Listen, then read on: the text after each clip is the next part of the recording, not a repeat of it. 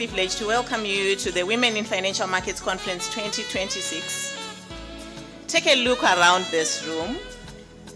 Look at the collective experience, the energy, and the ambition seated here today. It is a powerful sight, and it is precisely this power that we are here to harness. The theme we are gathered here to explore today is incredibly timely and vital: building a resilient future, innovation, inclusion, and investment in Zimbabwe. These three pillars, innovation, inclusion, and investment, are the essential foundation for the economic future we are all working to create. This year, our discussions are beautifully framed by two powerful global movements. First, as we celebrate International Women's Day, we embrace the theme, Give to Gain. It is a counterintuitive but profound truth. In finance, we often think about accumulation, but this theme challenges us to think differently. It reminds us that to gain influence, we must give mentorship. To gain market share, we must give opportunities to others. We gain strength by lifting as we rise. Secondly, we are in the midst of Global Money Week, and this year's call to action is Smart Money Talks. And isn't that exactly what we need right now? We need to normalize the conversation. We need to move financial literacy from the boardroom to the kitchen table. Today, this entire conference is dedicated to having those smart money talks. At this point, I would like to take a moment to acknowledge someone we had hoped would be here with us today. We had extended an invitation to our anticipated guest of honor, the ZIMRA Commissioner General, Ms. Regina Chinamasa. Unfortunately, she cannot be with us as she is currently fulfilling a commitment with her ministry at an investment conference in Rwanda. While we are disappointed to not have her here in person, we respect the important work she's doing there and look forward to her continued partnership in driving investment in financial resilience. We wish her well in Rwanda. To help us navigate these conversations, we are truly honored to have a distinguished leader who is at the forefront of ensuring our nation's monetary stability. He has been instrumental in steering the dialogue on our currency roadmap and reinforcing the resilience of our banking system. That's the Reserve Bank Governor, Dr. Innocent Amate. He is not yet here with us. He'll be joining us later.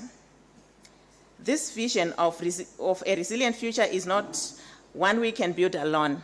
It requires partnership with organizations that not only talk about empowerment, but actively pave the way for it. We are incredibly grateful to have partners who share this vision.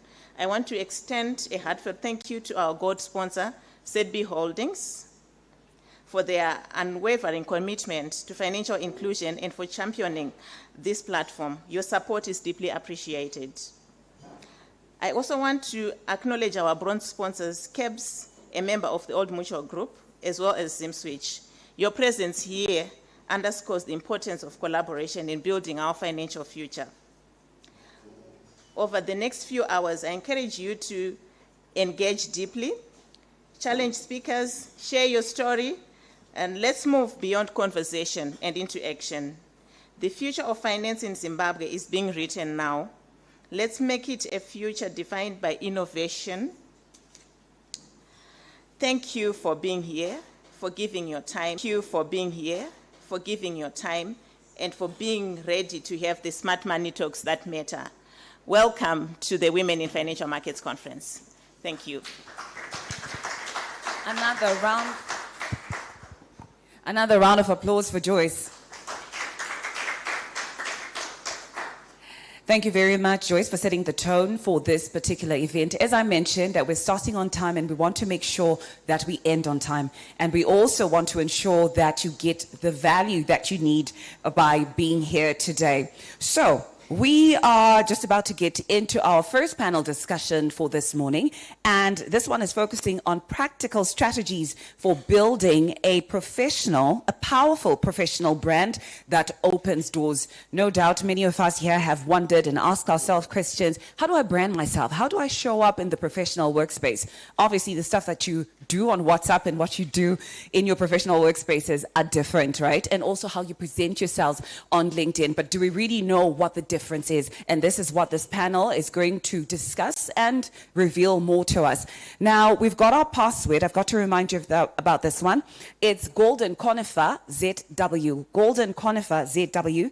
And the password is at Acacia 2026, at Acacia 2026. You must have the sheet on your tables, and you can just copy that one. We also have quite a number of cameramen around our room, so make sure that you smile, because you're going to be on camera, and we shall be posting these pictures, by the way. Let me not take too much of your time, right? As I mentioned, that our first panel discussion is on practical strategies for building a very powerful professional brand that opens doors. And our moderator for this panel is Farai Mpofu, and she is the Acting Director, Policy and Market Development from the Securities and Exchange Commission of Zimbabwe. A round of applause for Farai as she comes through, and she will introduce the rest of the panelists who are going to be on that panel discussion. To the people who are here for the first time, I'd like to say welcome, and to those who have been here before, thank you very much for coming here again. Clearly you see value in what we're doing here. A round of applause for Farai.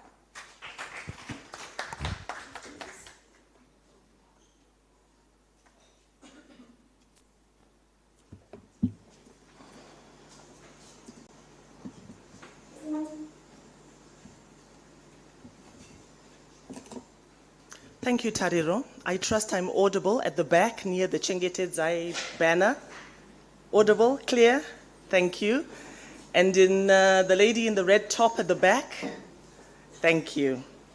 So thank you for the introduction, Tariro, and thank you for raising the bar in terms of the height of the mic. I've got to lower it a little.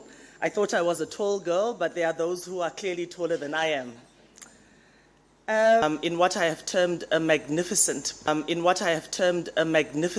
panel of financial markets actors, seasoned, experienced, real, humble, and all the things that we look for across the spectrum. But I will not preempt anything which they might say. I will invite them up, and while they are settling, I'll ask them to open their water, relax, open their devices, make sure they're working, and that's when I'll deliver a few remarks. Because, you know, we all get a bit nervous ahead of these things. And it's good to be able to recognize that and then make sure that we are all comfortable and ready to do the work. So, as I announce their names, they will come up in whichever way they want to, climb up through the back, through the front, come around, whatever you're comfortable doing. Sit where you want to. And if I forget who you are, which I know I won't, just answer the question anyway when I say your name. So in the order they were provided, Gloria Jaravanu is the Managing Director of Old Mutual Insurance Company. Please come up, Gloria.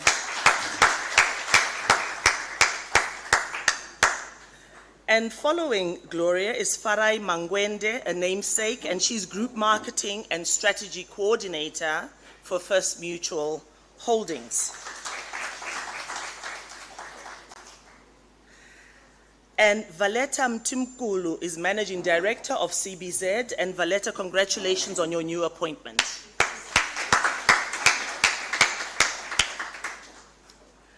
Following her is Pamela Chinoi, Head of Marketing, NMB Bank.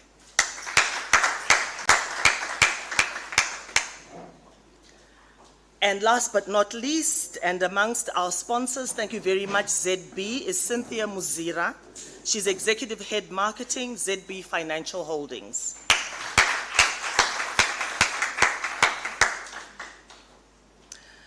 So, while they are catching their breath, I'm going to do a little something to do what I'm about to do, but I'm doing it in support of Give to Gain, which is the Women's Month theme. And I'm also doing it to make sure that we are all feeling settled and have breath in our lungs to then deliver on the expectation. So I'm giving to gain, and I'm also wanting to illustrate that we are not any one thing as we begin to talk about brands and branding and professional branding, etc. We are many things, but all in one.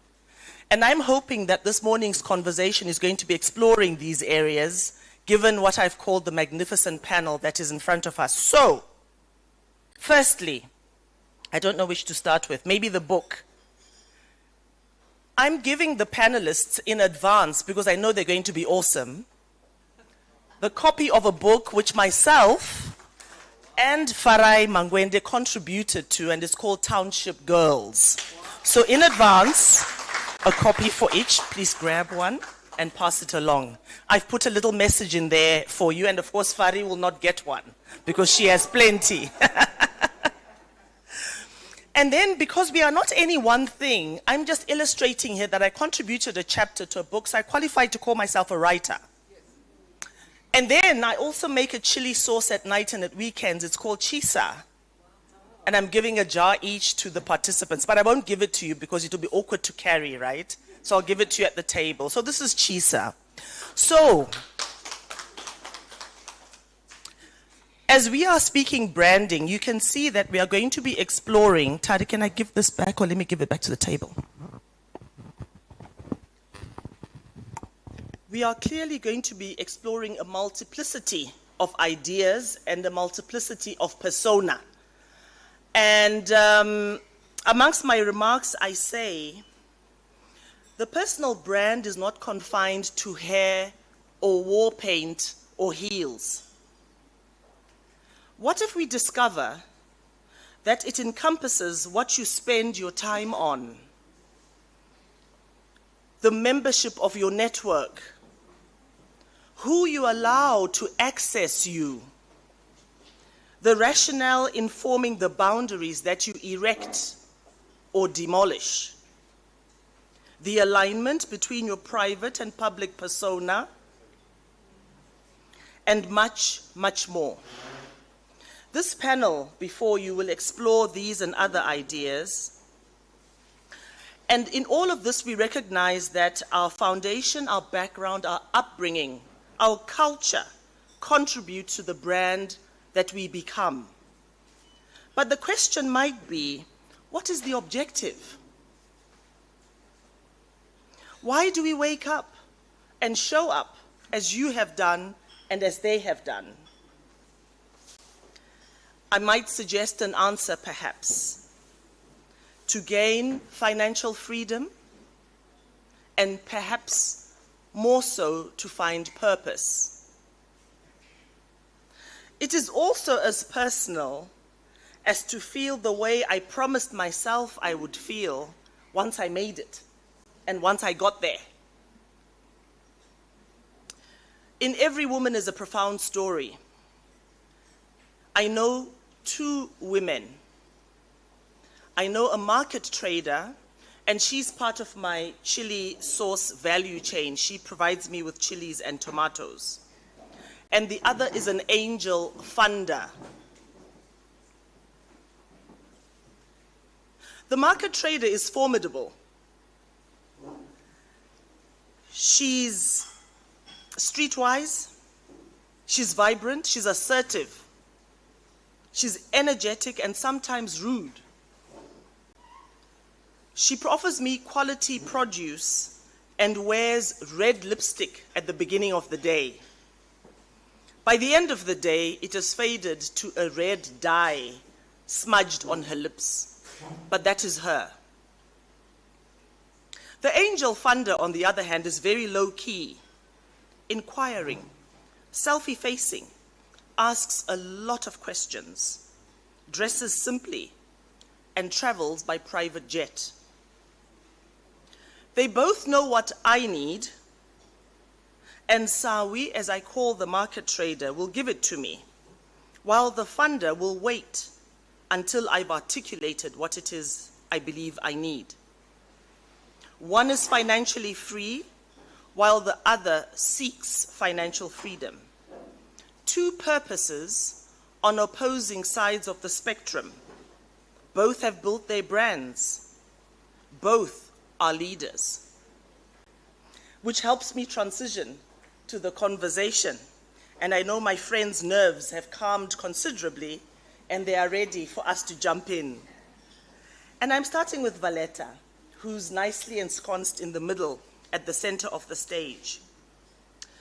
Valetta, you lead one of the country's major banks, and you're a relatively new leader, which is fantastic because you will bring a certain perspective to the discussion. When you look at leaders across the financial services sector, what, in your opinion, separates those with commanding professional presence from those who remain invisible? Is a strong brand a nice to have or a business imperative for career professionals and for progression? Valetta? Thanks, Farah. Am I audible? Yes. Good morning. Please confirm at the back. Yeah, you can hear me? Great. No? I'm normally nice and loud, right? Are we on? Mic check. All good? Yeah. All good. So good morning, everyone. Lovely to see you. So you know, when you get a question like that, it's always to say, do you go straight to it, or do you kind of take the winding road? So the simple answer is it's a business imperative, right? Because we all operate in role, and for me, when I look at it, I think when you're building a personal brand, I always come from a perspective of my own clarity. So part of my own journey has really been an evolving understanding of myself in my personal space, and also myself in role. And I always talk about the fact that while we are one person, we occupy different roles.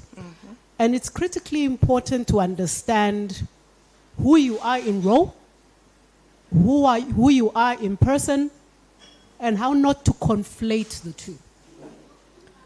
In financial services, particularly for me, stepping back into Zim, I think, and coming into a new role, right, and a senior role at that, is almost a reawakening or a re-understanding of, how am I perceived? How do people see me in role? And a reassessment of what is the intentionality that I want to bring to, if I may say, this new personal brand. Because it's an intentional process. And for me, because it's a new role, the journey is at its infancy. But in my mind, I like to get very clear about how do you position, or how do I position my own presence over the position. So I'm a firm believer in being honest to self first. Because being honest to self and how I show up in any position that I then occupy starts with that first imperative for me. Because that's how I will make sure I enjoy what I do, how I show up authentically. And it's been an interesting journey, right? So I recently moved back from Botswana. And Botswana is I find that in the market as a generality, the way that leaders would behave or are viewed is very different. So they're very human to a certain extent. So it is not strange to have an MD, a minister, going to buy their lunch, from the street vendor. I then, when I first moved back, I went to buy myself lunch at Nando's. And it was a huge controversy in the office. Like, why are you walking to buy Nando's? So I've had to do a lot of work on, I'm not a ma'am. I'm a firm believer in not creating barriers that are not necessary, and being intentional about what is my presence over position. And in the few conversations I've had, I like to come out, hopefully, as that. I'm Valletta. I'm human first. I'm a lady trying to do her thing, her own way. And in doing that, there is an intentionality that you also need to bring, that I do know what I'm doing. So I think clarity about the value that you bring is also important, particularly in boardrooms in the financial services sector. So for me, to a certain extent, it's the visibility over influence. You know, and those who know me, I don't shrink into any corner. I'm clear about my opinions, my views. I'm also clear that I'm not always right. So if I've made a mistake, I'll learn from it, but that does not take away from my ability to influence, to try and change the course of something, you know, that I touch. And my own personal view of myself as a leader and what I try to do, always add value. If I'm not adding value to a space, then that starts to clash with how I want my own brand, you know, to be presented, perceived. And I also build that with intentionality. You know, and probably as I wrap up, two things, and this talks to the relationships we build. And also, I like to say my own superpower as a woman leader. As women, and as this particular woman, I have a superpower. You know, I'm blessed with emotional intelligence. It comes partly with the territory, but also it gives me a perspective that sometimes is not in the room.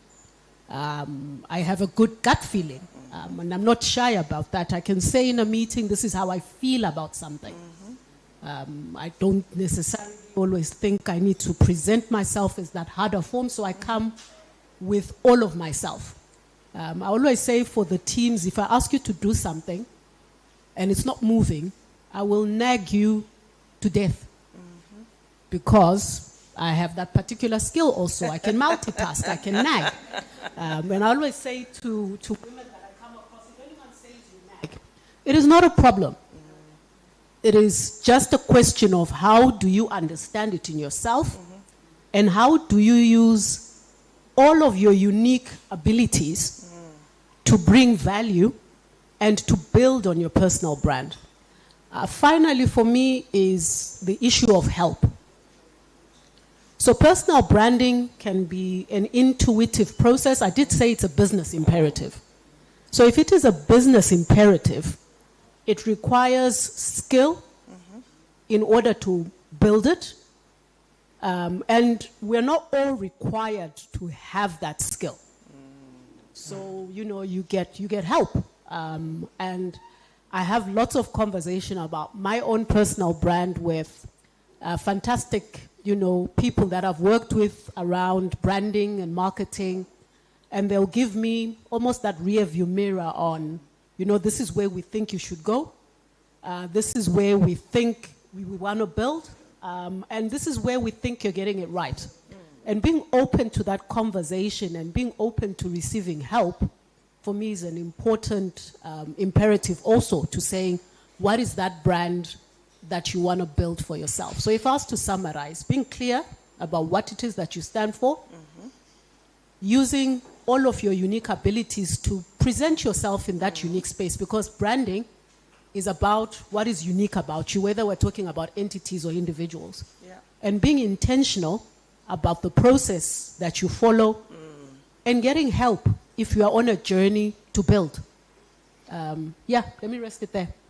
Amazing, amazing. My pen is running off the page. So much wisdom, insights, a different take on what one thought one knew. Thank you very much, Valletta. And it's a great point to transition to Harare and say, you craft brand strategy for a living. And I know that personally because I've watched the journey and the amazing work that you've done.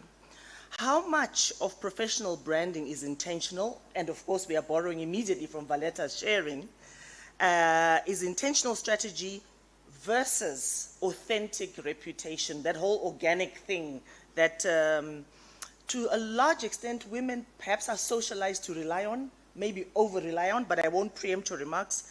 Can you manufacture a brand, Fari, or must it always be a reflection of genuine competence and character? Thanks, Fari, and Valetta, thanks for your input. From my perspective, you have to be true to who you are, right? I'm just going to give an analogy of people love to say, oh, I'm rebranding, I'm remaking myself. Yeah. But you actually cannot, because who you are at the center of it is really what comes out. We have, we can use our DNA, for example, right? You know, I shall be very controversial. You can go and get your BBL. You can go and do your whatever. You know, people do that because they want to rebrand. They want to come across a certain way. But who you really are, let's say you then go and have children, and then they look nothing like you because you've changed and you're not the authentic you. It's a very controversial, you know, example, so to speak. So at the end of the day, whatever it is that you do, I think a professional brand is not something you manufacture, it's something you reveal, right? So how you're brought up, for example, plays a big role in it. I will give an example of myself. I think everyone that knows me, I'm extremely organized to a fault, right? I'm very organized, I'm very intentional about everything that we do. Yes, you know, you can be spontaneous, but at the end of the day, if you're not going to be intentional and competent in everything that you do, I think that your professional brand will suffer. So competence, I think, is a big, big deal. So whether you're, like you mentioned, a street vendor, whether it's the angel funder, whether you've moved from Botswana, I think that's where I remember you from, Valetta. Yeah. Or, you know, whether you are a cleaner, you know what I mean? You have to be competent. And then when we talk about strategy, that's then the tools that you amplify your skill set, what it is that you do. But in the same breath, I think as bringing it back to the professional brand, you can be excellent at all those things. You can be the best, you know, a finance executive. You can be the best, you know, strategist. You're crafting strategy behind your computer, you know, behind your screen. But if you're invisible, the market can't reward you. They don't know who you are. So they actually don't know who this professional brand is. You're just someone in the cog. You're important, but you're basically part of the engine and no one can actually see you. So I think that your personal brand lives at the intersection of three things. We spoke about competence, but also what do you consistently deliver? Right. What is it that you consistently deliver? Gloria here is nodding quietly. I know Gloria is like, she believes in excellence. That's what I associate you with. She really is just an excellent person, very quietly doing it, but very prepared and excellent. That's how I associate you. So I hope that I've got you correct. And with Farai, for example, the other Farai with an AI, I'm Farai with a YI, so you can differentiate us. She epitomizes, in my opinion, Vakoma. She's always going to shepherd you into doing the right things. She's consistent. She shows up consistently, irrespective of whether it is we were writing this book. When we felt like we couldn't be bothered, she never gave up. We let life get in the way, but she's very consistent and does things 100%. So at the end of it all, like I said, your brand lives at the intersection of three things: what you constantly deliver, what people say about you when you leave the room, right? I gave the example of these two ladies here, and what problems people trust you to solve, right? So that is so, so important, right? For myself, I walk into a room and I have to rein myself in sometimes, and then I can immediately, I think that's my superpower, see things that are wrong and can see what is going to go wrong ahead of the situation before it goes wrong. So I will generally come in and try and fix it. I was making Fari laugh and saying that the role that I do at work, the strategy part of it and the marketing, I'm a muzukuru in a nutshell. So everyone can trust me that whatever happens, I will come and fix it. I'm not afraid to speak truth to power. I will call out on things. So it's that consistency. So once you know what it is that you're delivering, the strategy around it, simply ensures that people see the right signal, right? So, are you going to show up when you're asked to be a panelist? Are you going to attend the events that are needed? Are you going to show up at your child's school? Because it's not always about the work situation. How do you show up for your family consistently? So that speaks to your brand. So basically, it's the right signal that you give, underpinned by competence and consistency. And therefore, if you're not going to be authentic, I don't think you can show up with all those things. The true you comes out. And also, we're not all the same. And I think that's the pressure that sometimes happens, I think, in professional branding, maybe because Farah is very confident, she's a good speaker, she shows up, she's driven. And maybe that's not my core competency. Maybe I'm the person that works behind the scenes. But everyone knows that when I'm not there, the behind the scenes doesn't work. And if I step in the front, and that's not my core competency, you know what I mean? Then you're not being genuine. You force yourself to do things, but at a certain point, you end up masking and not being the true version of yourself, and then you become resentful. So, yes, people can rebrand in inverted commas, but I don't think that you can fake it, because who you are will come out. But what you can do is design how people experience you. So even from behind the scenes, even if you're right at the front, how do people experience you? I think that's a key, my last remark in terms of... Farai, that is just amazing. And you're getting because you are leading us very naturally into the next question, which is addressed to Gloria. And it is, okay, having said what Valletta has said, and Fari has focused it more, but what does it mean to, in this case, where Gloria sits on several boards, and in her day-to-day, she's at the apex of her organization. How heavily does the personal brand and its visibility and thought leadership and network weigh in decision-making? Maybe you're looking at appointing a board member, you are looking at sending an emissary to a particular negotiation. What role does the personal brand play in that? And what doors does a strong brand open? Thank you, Sis Farai. So one consistent thing about her is that I call her Sis Farai, she calls her Bakoma. And you would think that we call everyone who is older. I'm not disclosing your age, Sis Farai. But I'd be happy to next month. That we call everyone who's older than us Sis or Bakoma, but not necessarily. There's something that is embodied in Bakoma or Sis, and it's somebody who celebrates others. It's somebody who pushes others in the right direction. And Farai has already said that. So thumbs up to you, Sis Farai. You are a true epitome of a brand. And she shows up colorfully all the time. So before I answer your question, so I just wanted to add to the volume of knowledge that has already been shared by Valletta and Farai about being a brand, and say that a brand is not what you think you are. It's what people see. Experiential, as Farai has said. So it's what people say when you're not in the room. And if you have my mobile number, you'll probably see that I post statuses every day. And today I posted a status. One of them says that the most dangerous person is the one who thinks their perspective is reality, their perspective, because it's about other people's perspective. And so when we're talking about personal branding, it's also about the impressions that you create. And first impressions stick.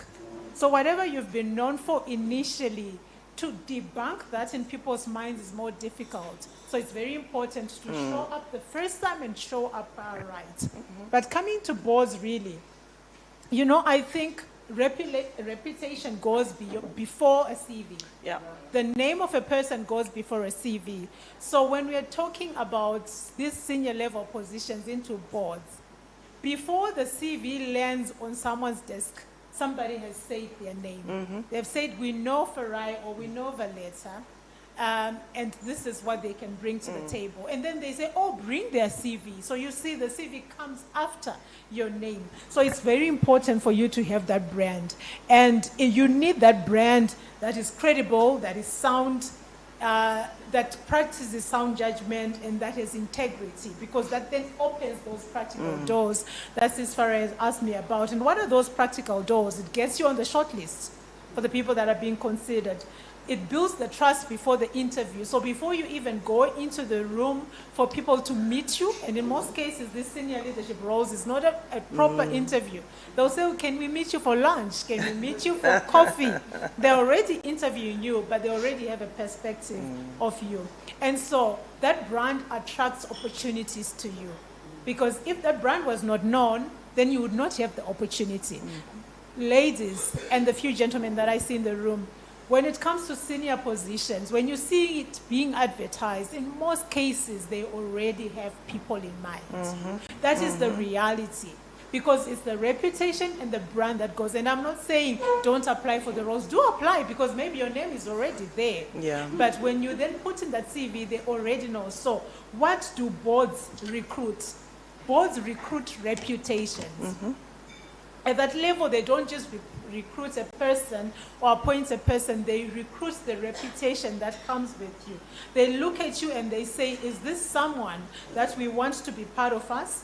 Is this someone that we can trust, that can think at this level, at board level? And is this someone that will strengthen our own brand and reputation? So very, very important that your brand goes ahead of you. Thank you. Whew. Okay. Welcome to those who are just joining us. I'm taking Tariro's job away from her because the room has filled up beautifully. And now the echo is less. Thanks for your arrival.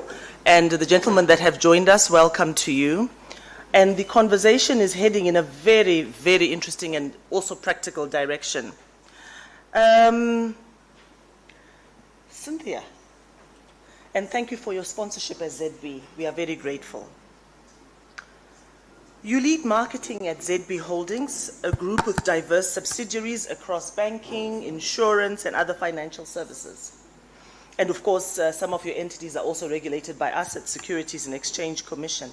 But from your vantage point, how does professional branding, and I love the suit, it's telling me a lot before you even open your mouth. How does professional branding differ across the various sectors, in your opinion?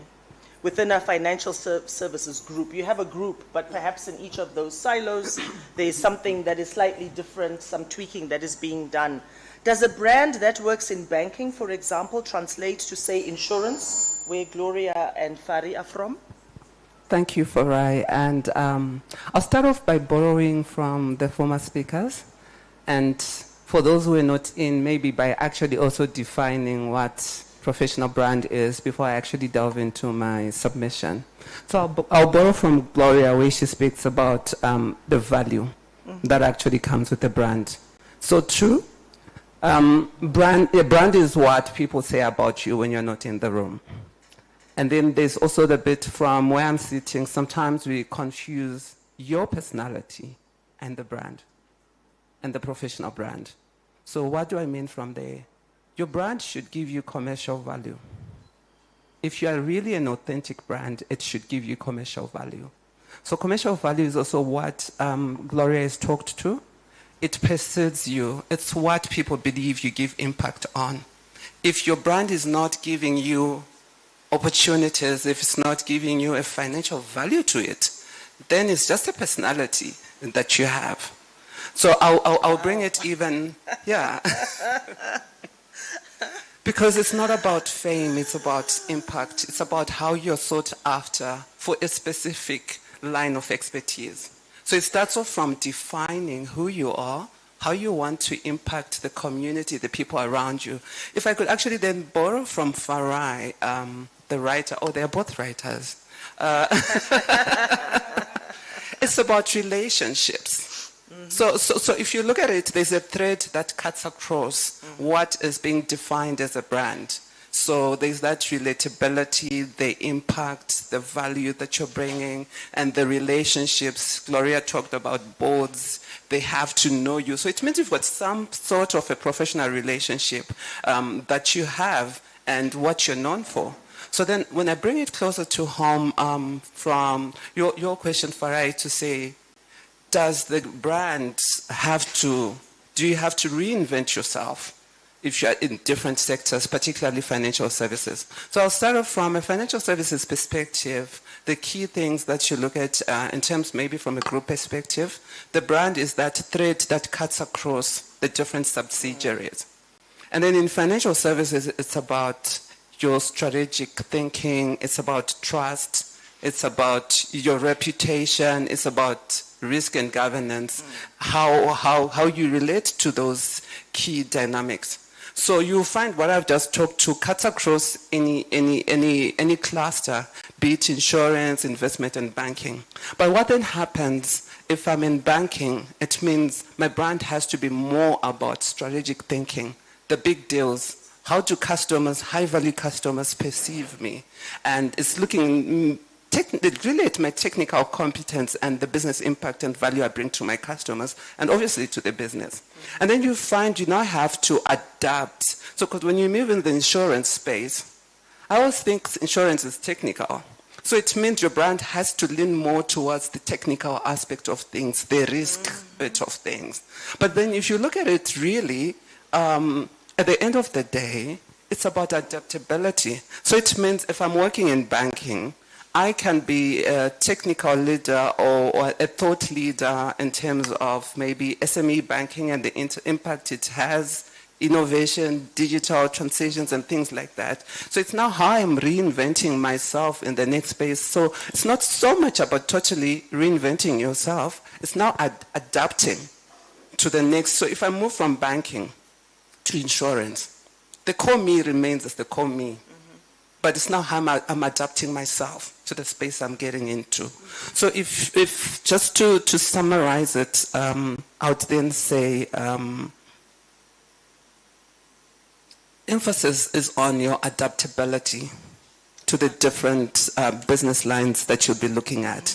And it's about ability to structure solutions quickly and your visibility within corporates. And then practically that means you don't have to reinvent yourself, but you adapt to your language, which I've already talked to.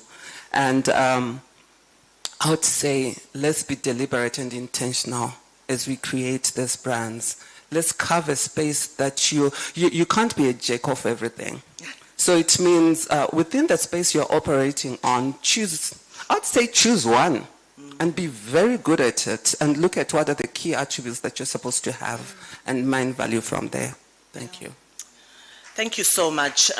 These are all resonating, and feel free to applaud when you want to, and even in between time is fine, because what do they say? Things hit us differently, so it's good to respond, react, and validate that comment. So Pamela, I'm coming to you next, but I'll also come to you again, twice. I think you need the mic in readiness. So you sit, Pamela, at the intersection of corporate brand and customer experience. In your observation, which professionals within NMB, and I mean NMB in my era had a particular reputation. I'm not sure if it still has it, but I'll be interested in hearing what you will share. And it resonates very much with the contribution we had just now, where the impression was created that there's a mirroring that takes place, or an osmosis, maybe the science will confirm, between how you show up and the business or the brand that you are supporting or serving. On the one hand, I would confirm that that is probably true, but on the other, I'm not too sure, because we now have boardrooms, offices, spaces that are stuffed full of these suits that I rebel against, Gloria, a lot of the time. I will wear what the gentlemen amongst us are wearing when I feel I need to, but then I'll also break free whenever I can, like a forum like this. So tell us about your impression, Pamela, about, in your opinion, which professionals within NMB have built the most magnetic personal brands? Maybe you won't name them by name. And what common traits do they share? Thank you. I think NMB was founded by Mavericks. And we were the first indigenous bank in Zimbabwe. Yeah. So I call them the four Mavericks that began the bank. And also when you look at the foundation of NMB, their payoff line was in pursuit of excellence. And everything that they did was in pursuit of that excellence. And you realize when you look at our vision, it's to be the leading financial services group in our chosen markets. And it's very important now when everybody joins the brand to be able to be a personification of the brand. So each and every one of us, every interaction, every engagement is in pursuit of excellence. So everybody, regardless of wherever they are in terms of the hierarchy, they are in pursuit of excellence and they're embodying that excellence in everything they do. And basically this cascades again from the genesis, the mavericks that started the bank. And I believe we are carrying that flame well. Amazing, absolutely. I'm forced to agree with you because I saw it in action, and here you are still riding on the momentum that those magnetic brands set. So we've spoken about the background. You know, we've set the scene and everyone has had a chance to talk. The vocal cords are working, they are warm, and now we are moving into a more sort of practical tactics, tools area, and it's the how, building the brand. So I would say, as we are transitioning and then also linking the earlier segment to this one, how I've built my brand, and I think it is to do with how I am perceived, and thank you very much for the reflections. I'm eternally grateful. How I have built my brand over the decades, I think it's a balance between intrinsic factors and the extrinsic. And I think in a forum like this, it's more helpful to speak about the extrinsic because the external is shared. We all have access to it. It's a democratic space. And by and large, it is free. It is an association. It is relationships, if I borrow from what our contributors have shared. So let me talk a little bit about that, just by way of opening up the segment. So the external is free. It's democratic. It's like air. The value of modeling ourselves on other women is priceless, and men, I will add, out of respect for those who are joining us today. But for me, these women include, and I quote, Mildred Chiri, for me, is just a magnificent professional. You know, she mirrors this quiet, forceful, nagging presence. And to this day, some issues remain somewhat unresolved, but they are there, they are documented. So she's just a rock star as far as I'm concerned. She's the former Auditor General. Gracia Machel. Do you know people don't like good-looking women? Especially when they're married to two presidents. And yet, when a man walks past, nobody asks whether he was married to two past presidents. And they don't ask him why, if at all, he wore red lipstick. But she's just someone who has given women so much more of a voice since she took to the stage with her foundation and the work of the elders around the world. I love Wangari Maathai and what she has done in the environmental space for the continent. And as a result, I grow trees myself, particularly Misasa. And since the COVID era, I've managed to grow 150 trees in my garden. I'm so proud of that. Thank you. And then I love Okonjo Ngozi at the World Bank because she's an older woman in this financial markets space of trade and trade regulation. So I love the way she shows up. I love the fact that, so consistency, she wears the same outfit but in different fabric and the same headgear in different fabric, just like that. And she's just amazing and she's just so clever, and the value that she adds and the intellect and what value she brings and so on. And then finally, I also follow Christine Lagarde at the European Central Bank. These are just, you know, the French say je ne sais quoi. She's got a certain quality about her. And then she wears her scarves and, oh, you know, she's just magnificent. So I love these women. So these assets are free for us to make use of and learn from. Just as these wonderful women up here are available to us to learn from, and others who are in their seats and those who are not in this room. So, Pamela, you are responsible for NMB's corporate brand. It's a big responsibility given where it has come from. For an individual, what are the non-negotiable building blocks? I know we are getting a bit repetitive, but there's no harm in reinforcing, of a strong professional brand. Is it about content creation, public speaking, networking, or something else entirely, Pamela? So the first non-negotiable is your competence, which is the substance of your brand. And the next is your reputation, like Gloria said, which is the trust in your brand. And finally is the visibility, which is the scaling of your brand. So many of us, we quickly run to the visibility without forming the substance of our brand. So then the question is, what are you amplifying? So if you truly want to build a powerful brand, you need to make sure that you have the correct foundation, which is the competence and the reputation, and then the visibility is there to then just amplify what already is there. Thank you so much. And what I appreciate most about you, apart from your response, is the brevity with which you are addressing the issues, which I've been reminded by our MC that we will need to do that going forward because our time must now be compressed to allow for what is to follow. So when I look at you, but I'm looking at you all the time, it'll be signaling that you need to wind up. Thank you so much, Pamela. So, Fari, we struggle with visibility. It's already been mentioned. The work is being done, and I think you alluded to this already, but the visibility is not there. What are the one or two things that you would recommend in that instance?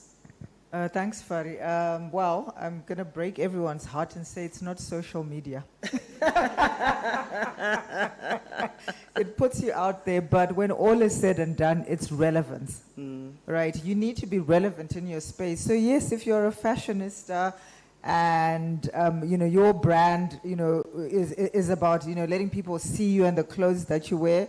Pokelo, for example, that's what she does. That's her relevance, and she's got a whole, people that follow her because of that. So for you, what is it, right? What are you relevant for? So in Zim today, I think the authority is built in 3 places. Industry conversations, because we're talking about professional people. So the industry fora, do you go to those? Do you network? Right, and when you do go there, what is it that you're saying? How are you relevant in your space? Thought leadership platforms are important. Trusted professional networks are also important. Of course, all then that culminates into your social media space. So which platform are you using? LinkedIn is the best, in my opinion, professional network. You can talk about your competencies. It gives you trainings. You can be looking for someone to recruit. You can be looking for a job. So it opens the doors for those kind of conversations. And also, of course, events like this, are also very important. In the interest of time, I will whiz through my response. But I think visibility really only matters in terms of your brand if it communicates expertise that solves real problems. Yeah. I'll let that sink in. Relevance, and are you solving real problems? I think that is a big factor in terms of professional branding. So my 3 takeaways, I think, for professionals in this room and elsewhere: don't chase platforms. They're always going to be there. But what is it that you do? Own a problem, solve it consistently, and then speak about it publicly. Then that when you do that, I think people start to associate your name with a solution. And for me, that's the beginning of a real brand. Thank you. Solution. And Fari, that's so good, because I'm going to ask Gloria about what I might even call a non-question, transitioning from what has been called a functional role to a leadership role. It implies that you were one thing before and now you're another, but we just learned that, in fact, you're on a continuum. Gloria, how did you make that transition? Yeah, thank you. So yes, so a lot of you know me that my initial background is that I'm a finance professional. So I'm a chartered accountant by training. But what I realized very quickly and very soon in my career was that technical skills will get you in the room, but what will transcend you is your strategic thinking. That's what will keep you there in the room and make you progress. So someone once gave me an analogy of a graph where you have vertical and horizontal. So when your technical skills, you can choose to go vertical, up and down, become a doctorate in finance, and I could have chosen to do that very, very easily. But when you're going up the ladder and you're becoming a leader, you have to broaden. So you're now going a bit more linear, you're going horizontal. And you don't have to go so deep. Vertical, you go very deep because you're an expert. But when you're going horizontal, you are understanding the few concepts. So for me, the first thing that I did is that I expanded my voice beyond just finance. I started talking about leadership, about strategy, about people, about risk, and about governance, because I saw that leadership is about seeing the whole, not just the part, and finance was just the part. The second thing I did is I invested in learning, because I wanted to understand the little bits that make the whole. And so I moved from being a CA to studying an MBA, to studying a law degree, to studying business psychology, which relates to people, because I really wanted to be wholesome in that manner. And then thirdly, I became visible through contribution. So you need to find the space that you want to contribute via, and you need to work on it. So I would work hard, but people, I think one thing that I had to unlearn is that you can work hard, but people might not notice. So you need people to notice you, so that visibility is very, very important. Positioning yourself and shaping how people experience you is very important. So work hard builds the competency, but visibility also builds that opportunity through broadening your scope. Thank you. Thank you so much, Gloria. And you're also on LinkedIn, and you share, you're an avid reader, and you share, is it Soulful Sunday? Soulful Sunday. I look forward to that each time, and tracking the books that you're reading and how they're impacting you, and the generosity in sharing for us to experience that as well. But you know, that comment then brings me to the question to Valletta to talk about, and I think you alluded to this already, Valletta, about roles. You show up perhaps in meetings with your regulator, you show up perhaps in meeting with some of the bi and multilaterals that are in our space, and then at the same time maybe you're engaging with the Workers' Committee. What are the tips you would provide around managing your brand in these various interactions?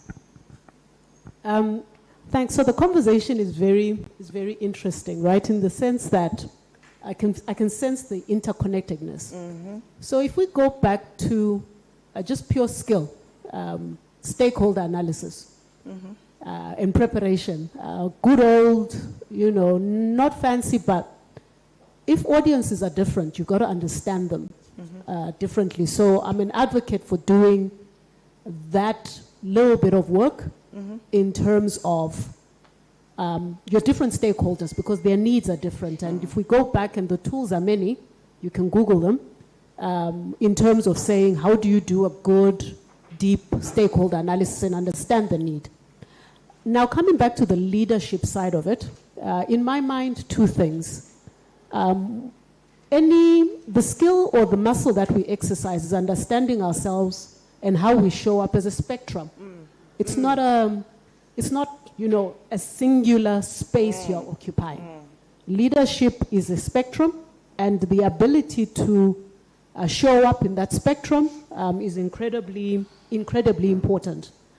So for me, if I was to have, and I'm being short now, is when you want to be visible, but you don't want to be exposed. So you're not just randomly showing up. When you're dealing with your stakeholders, just understanding it's about them and not about you and their different needs. So I see my regulator is in the room. When I meet my regulator, I have to understand what is important in that conversation. Very different need from what is important when you're having a workers' council conversation. So it's about maneuvering that spectrum. Yeah, absolutely. It's a continuum with various expectations along it. That's perfect for us, Valletta.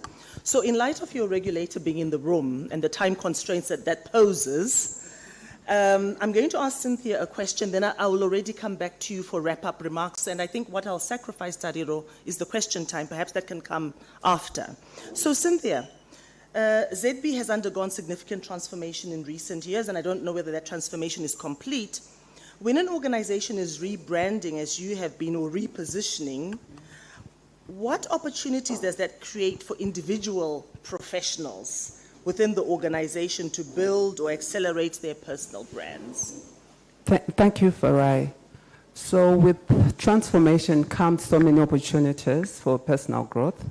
You would find when you're going through something like that, you're looking for people who can translate the strategy, who can be champions to lead the internal voice.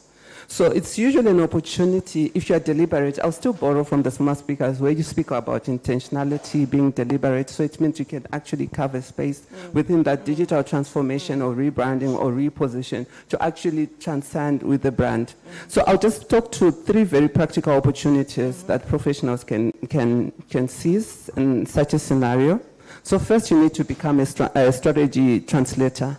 What that means is you're volunteering in briefs, presenting in town halls, or contributing to internal communication so that you actually demonstrate your skill or what you're good at or what you want people to know you about. So it's not just about your job title.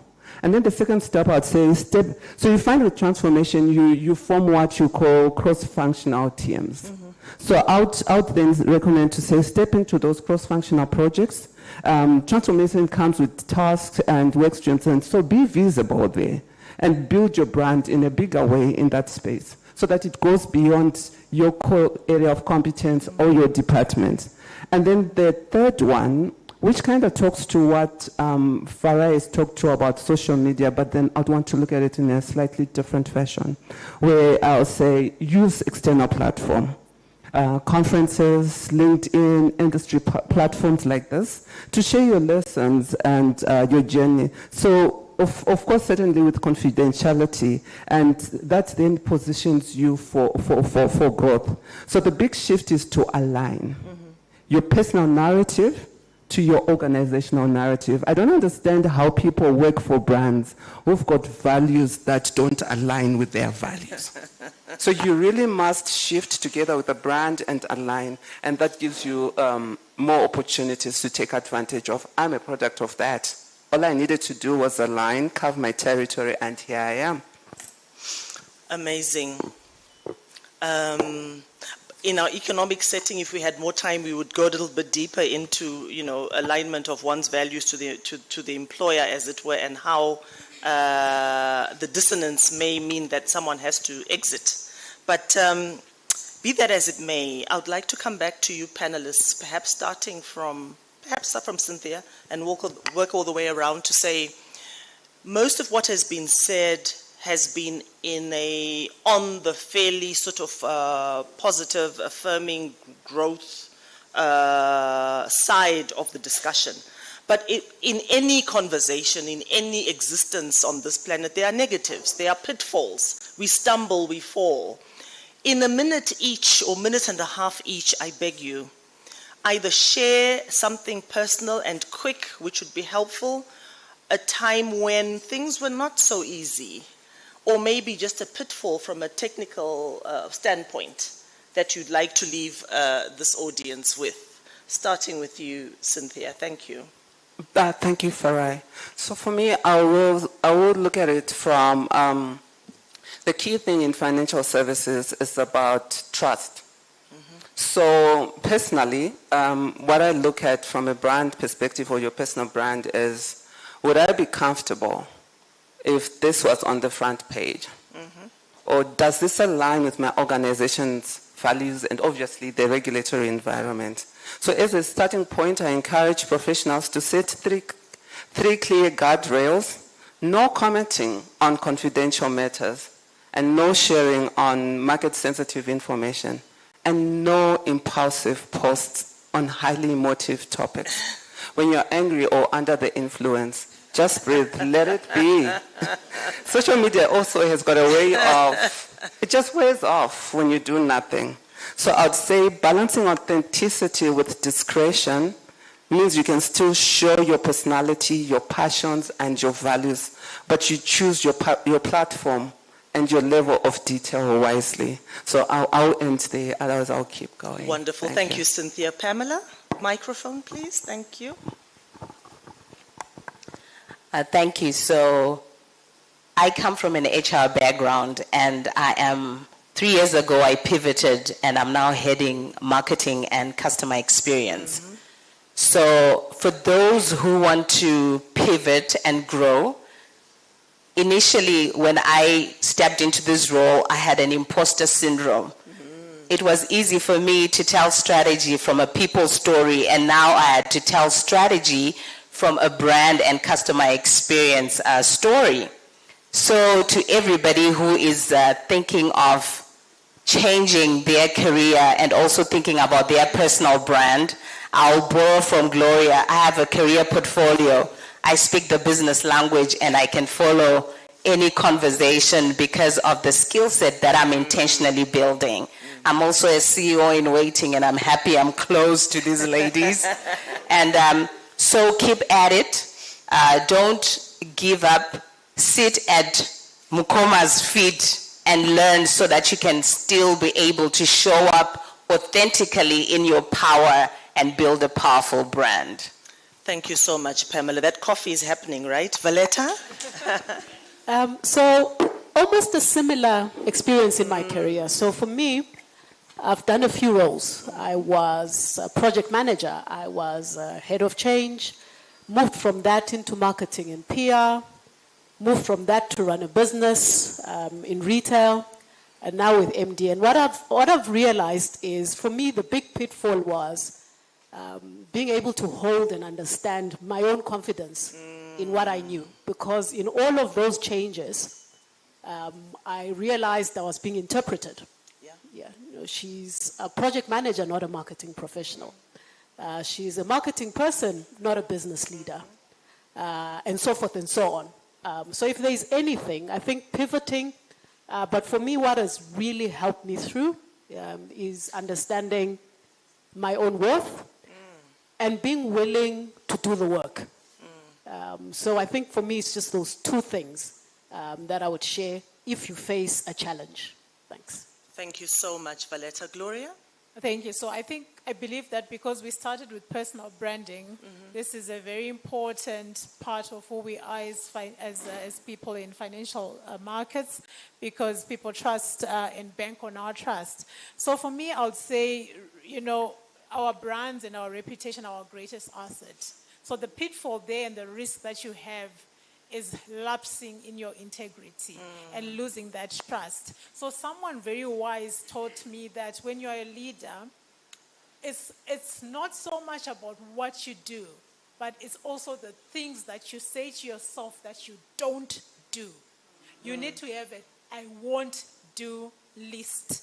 And Farai spoke about boundaries earlier on. That's it. Because the don't do's are those things that will then touch on your integrity. So I would say protect your brand. Your no's will protect that brand than your yeses will do. So opportunities, and I've passed on many opportunities because I could see they could lapse my integrity.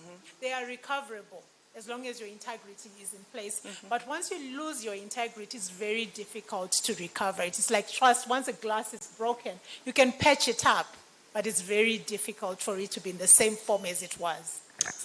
Thank you so much, Gloria. And in fact, Gloria is more colorful than I am. She just happens to be having another kind of day. Farai?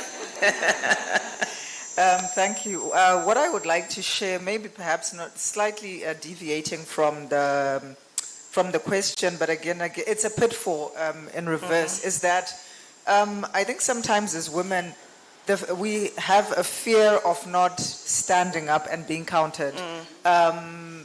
So I would just encourage everyone from a personal branding perspective is don't be afraid. If an opportunity is put before you, gentlemen, with all due respect, men, even if he knows 2% of what that role requires, they'll just stand up and say, I can do it.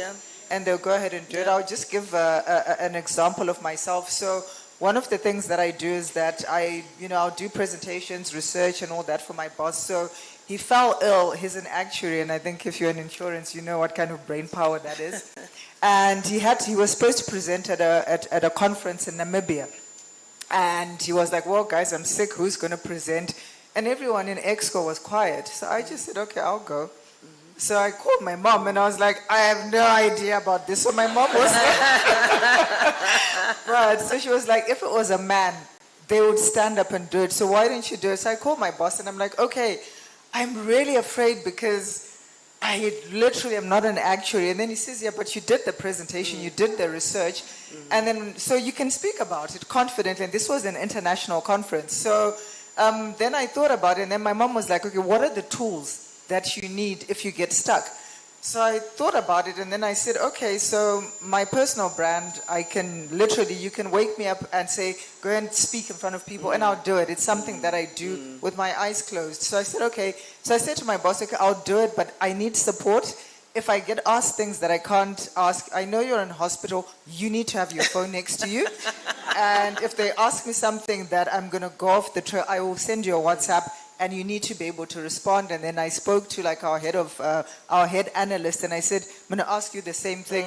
So yeah, they did ask questions that, because I'd done the research, and it's amazing how much you absorb, ladies, when you're in those meetings. So I could actually talk about all these insurance matters and the technical things. I sent him a WhatsApp. So it's the tools. Think on your feet and just don't be afraid. And also just back to brand.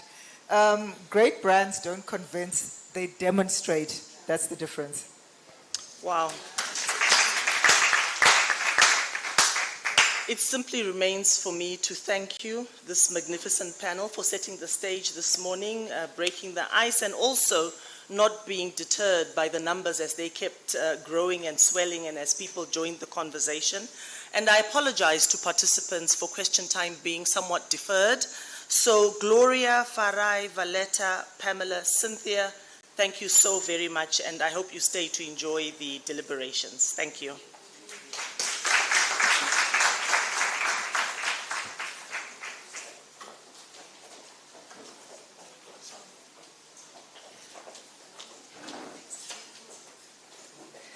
Another round of applause, ladies and gentlemen. Many thanks to our moderator, Farai Mpofu, and our panelists, Gloria Jaravanu, Farai Mangwende, Valletta Mtimkulu, Pamela Chinoi, and Cynthia Mzira. If you're like me, you were taking a whole lot of notes, and one of those that stood out was definitely do not post whilst you're under the influence or you're feeling some kind of way, right? We're about to, well, first of all, welcome once again to those who just joined us, who missed the first part of the session, but I trust that you will be able to keep on. As we're having our presentations and deliberations, I do encourage you to take note of all your questions, because we are going to have a question and answer segment. Perhaps certain things are not clear right now. They shall be clarified as we enjoy our Friday right here at the Golden Conifer. We are live streaming, and I think Joyce will share the link so that you can also share it with other people. As I mentioned earlier, that we have quite a number of photographers and videographers, so make sure that you put your best face forward. Yeah. I don't know about you, but I like this part where it will say that great brands demonstrate, right? They don't have to convince. I'm pretty sure you've gone on social media and you've watched some of these people. You're thinking, like, what's going on there? Anyway, here's hoping after you have left here, you're going to be a different person. Well, you know, just perhaps modified because of the knowledge that you would have gotten. Now we move on to the next segment of our program, and I had to write this one down because I don't want to miss it, okay? So bear with me here. So ladies and gentlemen, as we navigate an increasingly complex environment and economic landscape, the need for sound policy, strong institutions, and visionary leadership cannot be overstated, right? It is therefore a privilege and an honor to introduce our keynote speaker. Serving as the Deputy Governor of the Reserve Bank of Zimbabwe, He stands at the center of the country's financial and monetary system, helping to steer the policy, safeguard stability, and to shape the economic future of our nation. His leadership and expertise have been instrumental in addressing some of the most pressing financial challenges of our time, and we are privileged to hear from him today as he shares his insights. And he shall be presenting on the topic, the Zimbabwean macroeconomic outlook, navigating the path to stability and growth. And I encourage you, ladies and gentlemen, to stand on your feet as we welcome the Deputy Reserve Bank Governor, Dr. Innocent Machi.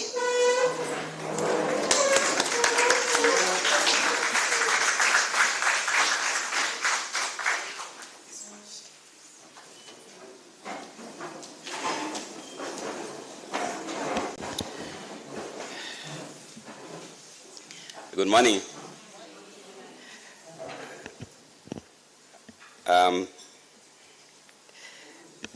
It's a bit unnerving to be here after such a wonderful panel.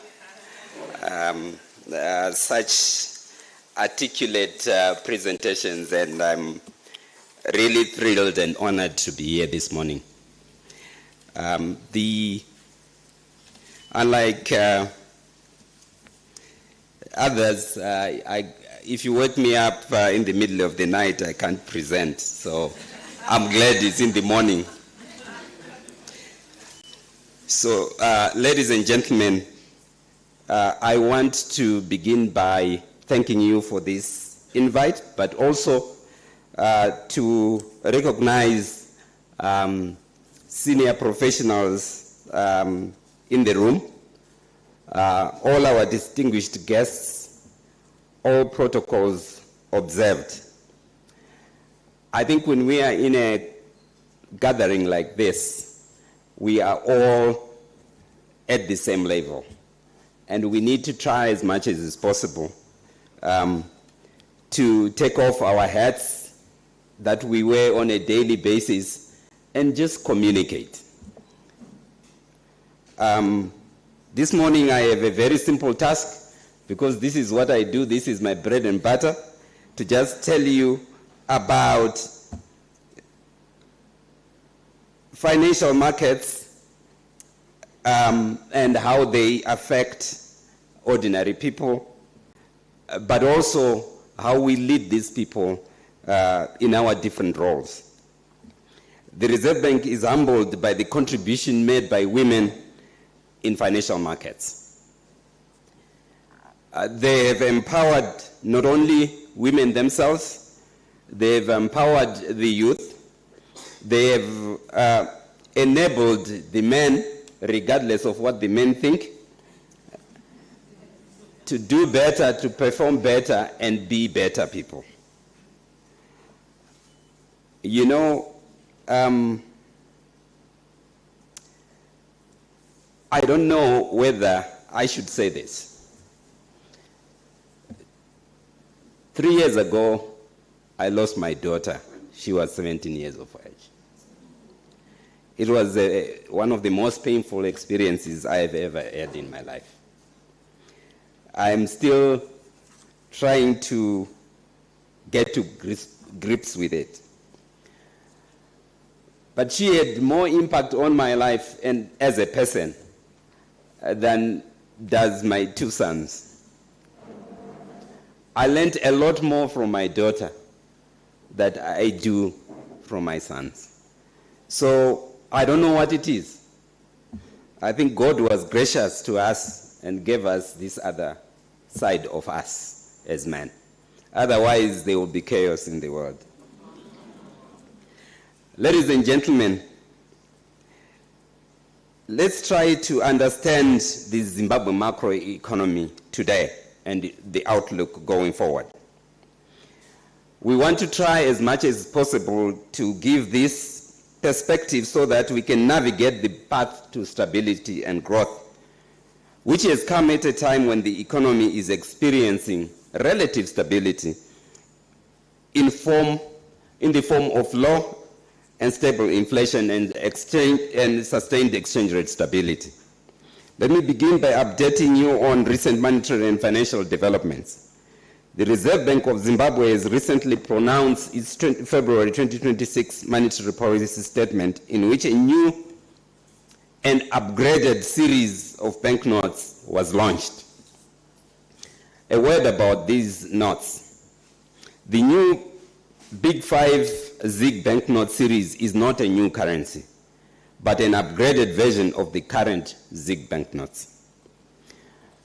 What is different is that the quality of the note itself has been improved. It is now durable and has enhanced security features, which are the hallmark of standard new banknotes across the world. I should say, some of you may know different types of notes.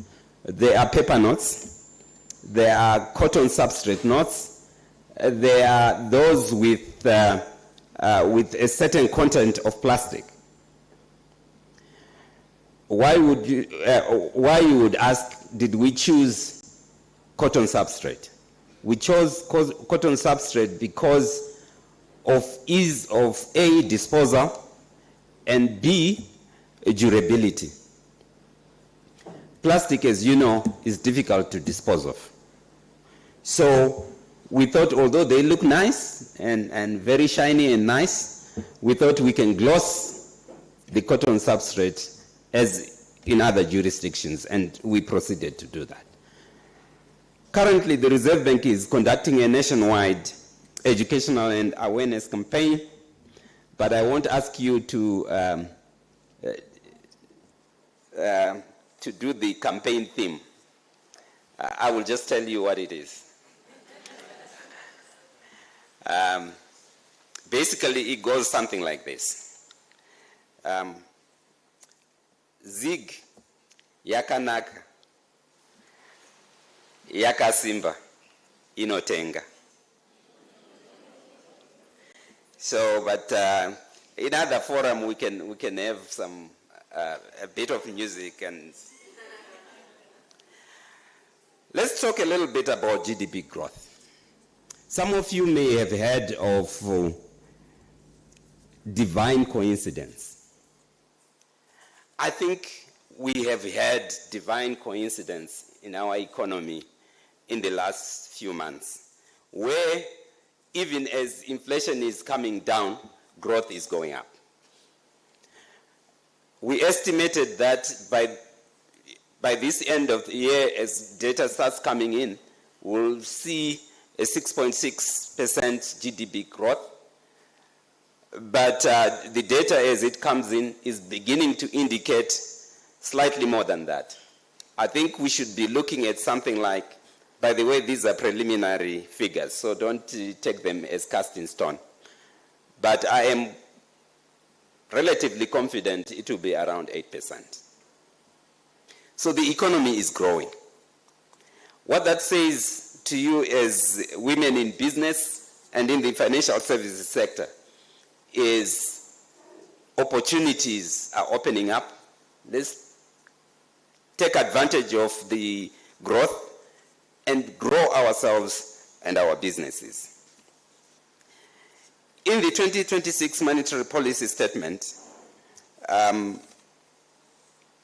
financial conditions will be calibrated to underpin the envisaged 5% growth rate for 2026.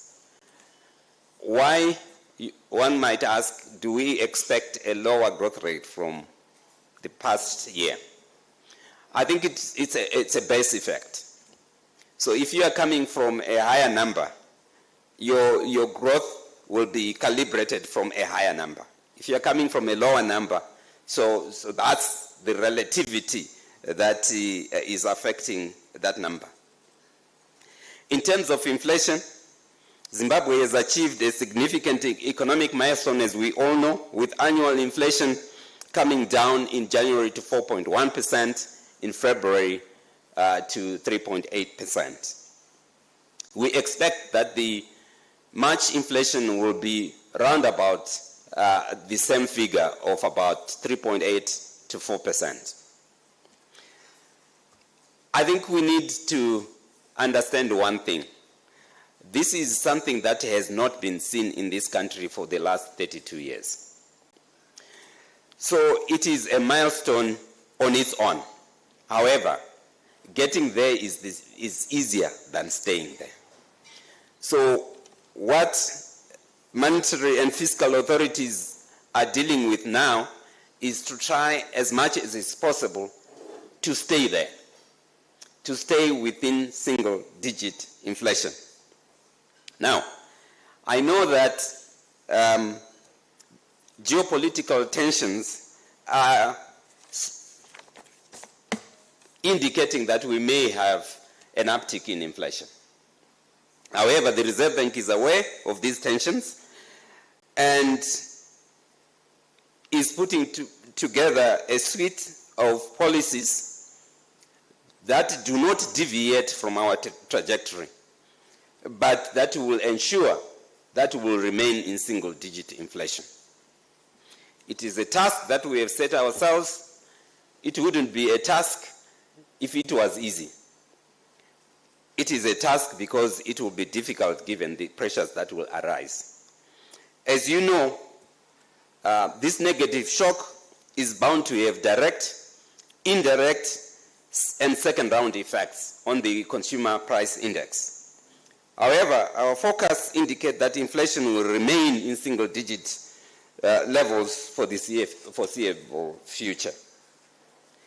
In terms of the exchange rate, as you know, it has stayed between 25 and 27 during the year 2025, and we expect that with the appreciation we saw in the last couple of months, the premium, parallel market premium has come down to under 17%,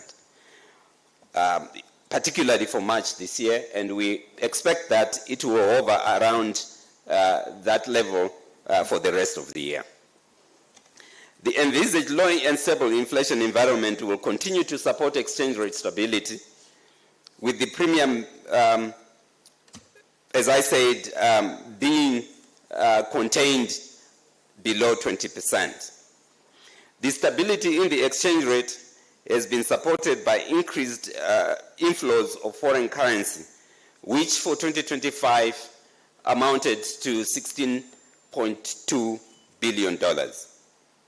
Those of you who know how much imports this country needs will realize that 16.2 billion is substantially more than the value of the imports we need as a country.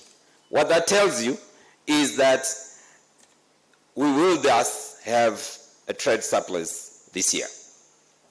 And we already know that for 2025, we had a trade surplus from November up to February. Probably it will continue into March as well. However, let me remind you that we have been having a current account surplus for the last few years, and it was hovering around $500 million. Last year, 2025, we had a current account surplus of US $2 billion. The increase in foreign currency inflows has supported the willing buyer, willing seller interbank exchange rate market by catering for all bona fide import invoices. Import cover and reserve cover continue to be variables that we monitor. Foreign currency reserves covering ZIG have risen to $1.2 billion, representing 1.5 months import cover, which is also 6 times cover for ZIG reserve money and 2 times cover for the entire stock of ZIG deposits. The Reserve Bank recently announced that it will continue with a tight monetary policy stance. And it has thus kept the bank policy rate at 35%. My colleagues from the banking sector are not very happy, but I tell you quite honestly that all countries that have had an unstable macroeconomic environment have had to use these tools. Secondly, maintaining deposit interest rates and promoting a savings culture has been something that has been key in the stabilization process, and therefore we expect that banks and other financial players will continue to encourage consumers to use their savings accounts and time deposits to enhance a savings culture. The statement also maintained statutory reserve requirements at 15%, and I want to emphasize, at 15% for savings deposits, and at 30% for demand deposits. So this differentiation is key. We have to understand that there is a 15% savings deposits statutory reserve requirements. So when you think about statutory reserves, don't only concentrate on the higher number. Figure out how you can calibrate your business to take advantage of the lower number. Banks know what I'm talking about. They may look the other side, they know exactly what I'm talking about. The monetary policy statement also introduced ZIG-denominated time deposit facility to improve its monetary policy operations. If you are not clear about what the time deposit facility means, I think all you need to think about is to say NNCDs are not remunerated currently. And if there is excess liquidity, it will be mopped into NNCDs and it won't be remunerated and it will be locked up for 30 days. Valeta. To be honest with you, the idea is not punishment. The idea is two things. Encourage banks to trade with each other and also to discourage excess liquidity from sloshing around in the market. Because it is that excess liquidity that was finding its way into the market we don't want to talk about. Lastly, the monetary policy statement maintained export retention at 70%. Some of you who are exporters have been crying about export retention, but I can tell you that this surrender is what oils the willing buyer, willing seller market. Remember that in the past, we used to use this instrument as an instrument that redistributes foreign currency within the economy. So it is key to maintaining a stable environment. Of course, my favorite, for those who continue, particularly for those of you who are in the productive sector, the monetary policy statement increased the targeted finance facility from 600 million to $1.2 billion. This is a facility that you can take advantage of if you are in the productive sector and you want slightly cheaper financing than the commercial rates. The Reserve Bank has taken bold steps to improve ease of doing business in the financial services sector by directing, actually, with the concurrence of banks, to reduce cash withdrawal fees to a maximum of 2%. And that includes point of sale, a maximum of 1.5%, and to remove fees on account balance inquiries. with immediate effect. Now, there is another issue that was sore for the public, which is cash deposits. Initially, as you know, when you deposit funds into your account, when you deposit cash into your account, there was a fee. That fee was removed. In addition, the bank has increased mobile money and Zippy transactional limits, as well as Zig cash withdrawal limits.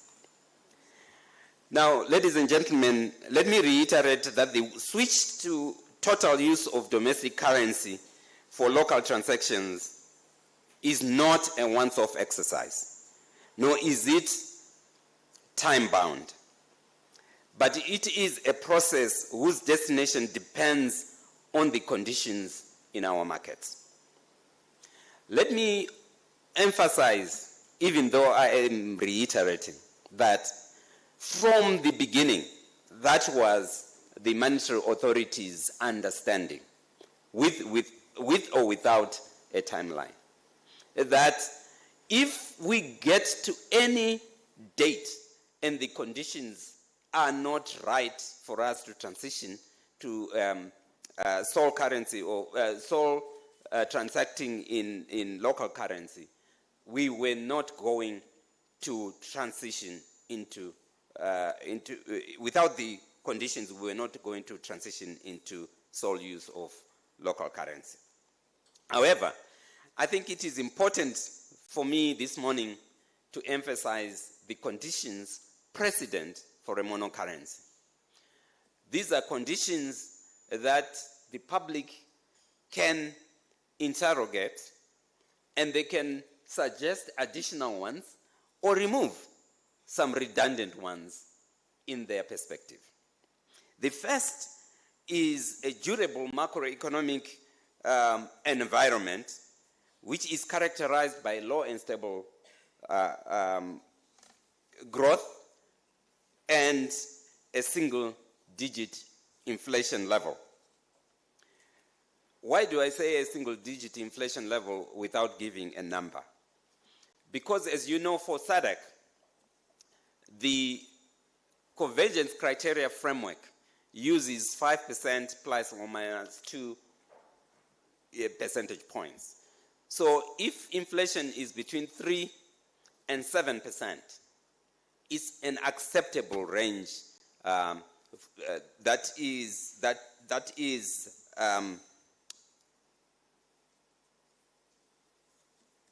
given for the convergence criteria.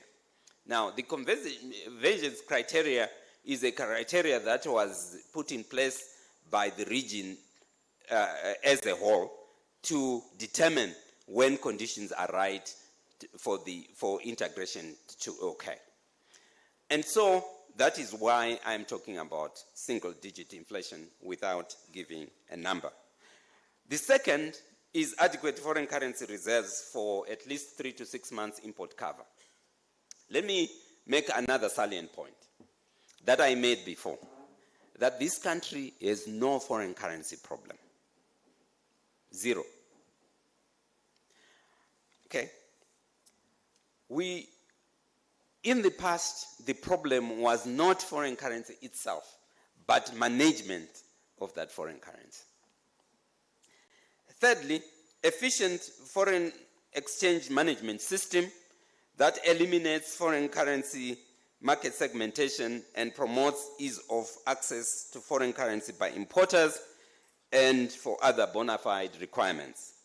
Fourth, stable exchange rate dynamics with minimum over and undervaluation of ZiG. Fifth, increased demand for ZiG through recalibration of the percentage of government taxes and broadening payment of public sector goods and services in local currency.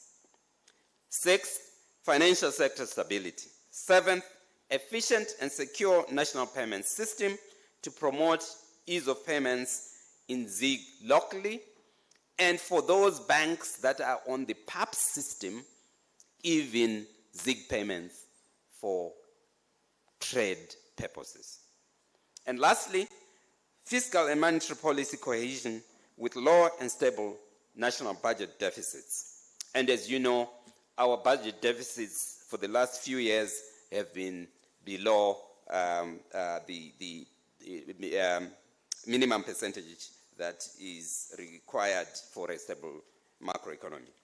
Against this backdrop, the Reserve Bank will continue to calibrate the monetary policy stance to sustain low and stable inflation, positive real interest rates, and growing national savings, to accumulate forex reserves and deepen and broaden the financial and capital markets. Let me emphasize one point that I think has been sloshing around in the public, which is why it is that with an inflation in single digits, we've kept the bank policy rate at the current levels. You know, if you are a monetarist or if you are neoclassical, you will realize that whatever it takes, initially you can use an anchoring argument to say we need to anchor inflation expectations before we adjust the bank policy rate. Or you could think of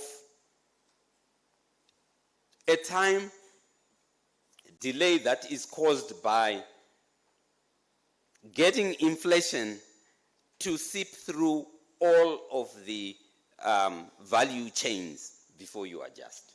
So whichever way you look at it, these two arguments will tell you that there is a need for you to anchor the expectations of inflationary pressures. And as you have seen, across the world, all of the reviews by central banks, including the Fed, have kept interest rates where they are because of the pressures that are emerging. But for us, it was because those pressures had not fully dissipated. So I would be glad to explain to anyone who would like to get an understanding of this phenomenon.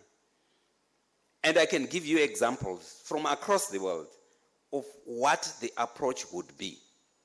So the idea from the Reserve Bank point of view is that we are not going to react to a single or a 2 or 3 data points. We need a sustainable trend in order to adjust. Ladies and gentlemen, I thank you for your attention, and if there are any questions, I will gladly take those and try to explain. Thank you very much, and good morning. A round of applause. Deputy Governor, I'll just ask you to just stand there whilst we take one burning question. Anybody with one burning question, okay? Perhaps you can identify yourself as well as the organization that you're representing. Okay, thank you so much. My name is Fungai Nyaongwa. I'm an independent investment consultant. My question, thank you so much for explaining to us what's happening in the macroeconomy and the conditions precedent that you just shared. My question is, what is still outstanding on those conditions precedent? And so when can we expect the monocurrency to be in full force? Thank you so much.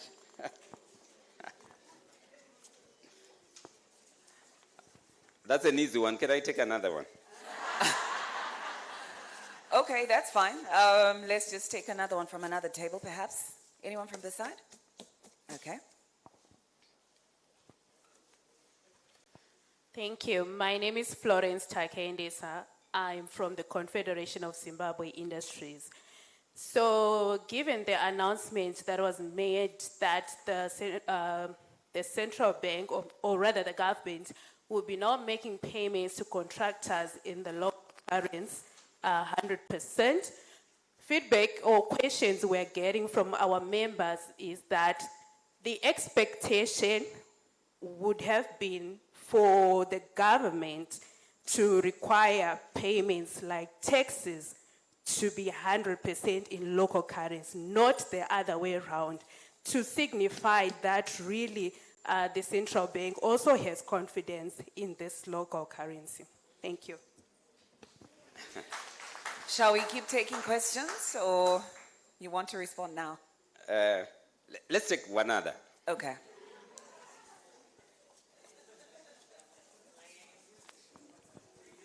Thank you for accommodating another question.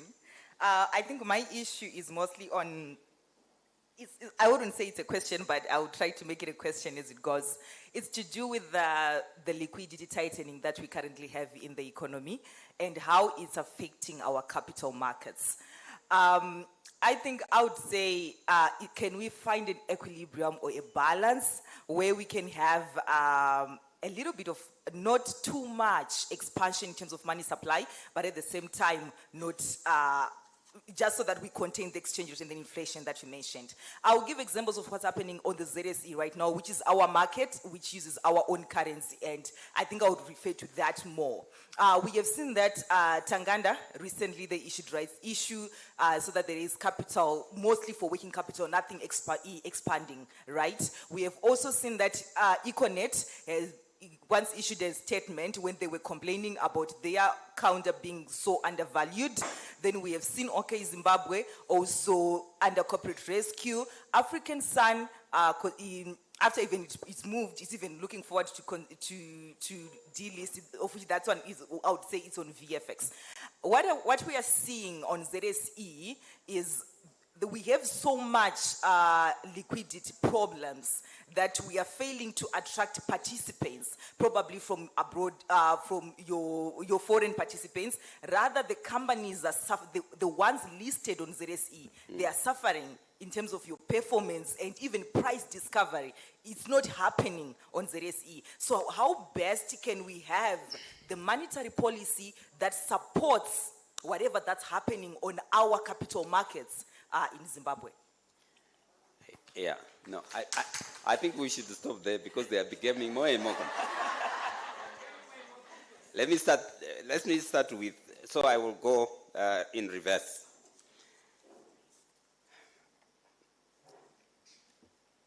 I think the earlier panel, one of the messages I took, maybe I got the wrong message, is that don't believe everything that you read on social media. And don't believe, even on public media sometimes, verify.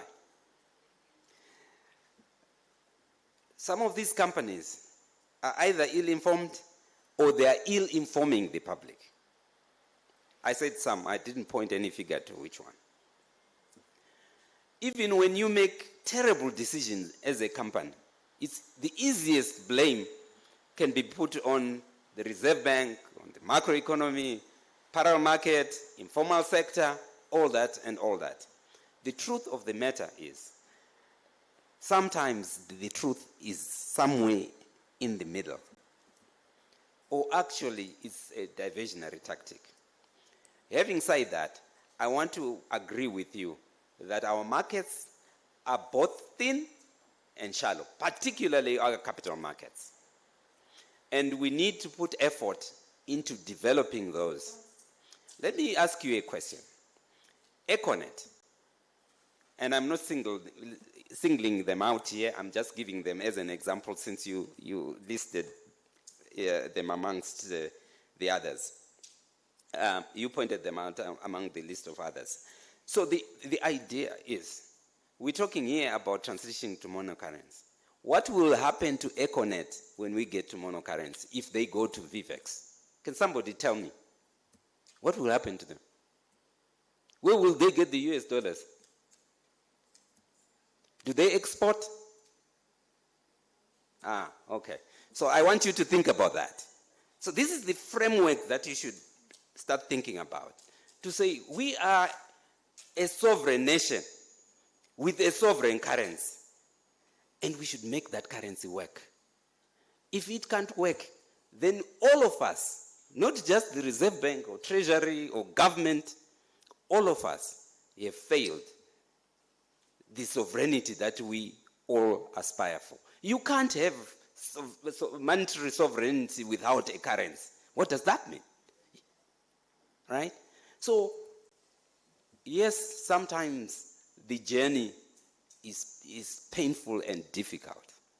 And all I can tell you is that this is a transitional phase. It will settle. Why will it settle? We realize that there are misalignments across the markets. As that misalignment disappears, you will find that equilibrium will be restored. And it will not matter which market you are in. Because if you have local currency, yeah, you can trade it for any other currency that you need, right? And this is the case now. I can assure you, if you want to go to Honolulu for holidays, you will get as much foreign currency as you need for your holiday. If you want to go to India for treatment or Japan for a special procedure, you will have the foreign currency that you need because it's there in this economy. So why would you bother which currency you need? Now, I know that somebody talked about a broken glass. It's very difficult to restore trust and confidence when it has been broken. It's very difficult. However, all of you know, think about relationships in life. It's human to err. When your partners, either in business, in social life, in private life, and so on, err, do you cast out the devil in them and don't give them a chance? Not always. I know that there are other issues. But the truth of the matter is, that is our past. Let's try to harness what we have now as we go forward. And I can promise you this. This economy, let me tell you a small 2-second story. I met a foreigner who is in fuel trade. And he says, I don't understand Zimbabweans. I said, what do you mean? He says, well, the opportunities I see in this country, why are they leaving? Then I met Mr. Goddard. Who knows Mr. Goddard? Goddard, anybody? Right. He's in construction, civils, and so on. He does roads, He says, I feel sorry for those who left this country. And I'm quoting him here, word for word. The opportunities are not there, they are here. Yes, the grass is always greener on the other side. But in fact, it's not always greener on the other side. So the local currency trading may look terrible now because we are in transition. But ask me 2 years from today, a year from today, if those companies are still there. I can assure you they will be thriving and they will thank themselves for remaining in the ZSE. On the ZSE, you will make real good money. In terms of, you know what? Let me give you a personal testimony, if you like. I bought gold coins. Do you remember them?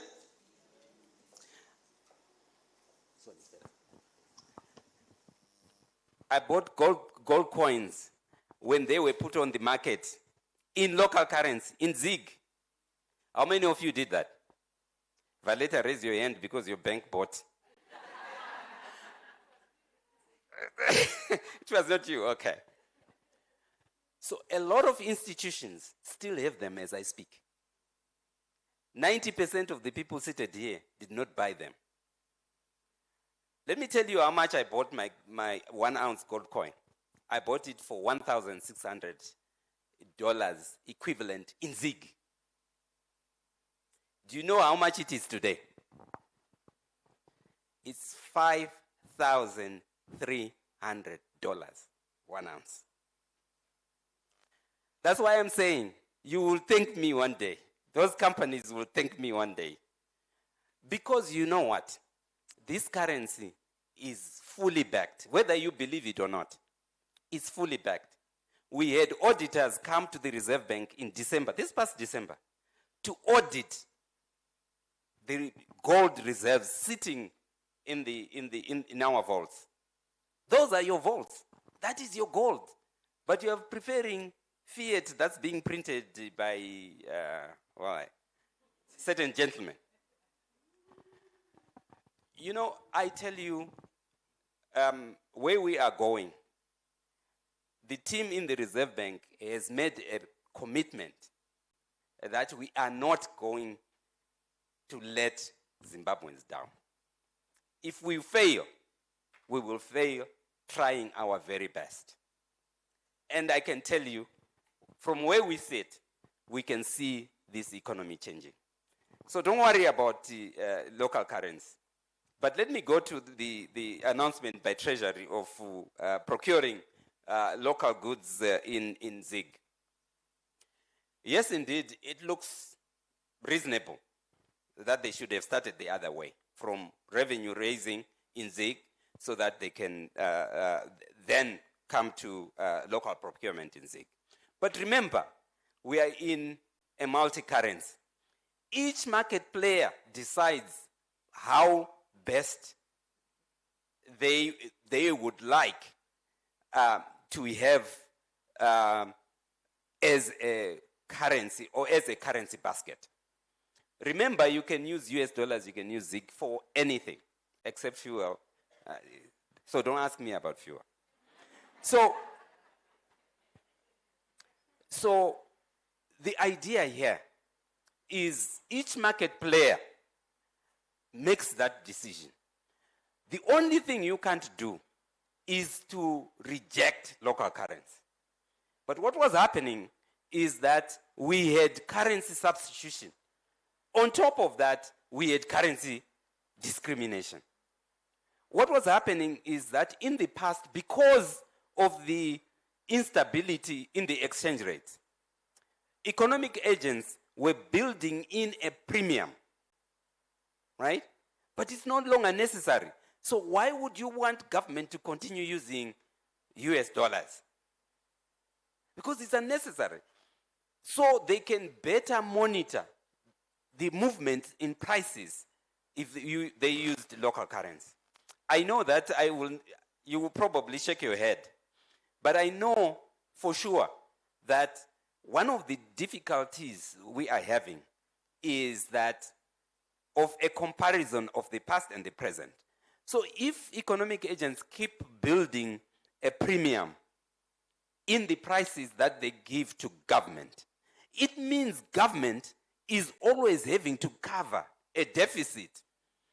And then companies complain government has delayed or government is delaying, but government has said, when you price your goods in this way, we will pay you immediately.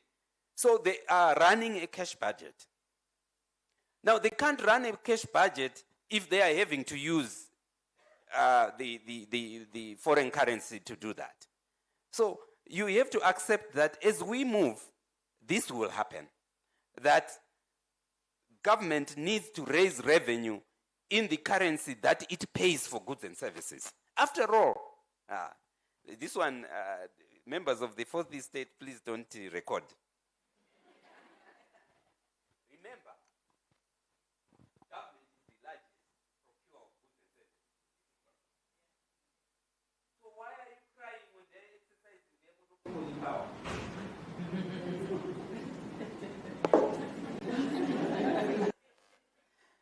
However, the idea is this. If government is allowing these premiums to be built, so I was just joking, don't worry about my monopoly power. If government is allowing this premium to be built, it becomes the driver of the escalation of prices the instability that it is trying to stem. Do you see the argument? So we can't want stability and still want processes and procedures that actually damage that stability. Who is going to be providing the means for that stability to be achieved? It's us, it's all of us, including government. Remember, government is not some animal seated there. It's all of us. So, I know as a supplier, who is okay, let me say this. It's very difficult for an economy. It's not impossible for an economy which has used US dollars to get rid of it. They will be pain. But that pain is worth it because you will see the gains at the end. Think about it now. We have these geopolitical tensions. We have no buffers. Why? Because we don't control the currency that we are using. If we had those buffers, we can use them to at least dampen the effect of these that is being brought by the tensions in the Middle East. But we can't. So there is a direct pass-through into prices. And in another few months, you will see the effect as it seeps through the value chains. If we had our own currency, we can control money supply. And I can assure you, money supply, reserve money are issues that are key to maintaining stability. The CPs, and when will we have monocurrency? We will have monocurrency when all the CPs have been met. So there is no date. That's why I say it is simple.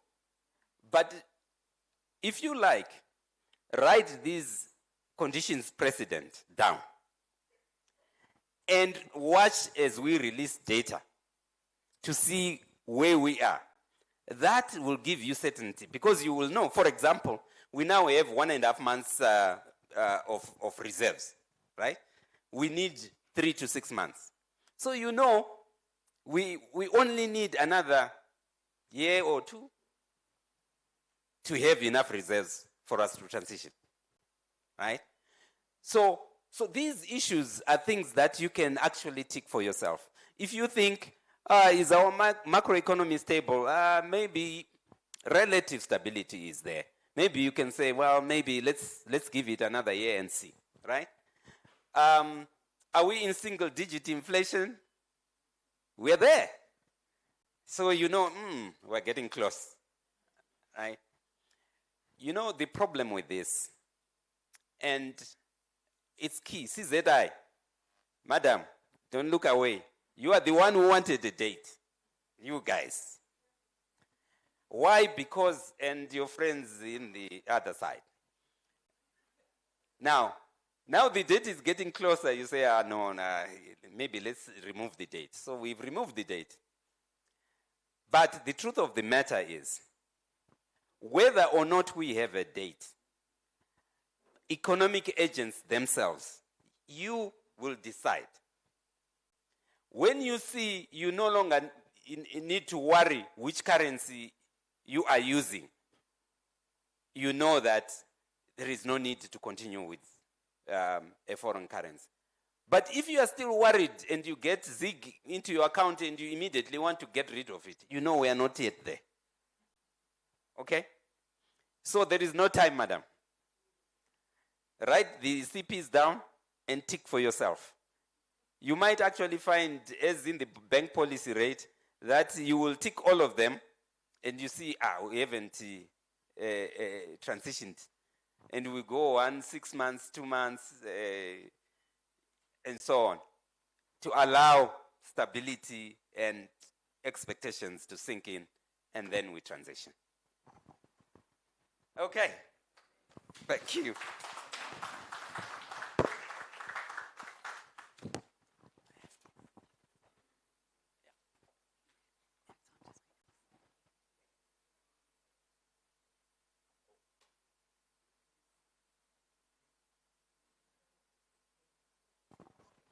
A round of applause for the Deputy Governor, ladies and gentlemen.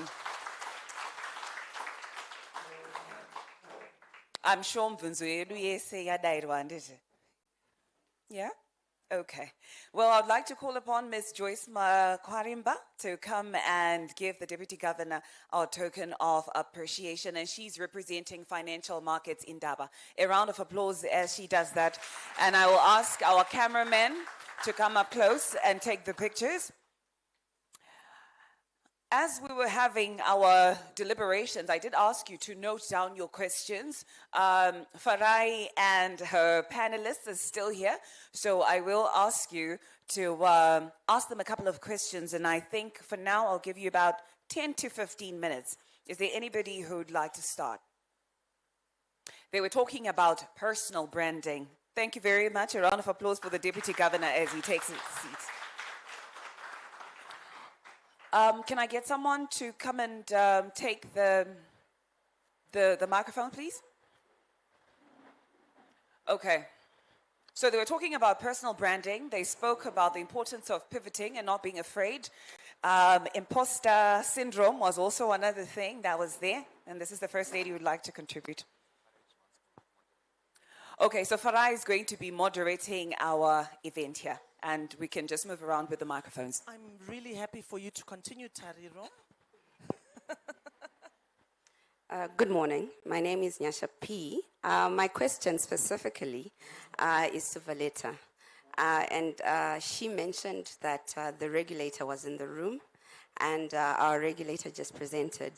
So my question is, in terms of your personal brand, who then is the regulator? Who do you look to and make sure that you are presenting yourself, your brand, and your career in line with the regulator? Thank you. Hi, thanks, Nyasha. The reality is, if you're in a bank, I have more than one regulator, and they are all the regulator. So going back to the stakeholder analysis. So if we have the Reserve Bank, that's one of our regulators. I have my other regulator there, if I wear my other hat. We're a little bit in insurance within the holdings groups, that's another regulator. So the regulator spectrum is varied. I think for me, comes back to that nugget, and I know it seems simple in terms of having your stakeholder analysis, understanding each of their needs, and then presenting that brand in terms of the way that it meets their needs. For a regulator, what are they looking for? A regulator is interested in knowing that you are in control.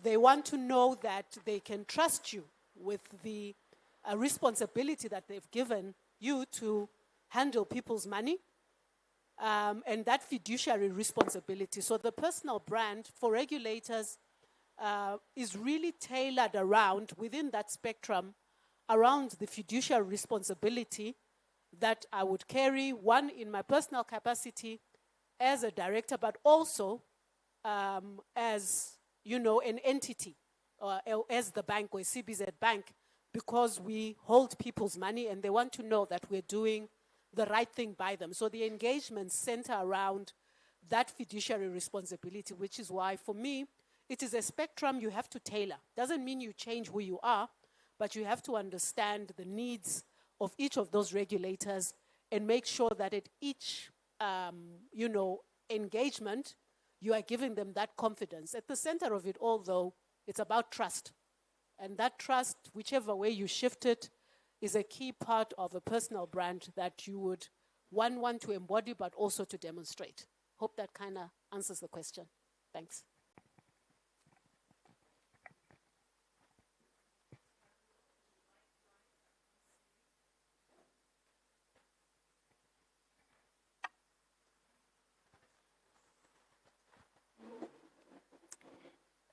Good morning, everyone. My name is Talent Mangondo from the Securities and Exchange Commission of Zimbabwe.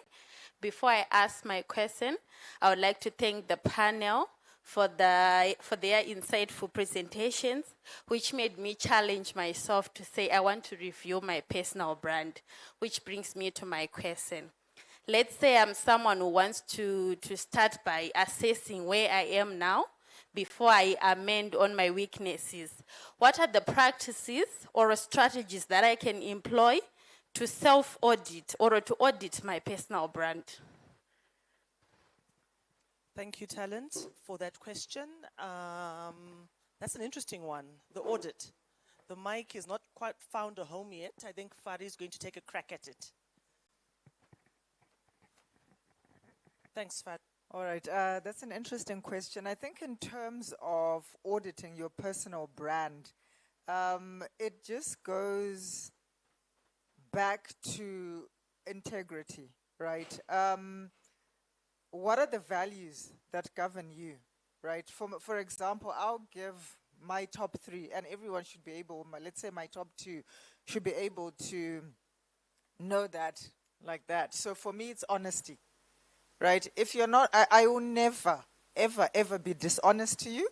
And if you're dishonest to me, there's a line that we cross. It means that I can't be, if you can't be genuine, then I can't be genuine with you. You know what I mean? Then you've got to have that. So the other thing for me, in terms of my own values, is financial freedom, right?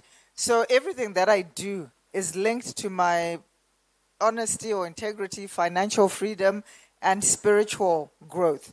So you need to have your own true north that determines what you can and can't do. Someone spoke about aligning your personal values to company values, for example.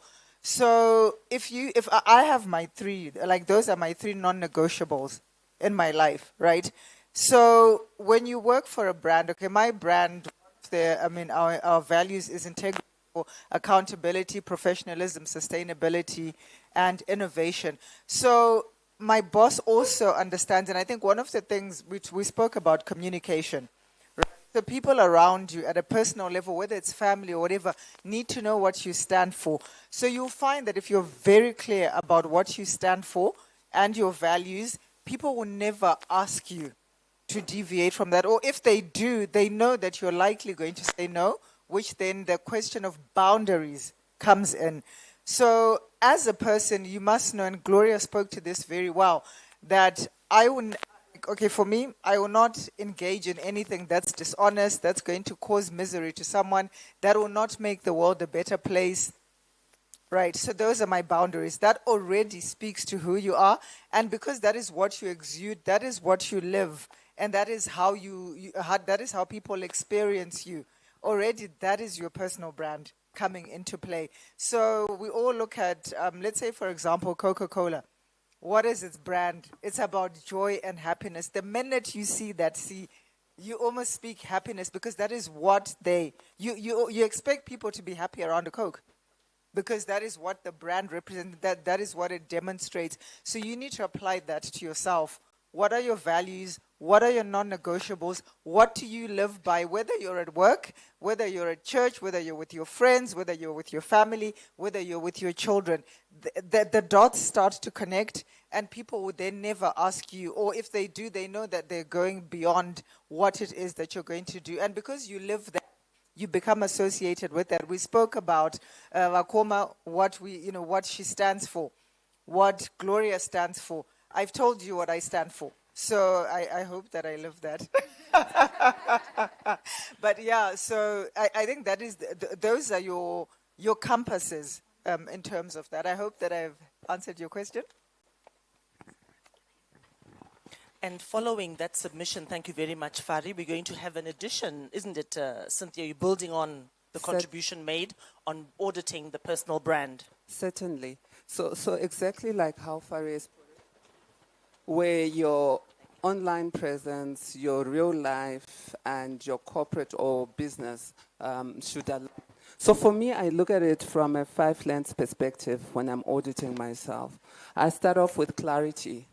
That's my lens number 1. Can someone explain who you are, what you stand for, and what you are known for in one sentence? So it means from your personal brand perspective, there has to be that clarity that makes it simple for everybody. If 4 or 5 people are asked about you, can they consistently, clearly say the same thing or something along the same lines about you? So I've already also touched to consistency, which becomes my second lens that I use to evaluate. And then you also want to look at credibility. How credible are you? What are people saying? What's right about you? Do you invoke that sense of trust? Can people actually depend on you and things like that? So when you're doing your brand evaluation, it's always about what people say about you in the different lenses. And then also the issue of visibility. How visible are you? Are you in the right place for the right audience with the right people? That is really important. Because if my brand is about... I'm trying to think of an example that we can all resonate with. So if I'm Christian, for argument's sake, and I believe you don't drink, you are not found in the wrong public spaces. So in one fora where I'm wearing my Christian hat, I'm talking about these things. In another fora, I show up in a totally different dimension that's kind of like contrary to what I've been preaching on the other platform. Then that really means you're being visible in the wrong places, and that doesn't necessarily build towards building your personal professional brand, because you don't want the market or people to have confusion about you. So there's that perception that you have about yourself, and then there's the perception that people have about you. Then the interaction or the intersection becomes your profile brand. So what you believe about yourself and what people believe about you, where it's intersecting, that's what's defining your personal brand. Thank you very much. I mean, the two perspectives are very similar, but also I think there's an in-depth which Cynthia has assisted us with. And unfortunately, as a final comment, Gloria, it looked like you have something burning. Gloria will make her comment, and from what I understood, Tariro, this will be the final comment of the segment. Thank you very much. Gloria, over to you. Okay, thank you very much. So those of you who sit in boardrooms know that the buzzwords are sustainability and integratedness, whether it's sustainability reporting, integrated reporting. So I just wanted to give you something to use for your own personal audit, which is to say, as Cynthia said, your life must be integrated. If we ask your pastor, they must say something consistent to what your spouse would say, your friend would say, or your sister would say. That's being integrated. And then sustainability now is doing that consistently. So just remember those two words, integrated and sustainable brand. Thank you. Powerful. Thank you so very much. Thanks again to my panel for making yourselves available for a little bit longer, because some of you did need to have gone, but your commitment is really, really appreciated. And thank you, Tariro, for making it happen for that Q&A to take place for the branding, professional branding panel. Thanks again, powerful, magnificent panel. Thank you, Tariro, and thank you to Financial Markets Indaba. Thanks. Okay, thank you very much to all the ladies and to Farai.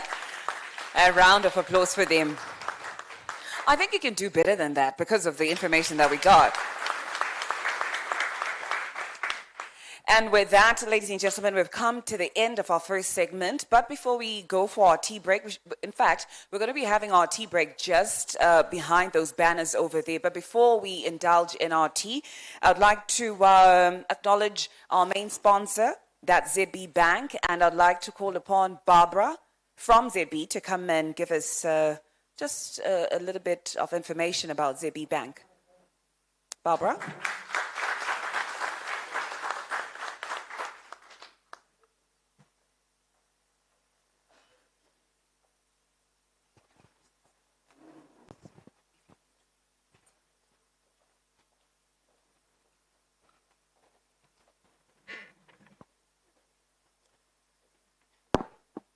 Good morning, ladies and gentlemen.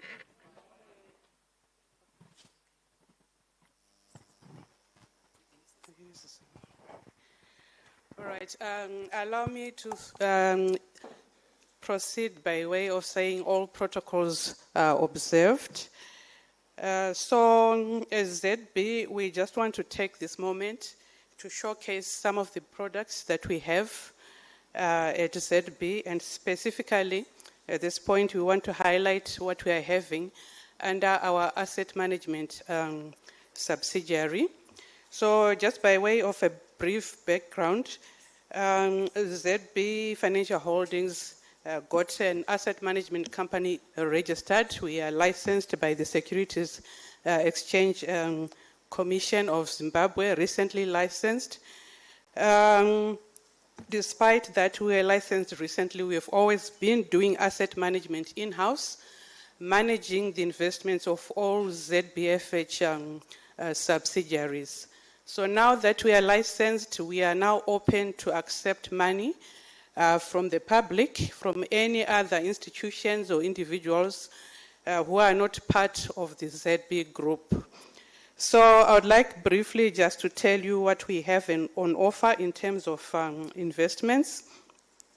So we do have money market investments on offer. To highlight that within the money market investments, we have got a product which we are calling the high yield money market fund. So this is a product which will offer you interest rates which are slightly above your ordinary money market interest rates. These are products which are structured to support a certain segment of the economy which would probably not qualify for funding within the banks. So we are looking at your small to medium enterprises, small businesses. We also trying to support women who are doing their thing. So that's where we channel that money, and we do generate slightly above normal investment returns from those money market investments. We also have on offer multi-asset managed funds. These are funds where you can bring your money as an institution or as an individual. We manage it for you, investing it in various asset classes, which will include your money markets, your bonds, your equities, property investments, commodities, including gold, alternative investments, private equity. So we customize this for customers. You come, we discuss, we agree on what is best in terms of your objectives and also your risk preferences. Then we also offer listed equities as a separate product. If you don't want a multi-asset fund, you can invest in listed equities. We'll do that for you. You can invest on these. We can invest for you on the ZSC. We specialize in analyzing stocks and doing stock selection and timing markets so that we get the most for our investors. So we can do that for you on our local markets, ZSC, FinSec, as well as the Victoria Falls Stock Exchange. Then we also have some real estate products in place. If you want to participate in property development projects, which we have on the table, so we've got products which cut across sectors. You can participate in our products related to development of cluster houses, residential sector. We also have commercial real estate projects. We've got some projects targeting the Victoria Falls region where we want to set up a hotel. We've also got some land which we are developing across the country. I can cite some land which we recently purchased in Shurugwi. Then still related to your equities, we are also offering offshore equity investments. So we've got partnerships with some offshore players in global markets. So we've got products that we can offer you. We've got global balanced funds which we can offer you. These are more or less similar to your multi-asset funds. We've got your global leaders. These are companies which are more or less similar to our defensive stocks on our local markets, so that you also have exposure to the big companies on the global scene. Then we also have the Global Growth Fund. These are funds where you can have exposure to the companies which are experiencing highest growth on the global markets. We have also got the Dollar Fund. This is a fund where you earn interest. It's an offshore investment fund. You earn interest The securities which are in that fund are actively traded. So over and above interest, you are also earning capital gains, which arises from the trading that happens. Okay, I'm being told it's time up. So we are available. I think our contact details are being beamed on the various platforms. So feel free to contact us, and then we can discuss and engage and craft something that is suitable for your requirements. Thank you.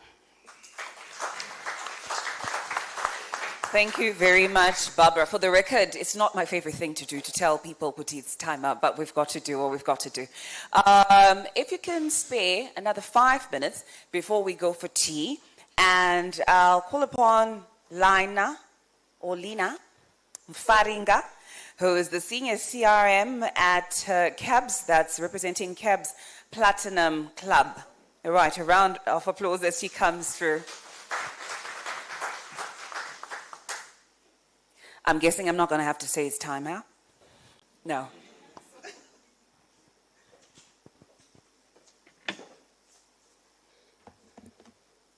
Morning, ladies and gentlemen. Okay. As part of the Old Mutual Group at CABS, our vision is to be the world-class provider of secure, innovative, profitable financial services delivered by motivated staff for delighted customers. And in line with that innovation story, at CABS we recently unveiled the revamped mobile banking app, which brings lots of convenience to you, our clients.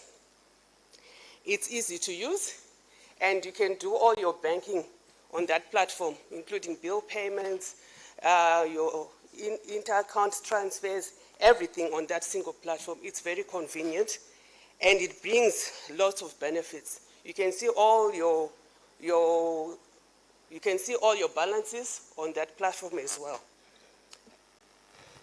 And most importantly, you can do this in the comfort of your offices, your home, or anywhere where you are without even coming to the bank. In addition, we've just also recently launched the virtual Visa card, which offers a seamless way of transacting locally and beyond borders. You can easily download it at any one of our digital platforms, and it's ready to use, and it's secure and it's convenience on the go. We also offer mortgages and personal loans for that rainy day. And furthermore, we have vehicle asset finance to purchase a brand new or a pre-owned vehicle of your choice. We have the CABS team in the house, and you can engage them for further engagements. Furthermore, we also offer insurance, both short-term and long-term insurance underwritten by Old Mutual Insurance Company and Old Mutual Life Assurance Company, respectively. And as the month of women, we have the Women's Show product, and you can engage us to just talk more about this product, where we talk about covering loss of keys, your handbags, and for towing services. We all offer that under the Women's Show project. So please engage us, and we'll give you more detail on how to onboard you onto this product. And we also offer investments through CABS, through Old Mutual Investment Group, and also through Old Mutual Unit Trust. And we also offer offshore investments. So please feel free. We have the CABS team and Old Mutual team. Raise your hands so that the ladies and gentlemen in the room can engage as we network, so that if they can get further information, the team is in the house. So we try to offer all this under one house, so that you do not go from this office to this office. So you can get all these products under one roof. And the team is readily there to assist you and journey with you through your financial journey. Thank you very much.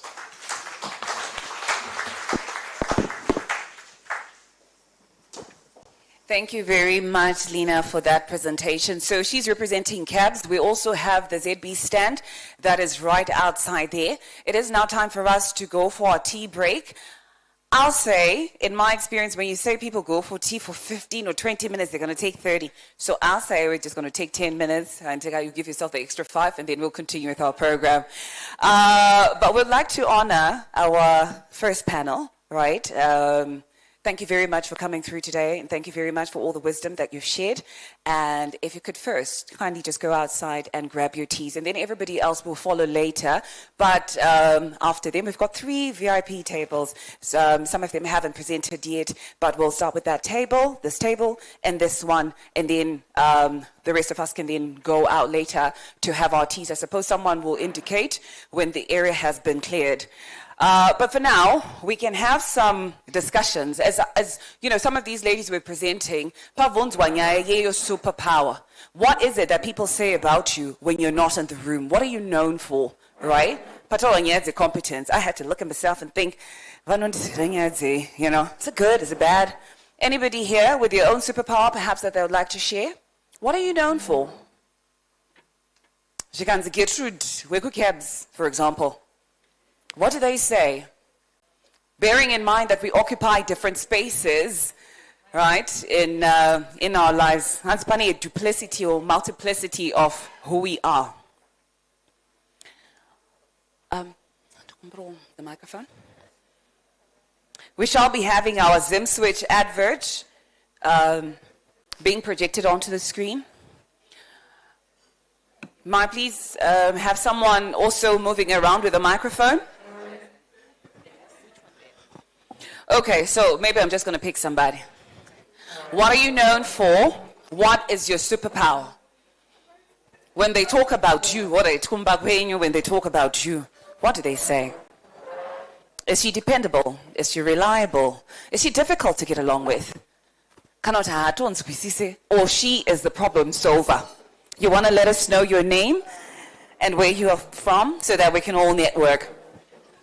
My name is Melissa. I'm from Nedbank. I want to build on that. You say that, what do people say about you when you're not in the room?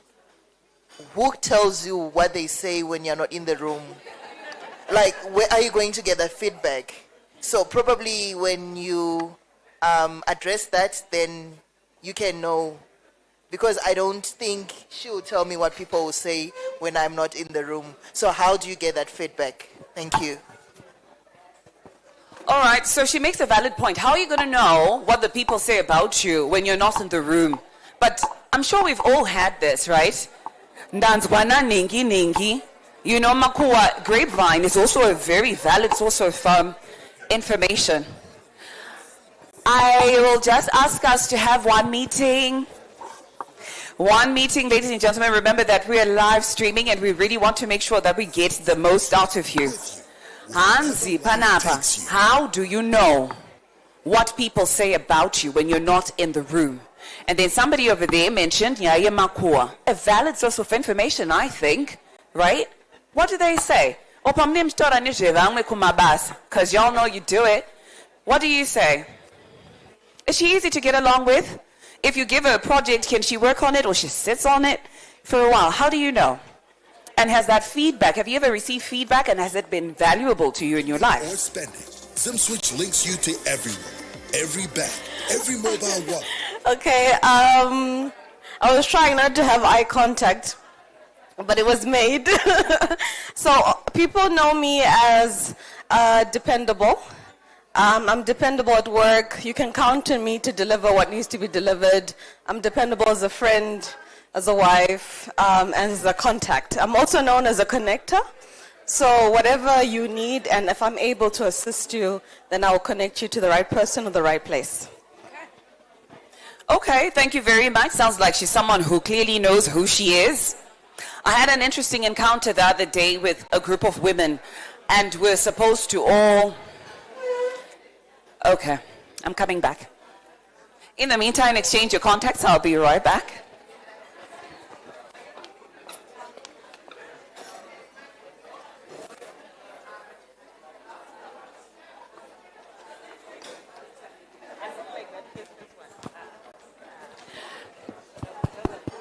Okay, so we're still waiting for the tea area to open up.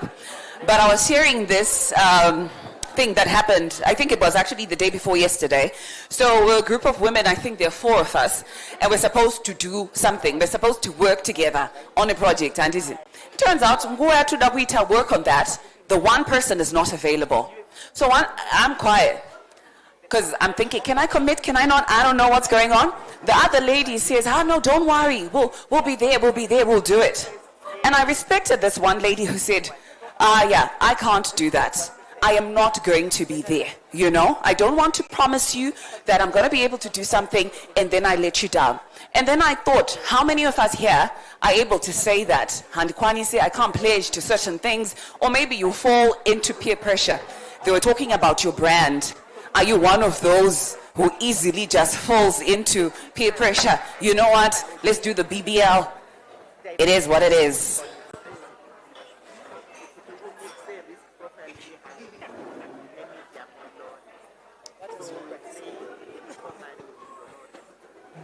Good morning. I'm known to be very kind. I'm one person who will show up for you if you need me. I think that's what most people will say about me. Well, we want to depend on you, so can you tell us your name too? But I don't save her number right now. Where you from? I'm Notando from Zinat. Okay, so that's Notando. And I also made some notes here. Under your brand, you've got to be very intentional about it. Are you intentional about your brand? Is there anybody here who's very intentional about their brand? Are we intentional about our brand? You are? Good morning. My name is Natasha. I'm from Sweetsview Wealth. I'm quite intentional about my brand. I talk about money wherever I go, and I try as much as I can to network. Some of the people in this room are my friends by virtue of networking, but we end up talking about money. Thank you. Thank you very much for that. So again, we're still waiting for the tea area to clear, and then we'll be just going there to grab our teas as and when we're called. There was also something that was talked about. Hansi, your reputation precedes you. Have you ever heard certain names being mentioned in a particular space, and you're quick to say, no, you cannot work with her. Reputation. What are you known for?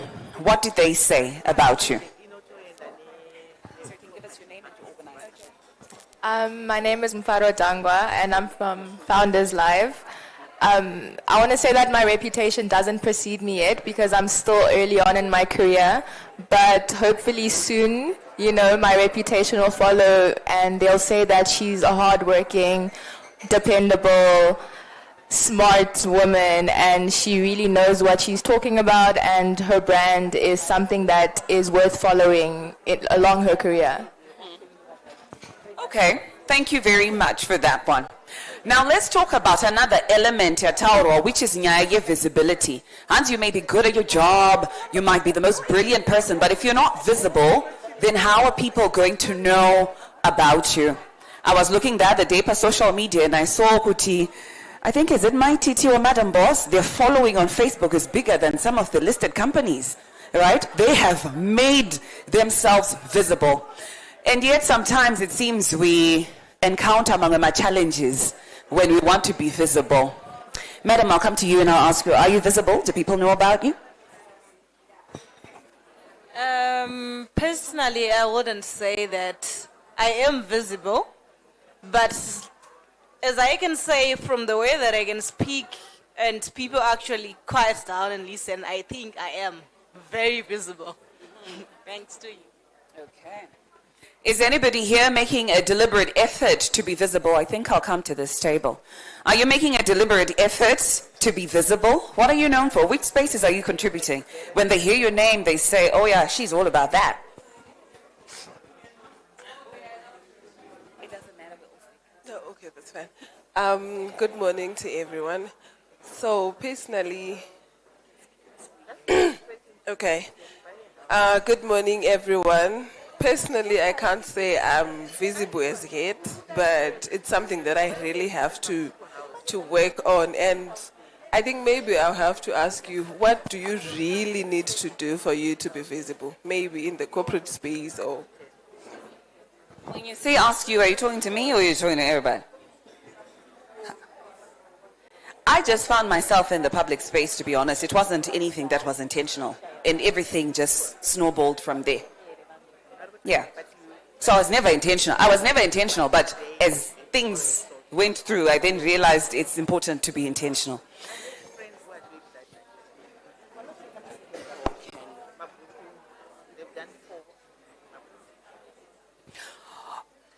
Okay, so when you go to grab your teas, you can just come back and we can continue with our conversation. Pani pavunzwa as well, or rather pataurwa, about asking for help. When you don't know something, are you able to ask for help? I think I've been to this table. Are you able, Star? Morning, everyone. My name is Star, and I am representing Pay Now.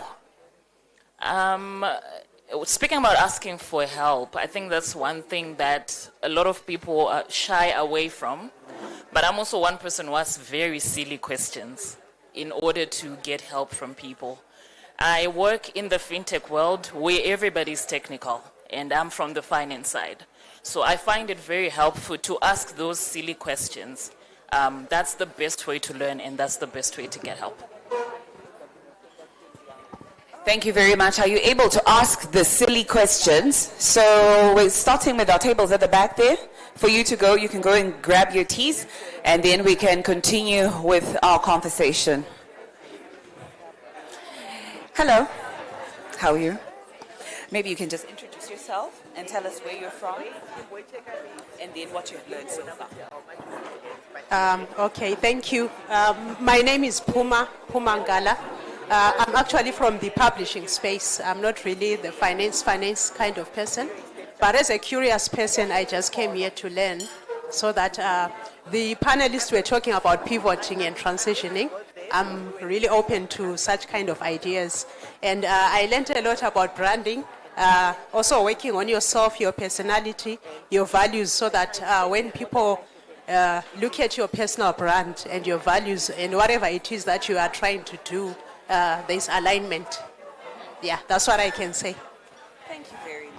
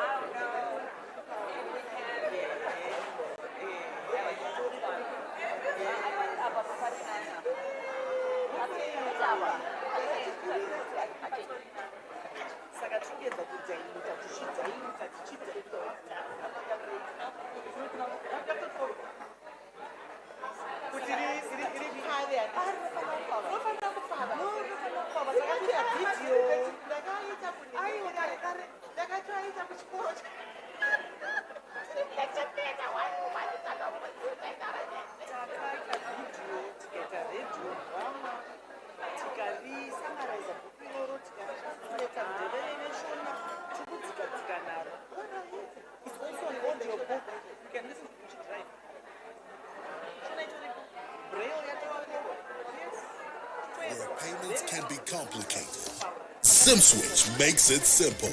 Introducing SimSwitch, Zimbabwe's unified payment system. One powerful platform that connects them all. Whether you're banking, buying, sending, or spending, SimSwitch links you to everyone, every bank, every mobile wallet, every payment channel, all in one seamless, secure connection. From the city to the village, from the shop floor to your phone, SimSwitch is with you wherever life takes you. SimSwitch, with you wherever life takes you.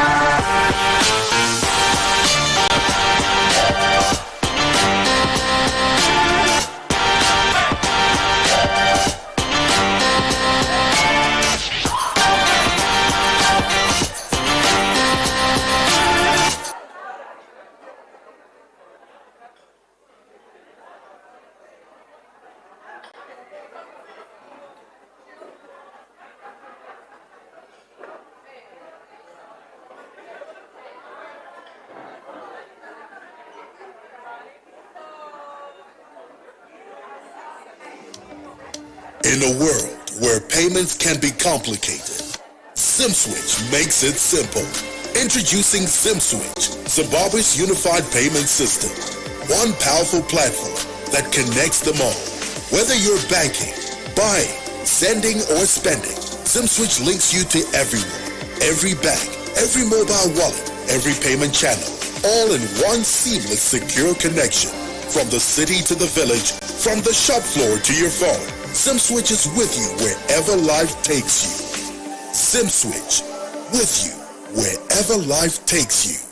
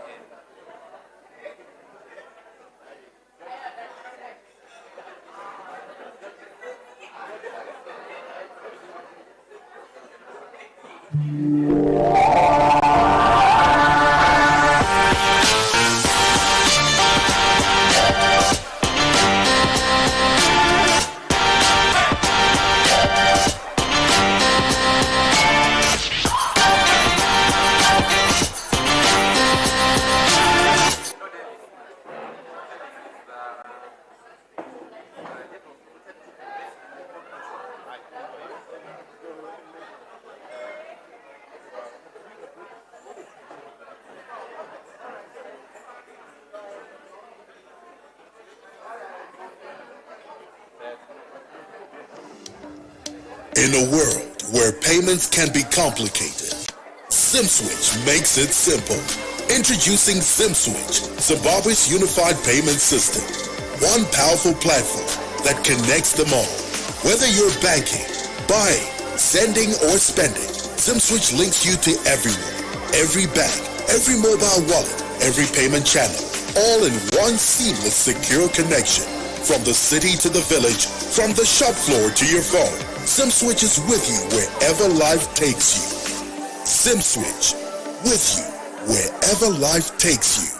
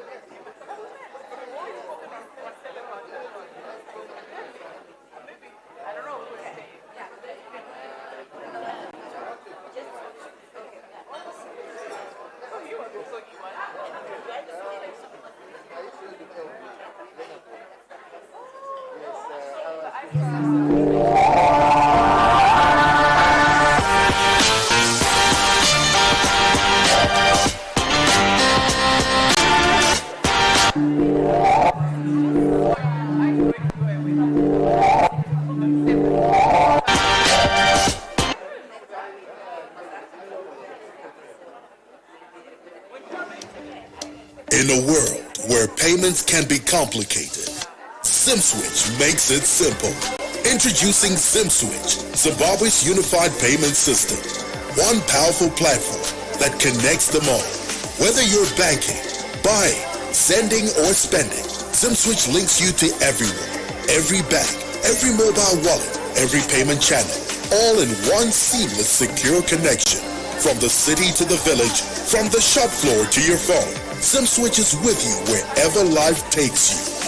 SimSwitch, with you wherever life takes you.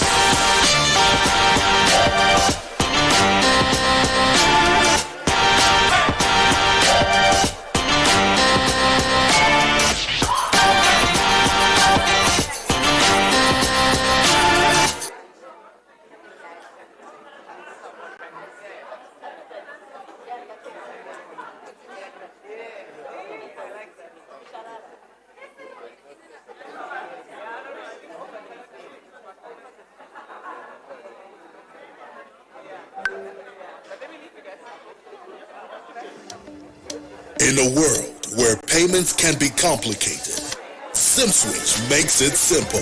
Introducing SimSwitch, Zimbabwe's unified payment system. One powerful platform that connects them all.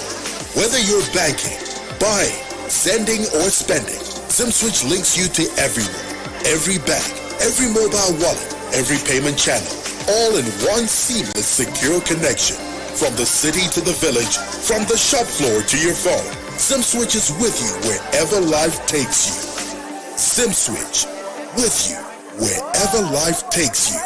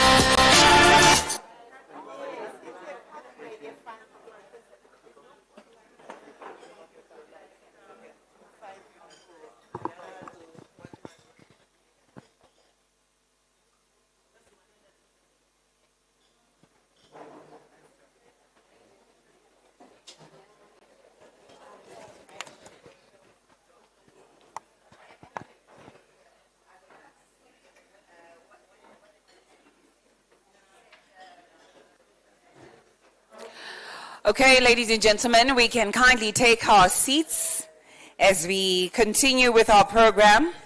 The time now is 2 minutes after 11, and we want to make sure that we get the most out of our presentations and our discussions. And I trust that you are all networking. You're not sitting next to the people, you know, you all work in the same department, your friends and stuff. Okay, we've got to make sure that it's different. Remember that we are live streaming right now on our platforms, and I trust that the link has been shared. Kindly share it with your family and friends so they may also know what is happening here, and also share it with your colleagues. Again, many thanks to our sponsors, SimSwitch, CABS, ZB, Tingetedzai Depository, and others whom I will mention in just a bit. We're all refreshed, right? And satiated. If you're still behind the banner, kindly just come through with your cup of tea and whatever it is that you've chosen to have. Our next presentation is coming from Nyasha Goto.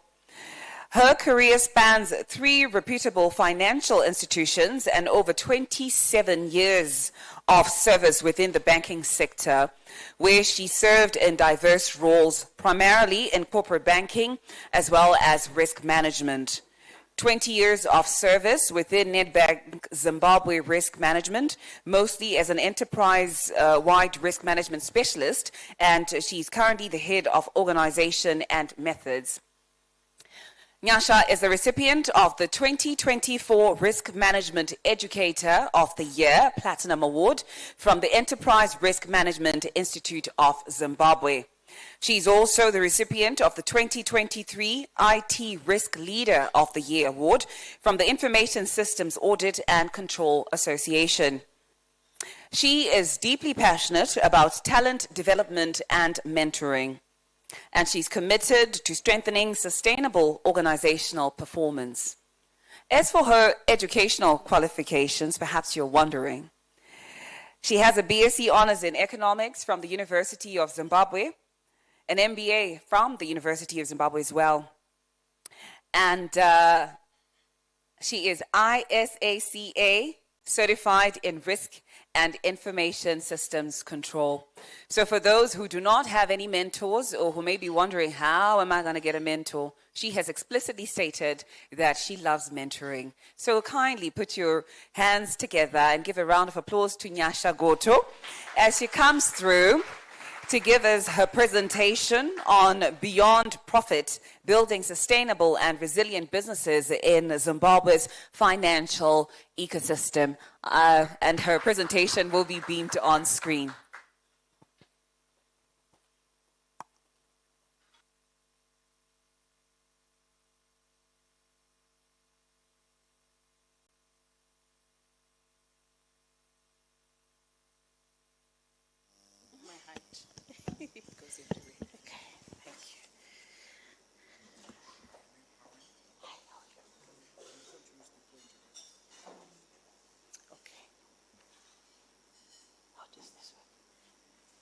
Is it on?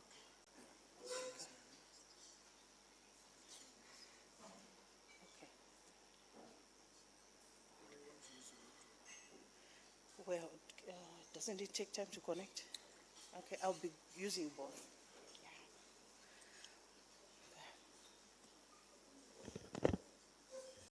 So good morning, ladies and gentlemen. Wow. Like the previous speaker, it's a bit unnerving to be standing here in front of you. They've been big shoes to fill on this platform, but I'm honored to be standing here in front of you and to be presenting hopefully useful information. Let me also just start by saying all protocol observed. Okay, my topic, as you can see on the projector, is building profit, beyond profit, building sustainable and resilient businesses in Zimbabwe's financial ecosystem. So as I was reflecting on this topic, I actually thought maybe all these fancy words that we use like sustainability, ESG and so forth, when we are talking about this topic, can actually be simplified by relating to our own Zimbabwean culture. For those of you who are familiar with life in the village, where some of us spent our early childhood, I know some spoke about township girls, but some of us, our generation, we did spend a considerable time in the village. And in the village, there were already rules around the ecosystem. So they didn't call it sustainability or ESG. We thought they were just rules that were put in place by the leadership within the villages or the countryside. We had rules like don't sell wild fruit. You can't sell, you can only pick it and eat it. Don't plant along riverbanks. Because of the need to preserve the environment and to preserve the soils. So all this was actually sustainability, but we didn't know these fancy words. So having given you that background, I'm going to try and simplify as much as possible this broad subject or this broad topic that I've been given. And I just want to say I've learned a lot today about showing up. I was supposed to be part of a panel discussion. Unfortunately, my fellow panelists did not manage to turn up, so I ended up at the 11th hour being asked to prepare a presentation. So you will bear with me, but like the ladies who spoke before, when you're asked to show up, you show up and you show up strong. Okay. So my first slide there I think pretty much summarizes my topic. It says the people, planet, and profit. So in summary, we are saying we as organizations or financial institutions are not just, do not exist for ourselves or to make profit. And also, if we want to actually maximize on our profit making, we actually have to consider the people around us and the planet around us, because this is our ecosystem where we thrive. We cannot talk about branding, for example, without our ecosystem, without our people, without the environment within which we operate. And later on, I think we are going to be discussing investments. We can also not be talking about such subjects without our ecosystem. I hope I can use this. Okay. So as part of expanding this topic, I was also given that paragraph. So I'll just read it out as it is. The traditional profit-first model is no longer sufficient for long-term survival. Zimbabwean firms must integrate sustainable practices to build a robust financial ecosystem that withstands systemic shocks.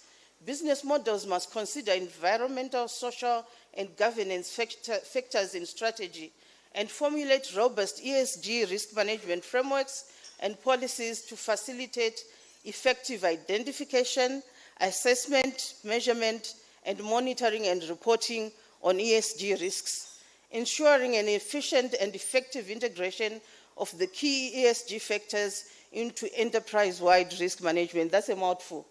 So I'm going to break it down. So the structure of my presentation is that I'm going to touch on the technical aspects, then I'm going to break it down to practical ESG and sustainability to demonstrate how, using my organization, which is Nedbank Zimbabwe, as you heard, which is really all things sustainability and ESG, that's Nedbank Zimbabwe. So I'm going to use that as a case study or as an example to just demonstrate how we can actually operationalize all these concepts that we talk about when we talk of sustainability and ESG.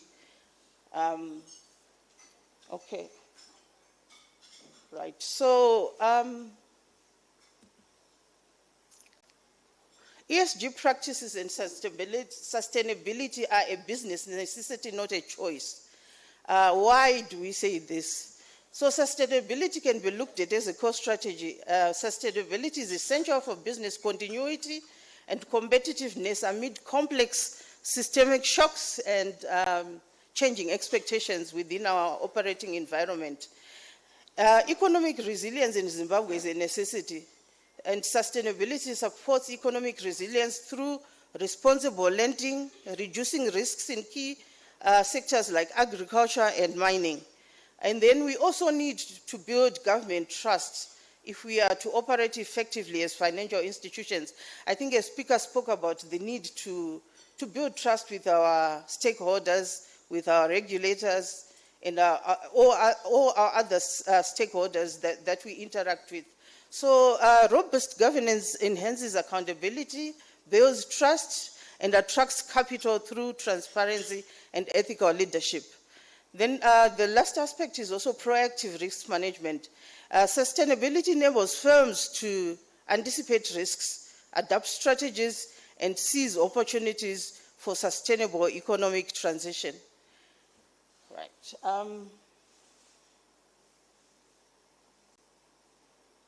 Okay, so I had actually jumped to this slide. Sorry about that. My next slide. Multitasking, those are some of the joys of multitasking.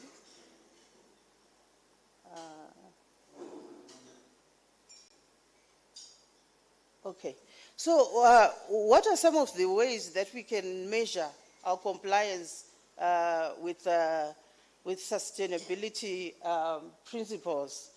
One of the key ways which has been employed by many organizations, including my employer, Nedbank Zimbabwe, is to use the ESG framework. ESG stands for Enterprise, Social and Governance, Environmental, Social and Governance factors. So we adopt an integrated environmental, social and governance framework, risk management framework to achieve sustainable goals. And this simply means that we take an integrated ESG risk approach. ESG risk management framework integrates environmental, social, and governance risks into traditional risk categories for enterprise-wide risk management. So here we are also talking about how ESG risks impact on other risks or have a knock-on effect on other traditional risks. We're talking about your credit, your operational risk, your conduct risk.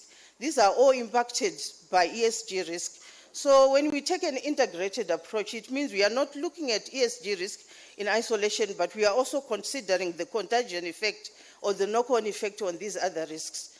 Then we also look at, when we look at our ESG framework, we look at core ESG risk classes. The framework identifies 5 key ESG risks, which are climate, environmental beyond climate, transformation, social beyond transformation, and governance. And then we also look at the full risk life cycle focus. ESG framework, risk management framework emphasizes risk identification, assessment, treatment, monitoring, and reporting using practical tools like key risk indicators and heat maps. Like I said, this all seems like very technical stuff, but when I then break it down to the organization level, it will become clearer.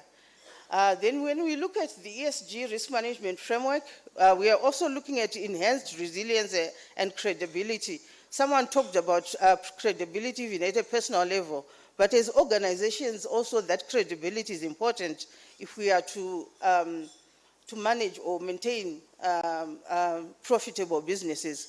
So adopting an ESG risk management framework improves risk visibility, governance, and trust with stakeholders, crucial for firms in complex environments like ours.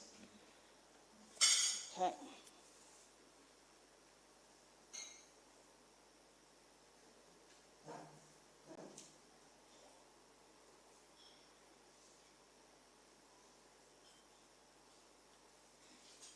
Okay, so please pardon me. I'm just trying to align what I have in front of me with what is on the screen.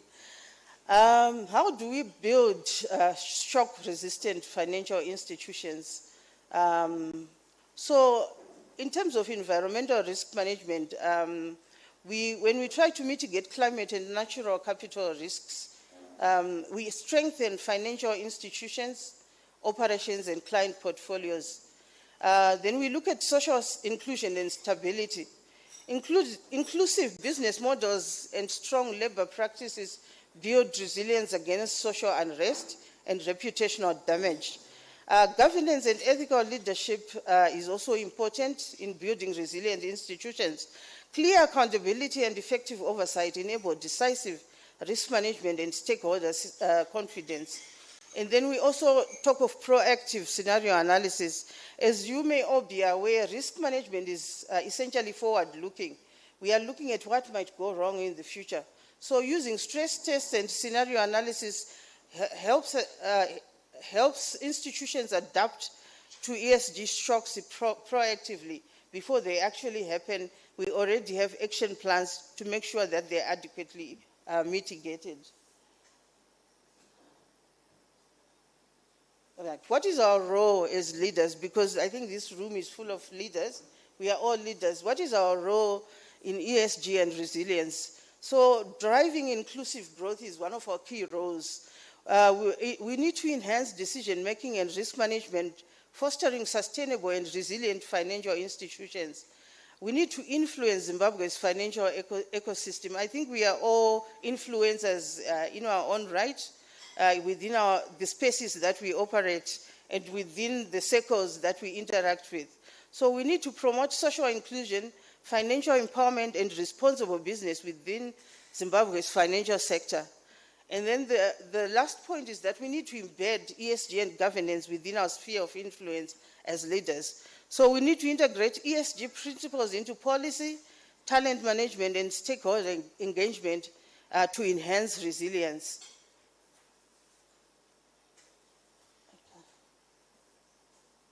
So I'm going into some of the practical steps that we can employ to embed sustainability and ESG in our businesses. I think one of the reasons why we work for our organizations is that we are aligned with the purpose, as alluded to earlier, of our organizations. For me, for example, Nedbank is a purpose-led, values-driven organization.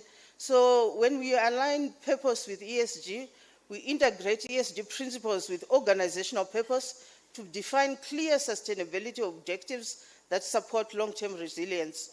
And then we integrate ESG in operations as well. We embed ESG considerations in credit, procurement, product development, and performance processes for effective sustainability risk management. And then we also build capacity and awareness. We provide training and leaders to ensure employees understand ESG risks and embed sustainability in decisions. Not only employees, but as far as even our board of directors, we must ensure that they are clear about our sustainability values and where the organization is going in terms of sustainability. And we can only do this through training right across the organization from the shop floor to the top. And then we need to foster collaboration and transparency. We engage stakeholders openly to build trust and promote shared responsibility for sustainability outcomes. I'm sure some of that transparent engagement happened here when our esteemed Deputy Governor was taking questions from all of us from the floor freely, and we were able to interact with him in a transparent manner. So that is the atmosphere we must promote in order to embed sustainability and ESG across the economy and within our financial institutions. A call to action now. What then? Or so what, you may ask. We need leadership commitment, starting from all of us in this room. Effective sustainability requires leaders to embed ESG risk management and purpose-driven leadership within organization. I already mentioned that Nedbank Zimbabwe has this embedded already within our system or within our operations. And then we also need inclusive leadership. Platforms like this one, where empowerment of women and underrepresented groups strengthen resilience and diversity in leadership roles. So I think we encourage such platforms. Maybe if we can have more of these platforms, I think we can go a long way in promoting that inclusivity, which also leads to diversity of talent. Some of the talent remains untapped because there's no inclusion within the economy or within our organizations. And then we need collaborative ecosystems. Sustainable financial ecosystems require alignment among banks, insurers, investors, regulators, and corporates. So there needs to be a level of oneness in terms of our goals in as far as sustainability and ESG is concerned. So we have to move as one body, be it regulators, be it banks, insurers, investors, regulators, and corporates. We have to move with one mind and one purpose, and we can achieve our goals faster in that manner. Like I said, I'm going to now go into the practical things that can be done and that have been done. You may say, maybe, this is not doable. Sustainability is just like a wish or a dream, and business are there to make profit. I think that's the traditional way of thinking. But I just want to demonstrate how Nedbank Zimbabwe has actually practically implemented sustainability as part of the day-to-day way of doing business, and also cognizant of the fact that when we are serious about our sustainability initiatives, the ecosystem within which we operate thrives, which also translates to thriving of our businesses. So from a Nedbank Zimbabwe perspective, in terms of 2025 sustainability initiatives, we increased SME financing to 17 million United States dollars, recognizing that the informal sector is often overlooked in terms of financing for reasons that we know, reasons like collateral and such other reasons. So we took an intentional step to increase our support for SMEs. And then we maintained agricultural financing at 9%. This is food, obviously talking about feeding the nation and feeding the people around us. And we make a contribution through financing agriculture. And then 2,000 trees were planted as part of climate action and initiatives in 2025, led by Nedbank initiatives.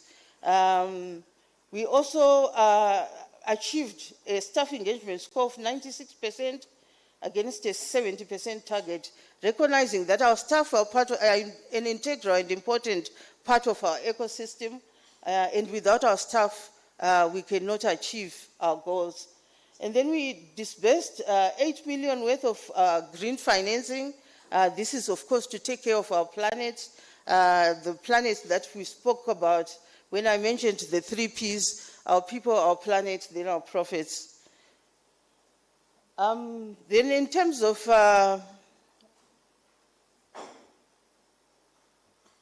additional sustainability initiatives, thermal energy financing is one of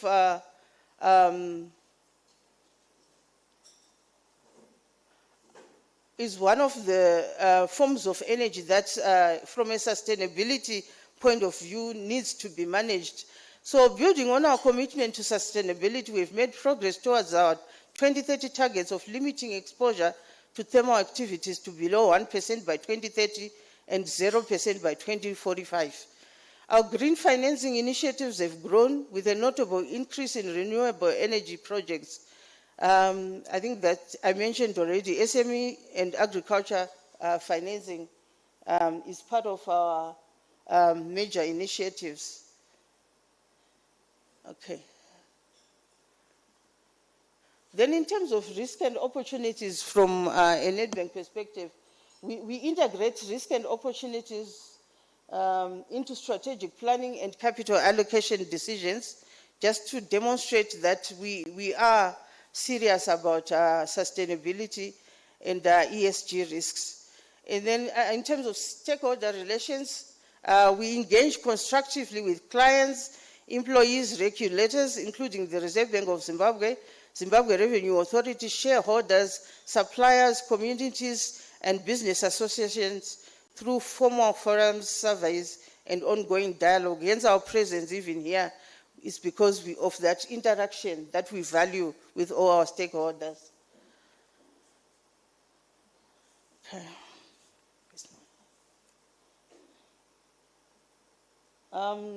Data security is one of the key components of sustainability. So in terms of managing data security, we maintain a robust data security framework aligned with group standards and local regulatory requirements. We have a board-approved cyber policy and frameworks, as well as an artificial intelligence risk management standard supported by ongoing monitoring, regular internal audits, staff awareness, training, and strong ICT controls. In terms of physical security, physical climate risk, we actively manage physical climate risk in accordance with Climate Risk Management Framework, ESG Risk Management Framework, and Social and Environmental Risk Management Framework. The bank maintains and monitors climate-related hazards such as floods, droughts, extreme heat, and severe storms, which may affect the bank's infrastructure and the agricultural loan book, which is more vulnerable to climate variability. Okay. And then in terms of alignment, when it comes to climate risks, we are fully aligned with the Reserve Bank of Zimbabwe's climate risk management guidelines. Business ethics are an integral part of sustainability. We manage this through the bank's Code of Ethics and Code of Conduct policy. Fraud and corrupt activities, whistleblowing policies, ethics, governance framework, whistleblower mechanisms, compliance monitoring, ongoing staff training, and independent oversight by internal and external audit, as well as governance and compliance. Tax transparency is managed through structured governance framework designed to ensure full compliance with national tax laws. And then the bank maintains a multi-layered governance framework to oversee sustainability and climate-related risks and opportunities. Board oversight, the board retains ultimate responsibility for approving sustainability policies, climate risk appetite, net zero commitments, and alignment with regulatory and international reporting standards. The Sustainability and Climate Resilience Committee, a board committee, strengthens this oversight. And then our management is structured in such a manner to optimize sustainability risk. Sorry, I have to go pretty fast. I've been told my time is almost up, but we can engage even after my presentation if you would like to learn more about some of these aspects of sustainability. And then human capital. The bank ensures board and management possess necessary sustainability and climate risk competencies as well as emerging ESG trends through training and engagement with external experts. Board appointment processes emphasize diversity of professional backgrounds to ensure strong sustainability literacy, which is also complemented by targeted professional development plans for executives and ESG champions and participation in industry working groups. Integrated risk management is what I've been talking about. I think I touched on energy, responsible financing, transformation and inclusion. Our operations also address stakeholder needs and national priorities, aligning with sustainable development goals to drive impact and value creation. We mobilize resources, manage risks, and influence stakeholders to achieve SDGs, integrating these considerations into our strategy, risk management, and products to support Zimbabwe's sustainable development. Community investment is also a key factor. Through targeted interventions across education, sports, community welfare, and the environment, we strive to create a ripple effect that enhances the quality of life for all Zimbabweans. And then we have various CRI initiatives, some of which I mentioned at the beginning of this section of the presentation. Vendors and suppliers, we require all our vendors and suppliers to comply with ISO 27001 and local environmental, labor, and safety standards. That's vendors and suppliers as well under procurement. And that brings me to the end of my rather long presentation, but I hope you have derived value from it.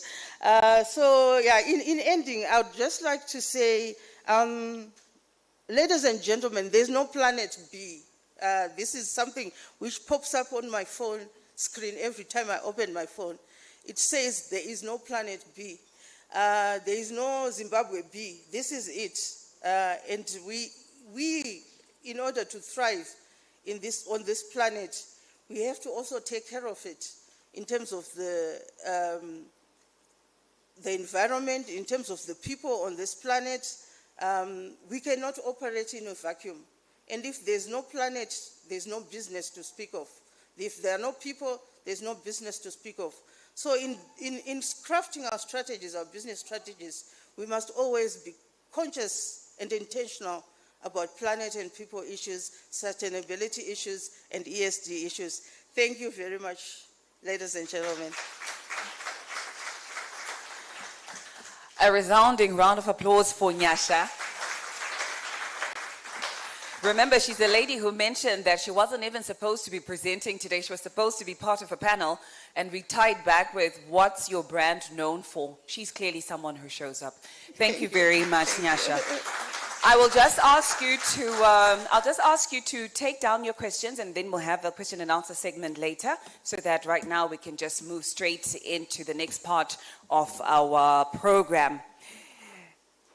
So this is going to be panel two discussion, and the title is From Cash to Clicks, the role of digital payment platforms in scaling e-commerce and driving financial inclusion. And this particular panel discussion is going to be moderated by Mr. Jabulani Chibaya. It's about to give him a name that's not his. I don't know anything. You're not going to the DNA closure show, I'm just saying. Okay, so it's Mr. Jabulani Chibaya, and he's an AI data and fintech expert as well as consultant. And on the panel, we have Mr. George Newe Yembwa and Sharon Marira, as well as Tatenda Tsikira. So a round of applause for Mr. Chibaya as he comes through, and then he'll invite the rest of the panelists to come and have the discussion with him.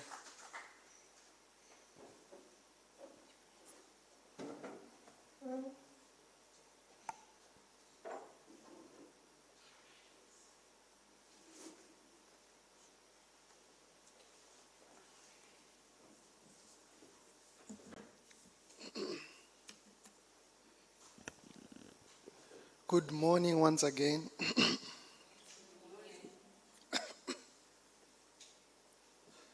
Yeah, I see happy faces, I see curious minds and a great audience. I know this will be a fantastic one. And I would like to take this opportunity to thank all the women here and to also congratulate you on your International Women's Day, which was a couple of days ago, as well as to keep on encouraging you on the good works that you are all doing in your respective industries and roles. Trust me, you are also role models to upcoming girls. As we will also be talking about inclusion, you also see where this fits in.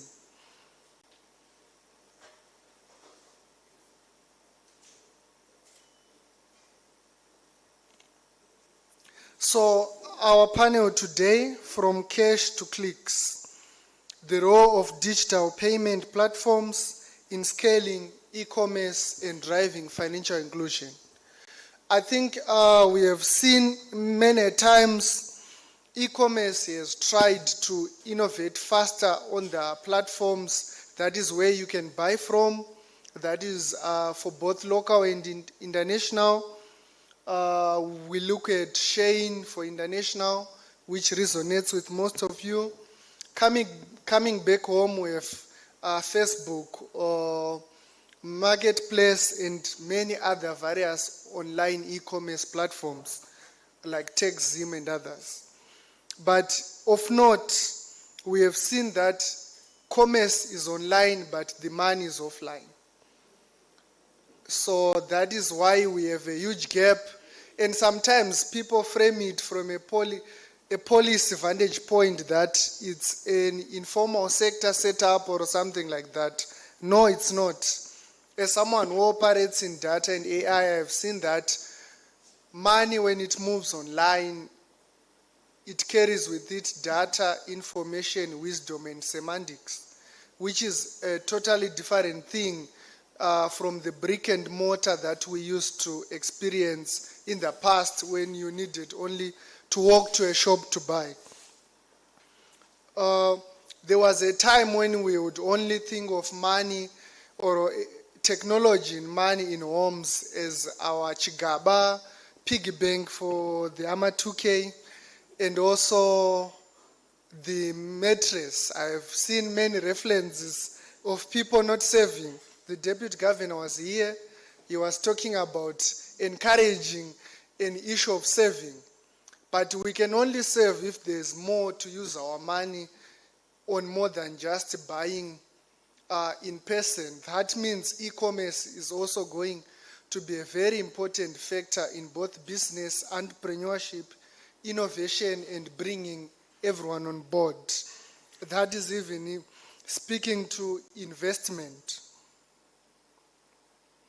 So from us banking in tins and mattresses and pillowcases, we are now talking about innovation that hovers around 6 inches of a device in your pocket, which was only for cause, but it's now more than just that.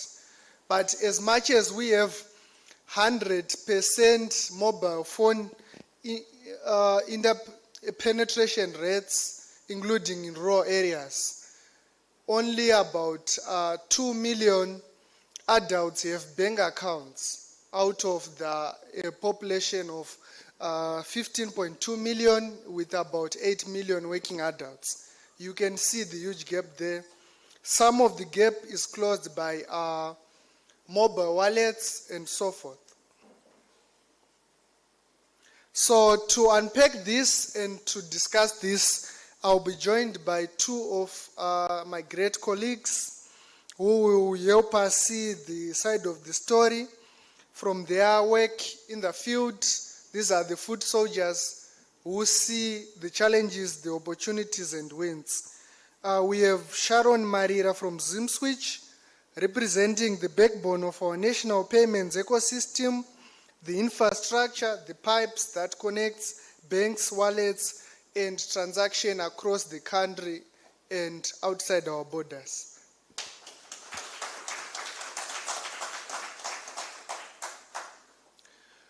Secondly, we have Mr. George Neweyembwa from Inbox, a new kid on the block. From frying chicken, they are now frying our dollar bills. And they are not frying, so they'll be telling us how we keep it safe and how we are going to be paying online easily.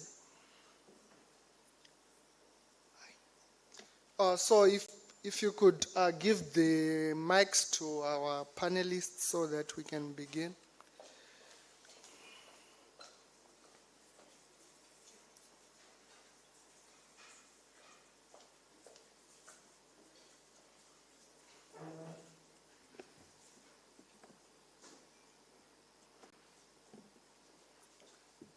So to the panelists, may you please introduce yourselves more to the audience and what you do.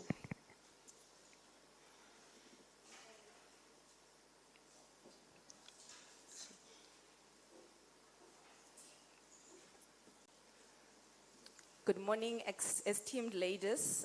It is my singular honor and pleasure to be part of this call.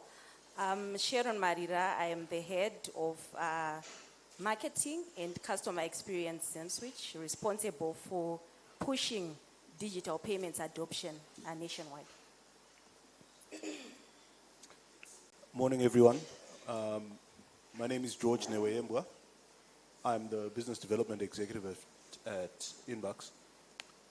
I just have to say this. I went to a boys-only school. If you had told a 16-year-old me that I'd be in a room full of ladies. But yeah, I'm responsible for new products and partnerships at Inbox, having worked in a variety of financial sectors over the last 28 years. Thank you so much. That's a lot of experience and definitely the people we need today. So I'll start with you, Sharon. You sit at the center of the country's payment infrastructure, the sole national switch. For those that might not be familiar with, they connect your Visa, MasterCard, and all your banks and wallets. From your vantage point at ZimSwitch, what is the single most significant trend you're observing in how Zimbabweans are actually using digital payments today? Are we seeing a genuine shift in behavior from cash for everyday transaction, or is it still primarily for formal bill payments and airtime? And what are opportunities for startups available? Okay, thanks, Jabu.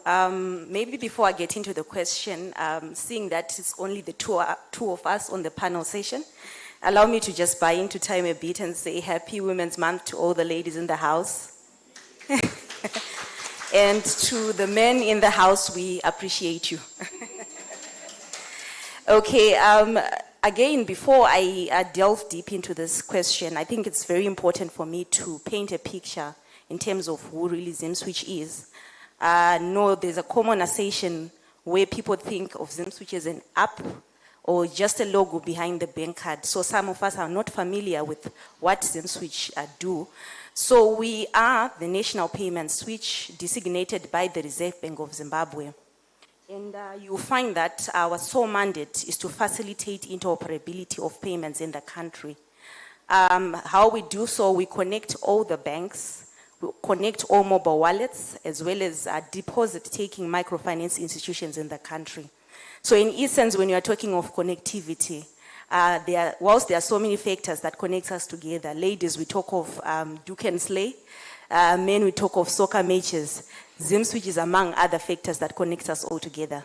So in essence, our role is to simplify the daily transacting lives of customers through developing homegrown payment solutions that are best in fit in the markets that we are operating. Now, back to your question, where you would really want to understand where we sit in terms of digital payments adoption in the country. You will find that from our vantage point as the national payment switch, where we sit at the national payments infrastructure in the country, one of the key trends that we are noticing is the growing use of digital payments for everyday transactions. So in essence, we are seeing the wider integration of digital payments into everyday trade and commerce. I think traditionally, from where we are coming from, you'd find that digital payments have largely been inclined in the formal setting or the formal mainstream economy. But as we are moving with the times, we are seeing banks and financial institutions, mobile wallets, introducing digital inclusive solutions that speak to the wider economy. So you will find that currently in the setting that we have in the retail space, digital payments is no longer a novelty, but it's something that customers are now using, especially in the mainstream formal sector. And then we are also seeing that behavioral shift into the informal setting. Whilst we still can argue to say there is use of cash in the informal market, but I'll tell you this, when you're looking at the digital payments platforms or payment rails that transcends through all the channels, you will see that there's a wider adoption even from mobile wallets. We'll see that there's a wider adoption from digital apps which are being introduced by financial institutions. So in essence, where we are sitting, there is growth across all the sectors. I'm sure you can all relate that at some point, it was not possible for us to pay for fuel using swipe cards. But here we are, it's now possible for us to integrate into those services. And one important key factor from where we sit, we actually process over 75% of card-based transactions in Zimbabwe and supporting over 150 point of sale terminal infrastructure, which just speaks in terms of analytics that we are there in terms of entrenching the solutions or the payment platforms in the market. What essentially is important is the use. And I think one of the interesting analytics that we're also getting from our platform is you find that digital payments are being used across different ticket value for purchase transactions. So it ranges from your low value transactions, such as paying for toll gates, or it could be, paying for your parking fee. That's your low value transaction. Going through to your high value transaction, you will see that our market is clearly aligned. We are able to actually make use of digital payments across all those different facets. So that's high, by and large, that's where we are sitting in terms of digital payments. I submit. All right. So before you wrap up on that one, what opportunities are available for startups? Thank you for that question. I'm very much interested because when you're also looking at our mandate, it's also speaking of financial inclusion. And here I'm looking at ladies, women in business, part of the very important critical pillars in building a thriving economy. So in terms of startups, what we have, like I've highlighted from the National Payment Switch, we work closely with the banks. We have digital payment inclusive solutions that are there to support women in business. I will speak to women in business because that's particularly the market that we are talking to today. So we do have, I'll talk about ZimSwitch. We do have a solution which we call ZipIt. ZipIt in its very essence, it's a P2P solution, but you find that we have since, in alignment with the market requirements, we have since integrated and extended the use case for ZimSwitch to allow our customers to, receive payments through that transaction set. So it's equally important for us to really appreciate that for businesses, we do have trade trade-in tools to allow us to accept payments. So it could be your mobile wallet integration, allowing you to receive payments through your local banking platforms, as well as your mobile wallets as well, because with Zipit, you'll find that small business owners are able to receive payments through their wallets straight from any bank account, looking at that interoperability aspect. Thank you so much, Sharon. I think you have painted a good picture here. Maybe it's a statistic that most didn't have, that SimSwitch is facilitating 75% of cardless transaction, and they are also going down to offer services for low-cost transactions. If the deputy governor was still here, I'm sure he was going to be happy, because they made it mandatory in the monetary policy that transactions $5 and below would be free. So I'm sure this is also a plus for the informal sector and for inclusion, since charges were a barrier to most people to use digital platforms from that angle. George, Inback started with a unique, non-traditional entry point. Your platform is used by both informally employed and the formally banked. Based on your user data, who is driving the adoption of digital payments and what are they using it for? Are we finally including the unbanked, or we are just providing more convenience for the already banked? Thanks. I like your allusion to how we started in an unconventional manner, and it's a story I like to tell. I think everybody knows that Inback started out of trying to find a solution to, would you like an extra egg? Would you like some cheese? A bottle of water?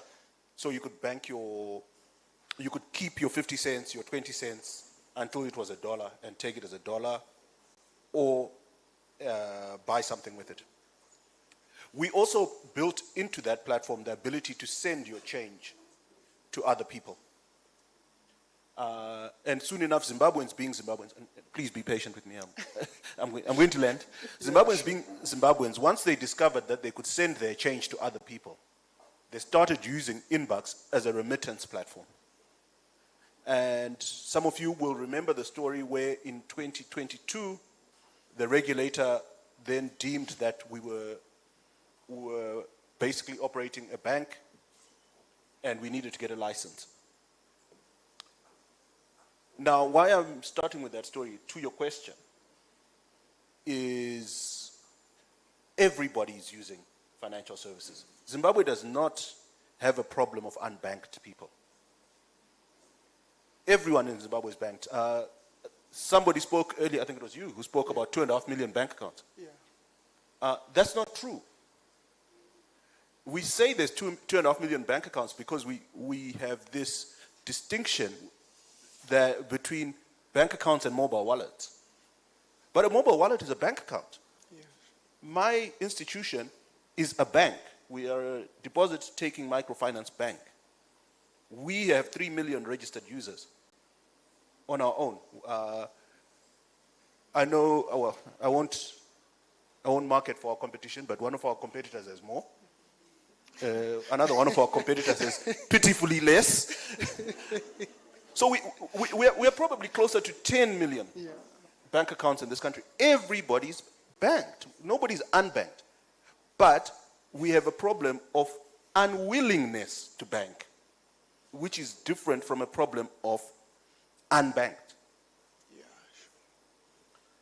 And where is the unwillingness to bank coming from? It's coming from our historical trauma, our collective trauma as a people, that we need to get over. And we're only going to get over it if the day we sit together as Zimbabweans and say, yes, bad things have happened to us in the past with the currency, but just because it happened in the past, it doesn't mean it will happen in the future.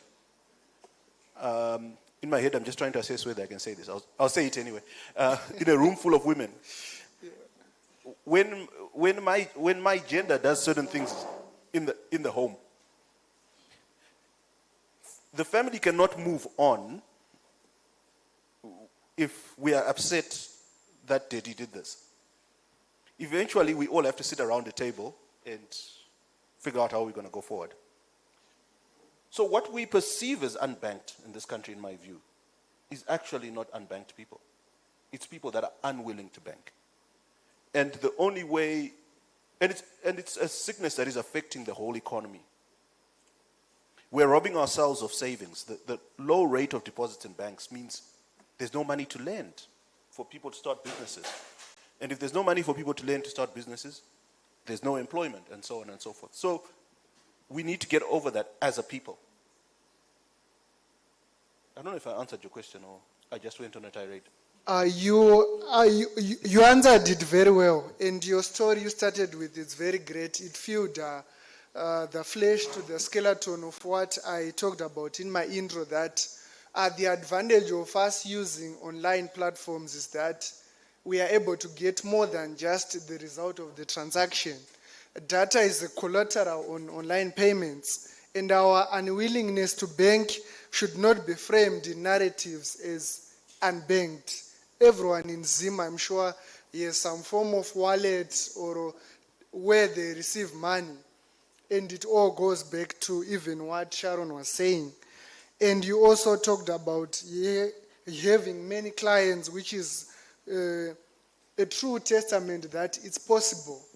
And I liked your story in that it painted something that you brought a loyalty platform to the clients, but they found another use for it until you had to adopt. So I also urge all players to listen more to their market, because the customer will actually drive you where there's value, because they are the one with the money, the data, the intention, and the sustainability of your platform. Moving forward, this one is directed to you, Sharon. Infrastructure is the new invisible enabler. ZimSwitch role is interoperability. All right, I'll come again on this one. ZimSwitch role in interoperability is critical. How close are we to a reality where a customer can hold money in any wallet or bank and pay any merchant on any platform instantly and affordably? What are the final hurdles to creating that truly unified ecosystem that e-commerce needs to explore? How are you incorporating new ways of payments that will be enabled by the current needs of clients? Well, thanks, Jabu. So maybe I would want to take you back to one of the important aspects you mentioned earlier, which is speaking of what you're calling NMB. I hope Pamela is still in the house. NMB, which is the National Mattress Banking.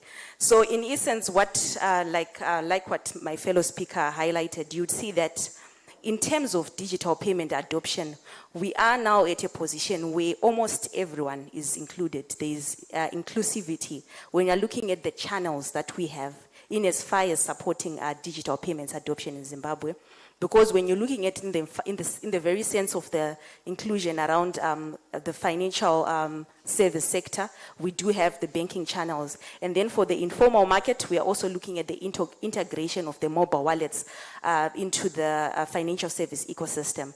So now back to your question, I think what is very important for us to know is when we're looking at an economy, a thriving digital economy, there are critical building blocks or pillars that supports a thriving building economy. And from where we sit, I think you spoke of interoperability being one. We also talk of affordability, and then ubiquity as key building blocks. So I'll talk through interoperability, pointing to the initial question which you highlighted to say, are we there yet? I would comment to say fundamentally, when you're looking at the foundational payment rails that supports the digital payments ecosystem, we have enabled from the national payment switch. In the very essence, to put that into context, you find that today customers are actually able to send and receive funds through the mobile channel. That's Zipit, allowing customers to initiate payments from one channel to the other, underpinning that interoperability that is happening across the ecosystem. So you can also talk of point of sale, where we are saying merchants can accept payments from customers regardless of where they bank. I think it's a very important aspect when you're looking about interoperability, when you're talking about interoperability, to say it shouldn't be a customer's focus to worry about which bank they should choose in terms of making or initiating a payment. So we are there already as a market, because you just can walk into a terminal, into a retail channel, you just make your transaction, which is the very essence of interoperability, as it way when you're looking into the digital integration scope. And then also under that same, you talk of e-commerce as one of the evolving channel that we are also seeing in the market. So you will see that as ZimSwitch, we have enabled a unified payment rail for ecosystem, which provides merchants with one single point of integration for e-commerce transaction. So in essence, a merchant connect through ZimSwitch and start accepting payments from all the banks. So depending, regardless of which customers they bank with. So in terms of payments infrastructure, I would comment to say we have enabled the rails to support the various digital transaction rails. I'll also comment on one important bit where we talk about affordability. I think the Deputy Governor pointed out in terms of some of the measures that they are trying to bring out as a way of promoting use of digital payments. And we really then applaud the recent monetary policy measures that were done, trying to reduce the transaction cost for the average consumer in the market. I think this is a very important development as we look at it, because it's one way that will foster usage of digital payments in the country. So this is one of the critical building blocks as Yitwe, which we see is going to aid in the adoption of financial inclusion in the country. And I spoke of ubiquity, which is ensuring that we entrench our presence in the market.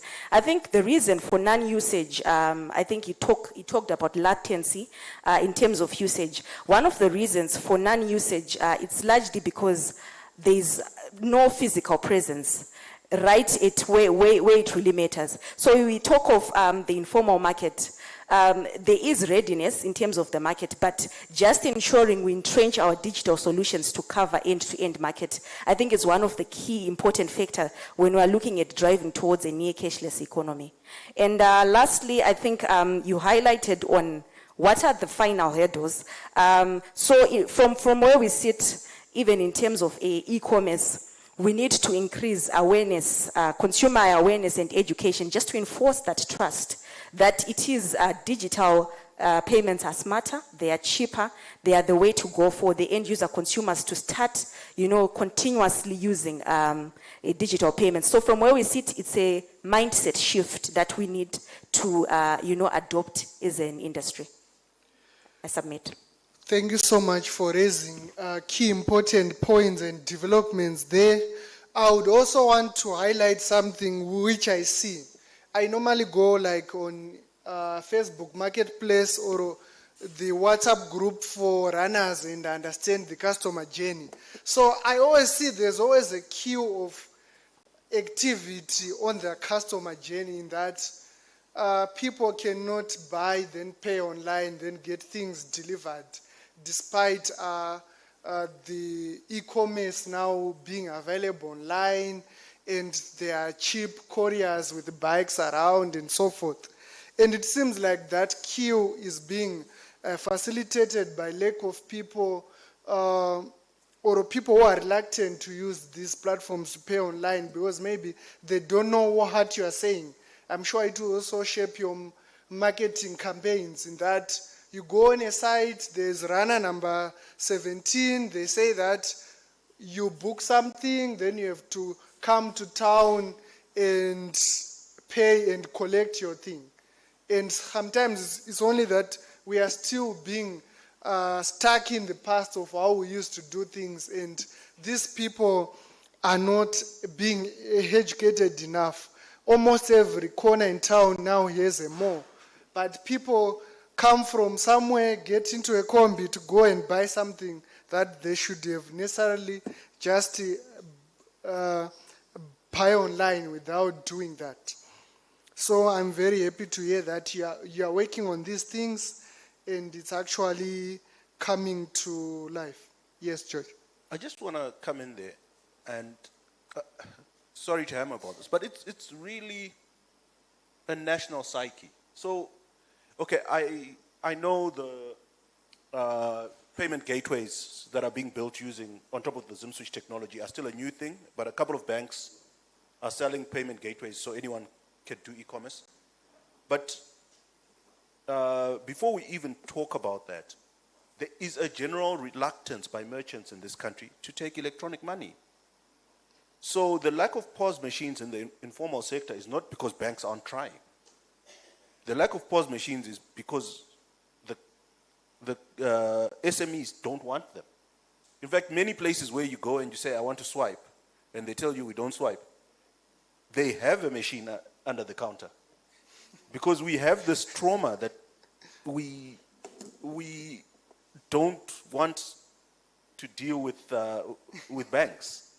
And this is, I think that's the elephant in the room that we need to address. I deal with certain people in my personal life who I pay money on a regular basis, who will only take cash for me. And even if I insist, look, I work at Inbox, I want to pay you on Inbox. The one lady says, oh no, queues, maybe I won't get cash. And I say to her, I'm a boss at Inbox. I will tell you which shop to go to, and you will not queue, you will get your cash. I will pay the charges for you. And the answer is no. So every so often I have to drive halfway to Mazoe to go and give her her money in her hand. Yeah, you are telling us a very good story there. It's something which I also see that after that induced trauma of what has happened in the past, which people would like to call the elephant in the room, but we all know it. No one wants to keep their money in the bank. Like people won't actually sleep. They'll be like, yo, kune 120 yangu iri kuZBU or kuNMBU. Unenge uchingoti ukangorara ombomuka, ombocheka news kuti hakuna SI here yabuda. I'm sure the deputy governor is not here. So you see that ndazoona kune mhosva manje. I used to give a lot of mhosva kunana ZimSwitch, nana EcoCash mkuru or Marina $9. I think gap kusara is for startup to solve. We, as you explained there, that we can explain to people, like what the governor was saying, everyone is working towards stability. And he was giving statistics of what has never been seen in 32 years. And we had many fears about post-2023 elections, and still we are here and seeing more improvements at an industry or on national macro level. But the issue still stung on how do we get over this trauma and stuff like that. So I give a mandate or a job to the startup to find ways to give programmatic trust to financial service providers and e-commerce providers. That will be the glue that can close off this gap, I think. Moving forward, what is a quick thought from each one of you in one sentence that will most accelerate Zimbabwe's shift from cash to clicks in the next 12 months? Like when we meet again next year, what would have moved people from cash to clicks?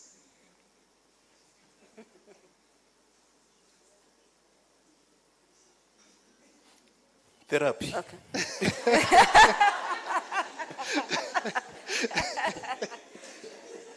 No, really, it's a psychosocial problem. Yeah, sure. That we really need to get over it. We, as a nation, we are robbing ourselves of the benefits of being a well-banked economy. Yeah. And we, in our minds, I don't know whether we need to have a big family meeting or group therapy or what, but we have to address it in our minds. Yeah, sure. I would have said exorcism, but baby steps. We'll start with therapy.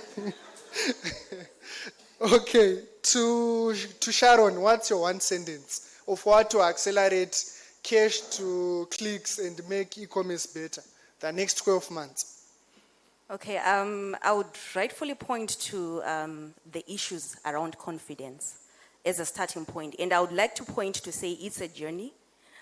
We've been there before where there have been frustrations over overnight changes that would have happened that would really have an impact in terms of the transacting public. So what is very important, I think, which are some of the fundamentals that we are seeing at play currently, is ensuring macroeconomic stability is one of the supporting engine towards that drive. And like I said, it's not an overnight thing. We should then be eventually seeing that transcending into building consumer trust and behavior over time. So back to your question, is it a one-year journey? I wouldn't have an answer to that, but I would say it's a continuous journey towards that.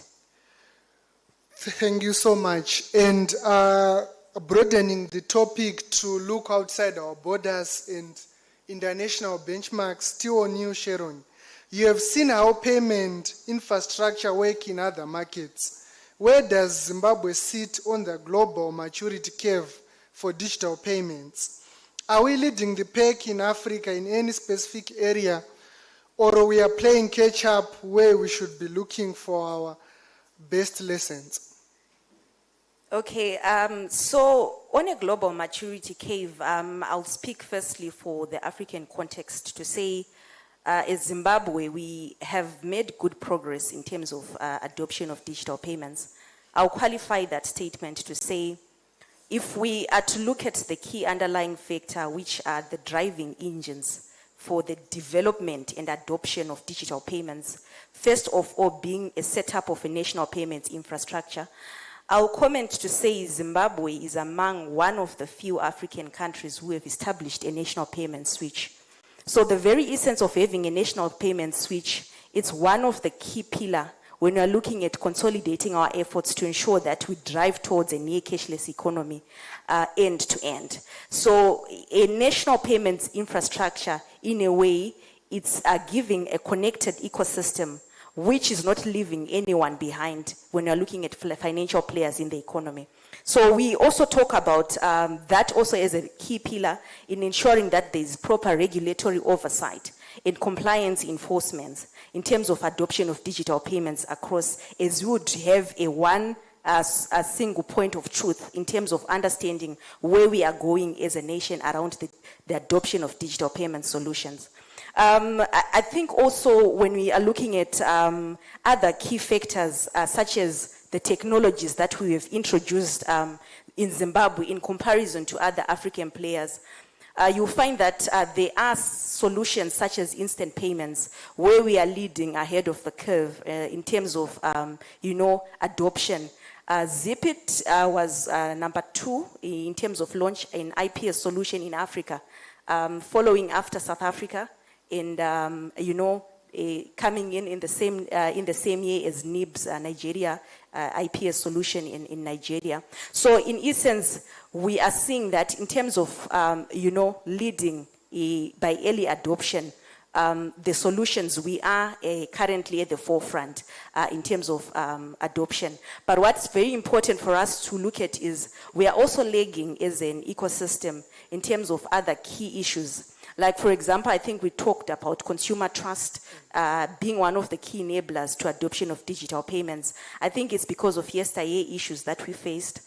So you will see that these are key issues that we need to address going forward for us to really have a full integrated ecosystem, which is widely adopting our digital payment solutions.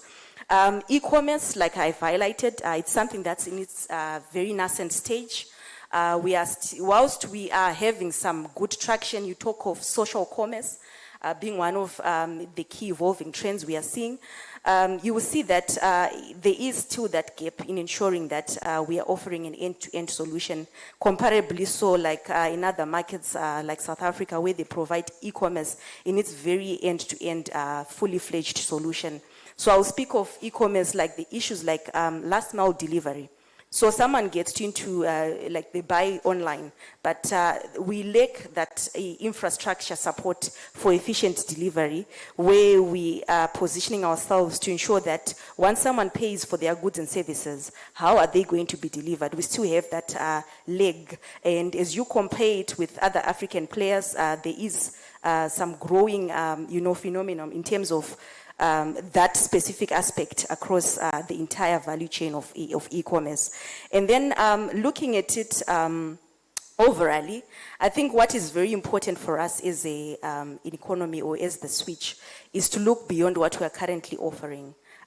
Thinking that with international best practice standards, modernizing our local payment landscape through new evolving solutions. I'll talk about an interesting one, which we are also looking at on the cards, is the national payment switch, where we are going to introduce a national QR system. So this is an interoperable solution, but how that will work, you'll see that it will allow wider inclusion, because it's essentially, he was talking about point of sale. We are then going to integrate that and ensure that merchants, which is your small merchants, are able to actually receive payments through a QR solution. So there will not be need for us to have, those expensive point of sale infrastructure which require maintenance and some commission-based fee that are supposed to be paid for, the informal market. So those are some of the, key solutions that we are looking at introducing so that we support financial inclusion in the country. Thank you so much there for alluding to that. We need an ecosystem. We need to stop building in silos. And the more we integrate across from end to end, the more payments, investment, and e-commerce also gets better. I'm being told our time is almost running out. So I have two questions for you, George. Bear with me on the time. Countries like Kenya with M-Pesa and India with UPI have seen exponential growth. What is the one strategic lesson from their journeys that Zimbabwe financial services industry, banks, platforms, and regulators must collectively embrace to unlock our own e-commerce boom? Then another one, which is in addition to that, is from a venture building perspective, what is the biggest misconception that international investors or tech observers have about Zimbabwe digital payment landscape? Thanks. I think the one thing that we are lacking for an e-commerce boom is nothing hard. I actually disagree a little bit with Sharon. If you compare us and the likes of Kenya that seem to be ahead of us, infrastructure and tech-wise, there's nothing they have that we don't have. We've just done a major system upgrade.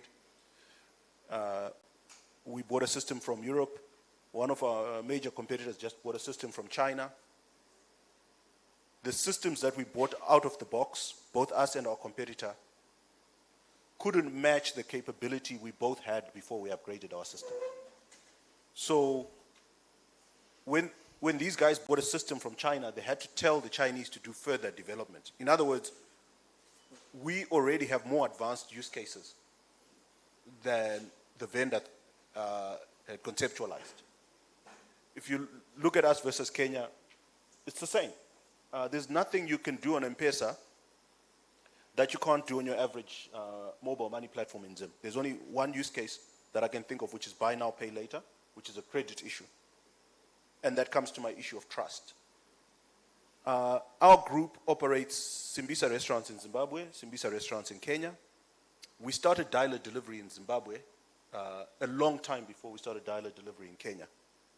Today in Kenya, dialer delivery accounts for 25% of the Simbisa business. In Zimbabwe, dialer delivery accounts for 7. 1, 2, 3, 4, 5, 6, 7. And dialer delivery takes cash. You can actually, when you order, you can tell them, I'm holding a $100 note, and they'll bring you $93. There's a button to do that. It's up here. Our mindset is not yet there. We don't trust that the pizza will come out looking like the way So, but I feel more in control if I go and stand in the queue waiting for my pizza. And anybody who's used dialer delivery lately will tell you it's very quick. They're delivering within their 20-minute promise. The quality of the food is good. But in our heads, I want to go and stand there and wait for it. So I think that's the big issue that's going to get us to where the other major markets are. In terms of perception, I don't think that foreigners have the wrong perception of us. Why I say that is we are not putting our money anywhere that the foreigners are not, right?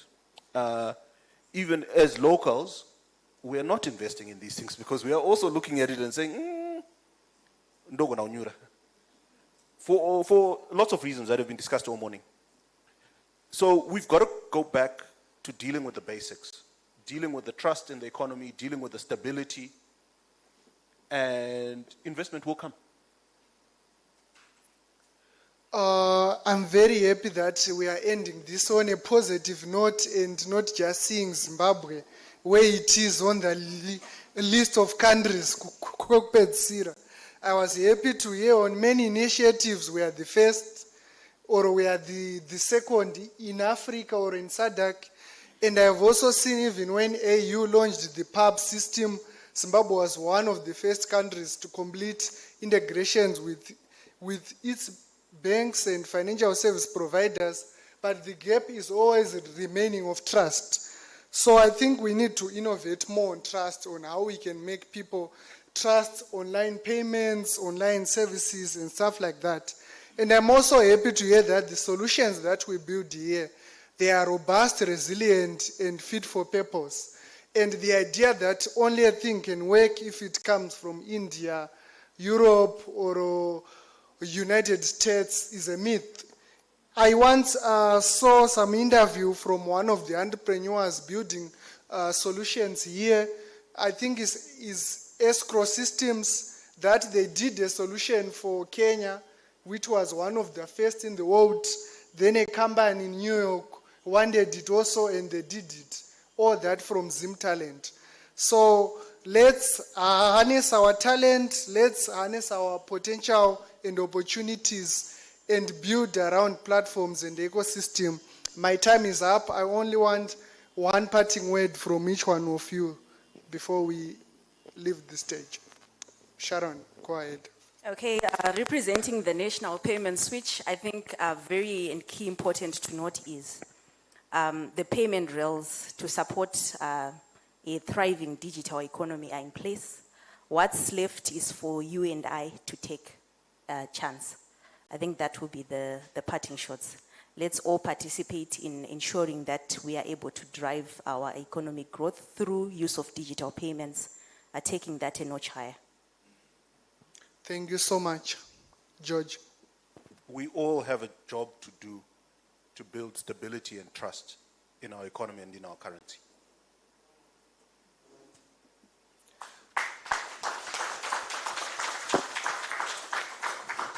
I would want to take this opportunity to thank our panelists for unpacking this well and for sharing with us the insights that we don't normally get in the news and updates, and to actually see that Zimbabwe is actually a vibrant player. With more scaling and adoption, we can do more. We don't lack solutions. Go therefore and be disciples of e-commerce, building, fintech, and all that. Thank you. Thank you very much.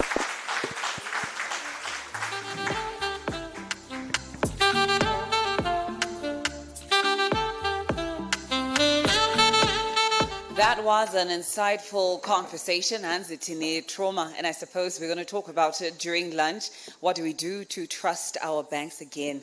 Yeah, we've got CABS in the house, we've got ZB as well. I suppose you need that department here, trust relations.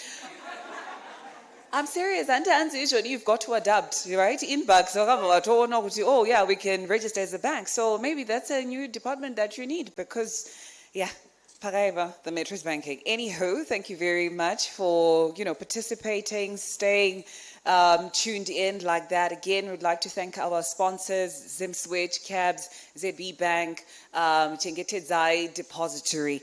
Now we get into our third panel discussion, and this one is focusing on capital flows and investment opportunities. And the question is, where is the smart money going? Where is the smart money going?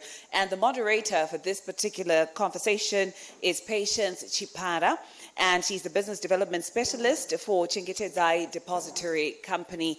And as she's coming through, I'll just let you know who's going to be on the panel. We have Tendai Namo, and maybe they can also just come up and take their seats here as as I call out your name.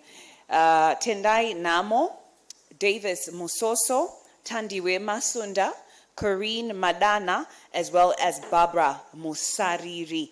And a round of applause for them as they come through, and for Patience as she moderates the event.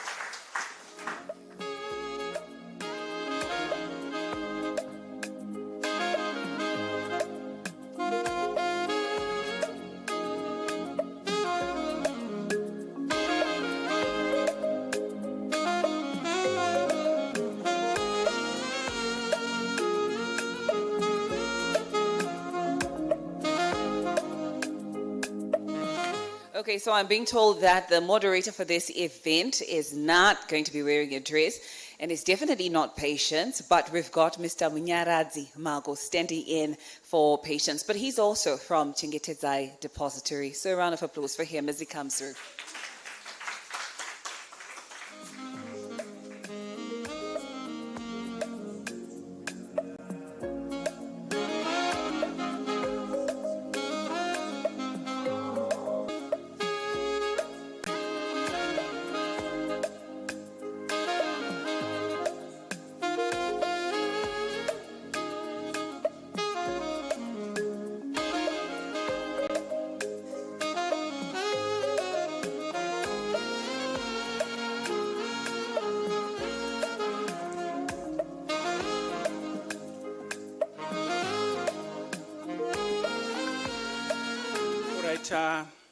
Thank you very much, MC. And may I take this time to extend my warm greetings to all dignitaries and esteemed guests, and to all of you for sparing your time to come to this very, very important discussion panel, and also to this whole conference. I'm trusting we have our panelists here, and also just to take note and confirm, Christina, please come up as one of our panelists there. I'm just looking up and seeing my list that there are supposed to be about 5 of them. So everyone, thank you so much. I'm quite excited to be leading this very, very important and interesting and exciting discussion. So, as said, I'm Nyaradzi Mago. I'm from Chengetedzai Depository Company, currently heading the risk and compliance team at Chengetedzai. And Chengetedzai is a key capital market infrastructure in the Zimbabwean capital markets, working hand in hand with stock exchanges, in particular the Zimbabwe Stock Exchange, to facilitate investments in the capital markets, to facilitate electronic share custodianship, to facilitate settlement of shares. And Chengetedzai is currently the largest depository in the country. We are in a multi-depository regime in the country, and the 2 depositories that are biggest are Chengetedzai being the biggest, and there is also Zimbabwe Stock Exchange. We have this important discussion, capital markets and the investment opportunities. And then, as said already, the key question is, where is the smart money going? And I'm happy and excited to highlight that today we are privileged to have experts in the sector and who are in the field, who will help us actually unpack this very interesting discussion topic, and very key question before us. Where is the smart money going as we are talking about investment flows and investment opportunities in the country? We are happy, I'm happy to also highlight that definitely this is in line with NDS 2, wherein the government of Zimbabwe is aiming to ensure that we harness investments into the country from all sectors, from all corners, local and from abroad. And definitely, the panel before us are going to help us discuss this key issue. And we have exciting questions that will actually pose to a good number to all of them. At this point, I'll ask each of them to briefly tell us exactly where they are from and their areas of expertise. I'll start here with Vimbai. All right, thank you, Munya. My name is Vimbai Masoswe. I'm standing in for Mr. Enimo Taruvinga, who is the Principal Officer and CEO of the Mining Industry Pension Fund. I myself am the internal auditor.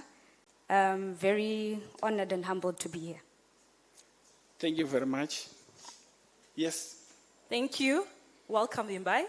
My name is Corinne Madana. I am a stockbroker, and I'm Managing Director of Investor IQ Oak, a company that is 1 year old.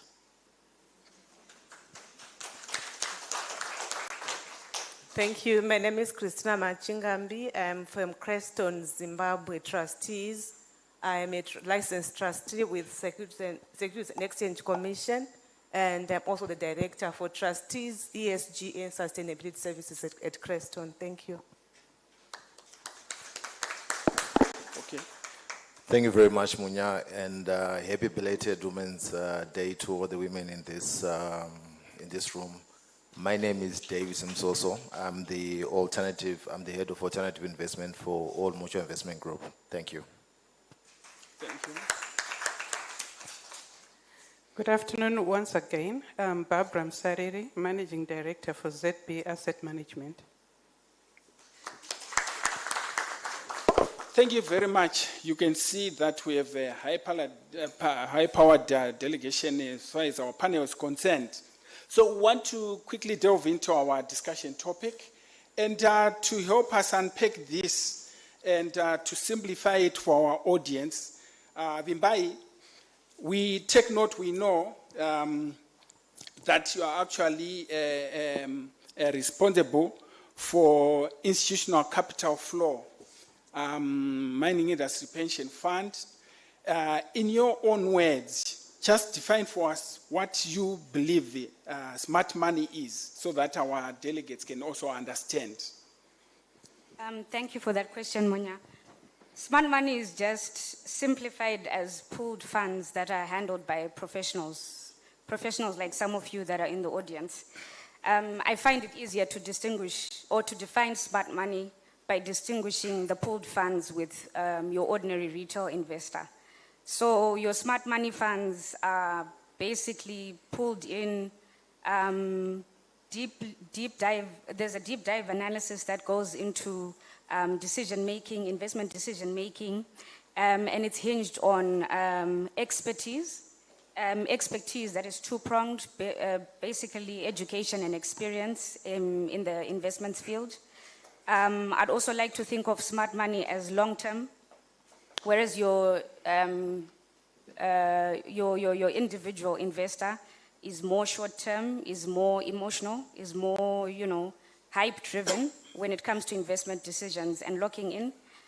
Smart money, institutional investors like pension funds, insurance companies, they're more long-term driven, also focused on, locking in and extracting as much value as possible.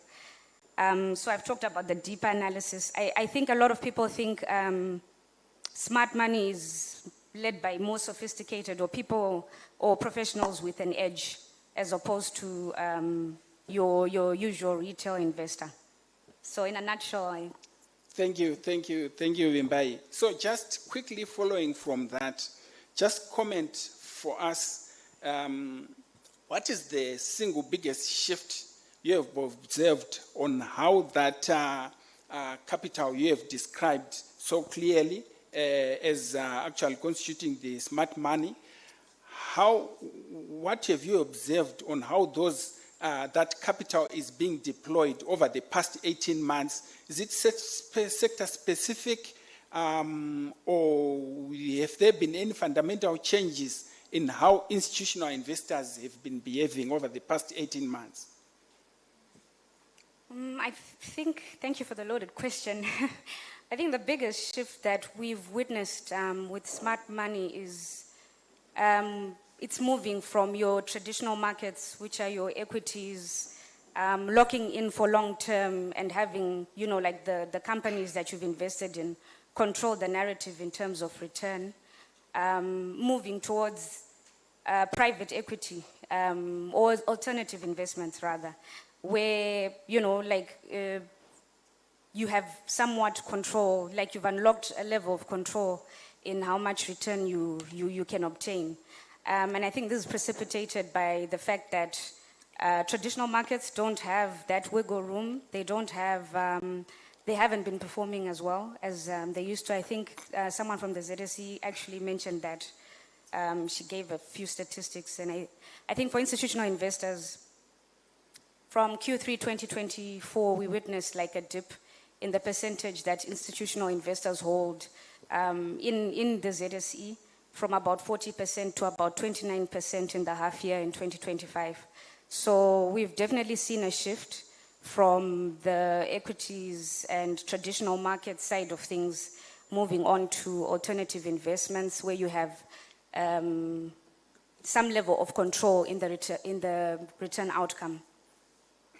That's how you see your clusters sprouting up, your agric finance in items such as blueberries, hemp, macadamia nuts, some of the examples that comes to mind. Oh, great. Thank you, David. Oh, sorry, the sector specific, I do not think it's sector specific. I definitely think that it's just been precipitated by the investment environment. All right. Mm-hmm. Thank you there. You bring in interesting terms wherein I'm sure as we go through, just be prepared to also unpack a little bit. Why would alternative investments be apparently more preferred? Number one. Number two, the investment opportunities that are actually arising. You would then comment. I'm moving on to Corinne. So Corinne, we do note you are at the front, right facing the clients in the capital markets. You are a stockbroker. Looking at the capital markets, Corinne, where is the smart money? The institutional flows, where are they? And what are they actually rotating towards? And further to that, would you possibly say there is a flight to quality or a hunt for deep value opportunities? I'll start with the latter. All right, thank you. The answer is both, but in a specific order. So we're going for quality, the dollar first, and then we move to grow it. So I would say the smart money is moving in three directions. They say numbers don't lie, right? Yes.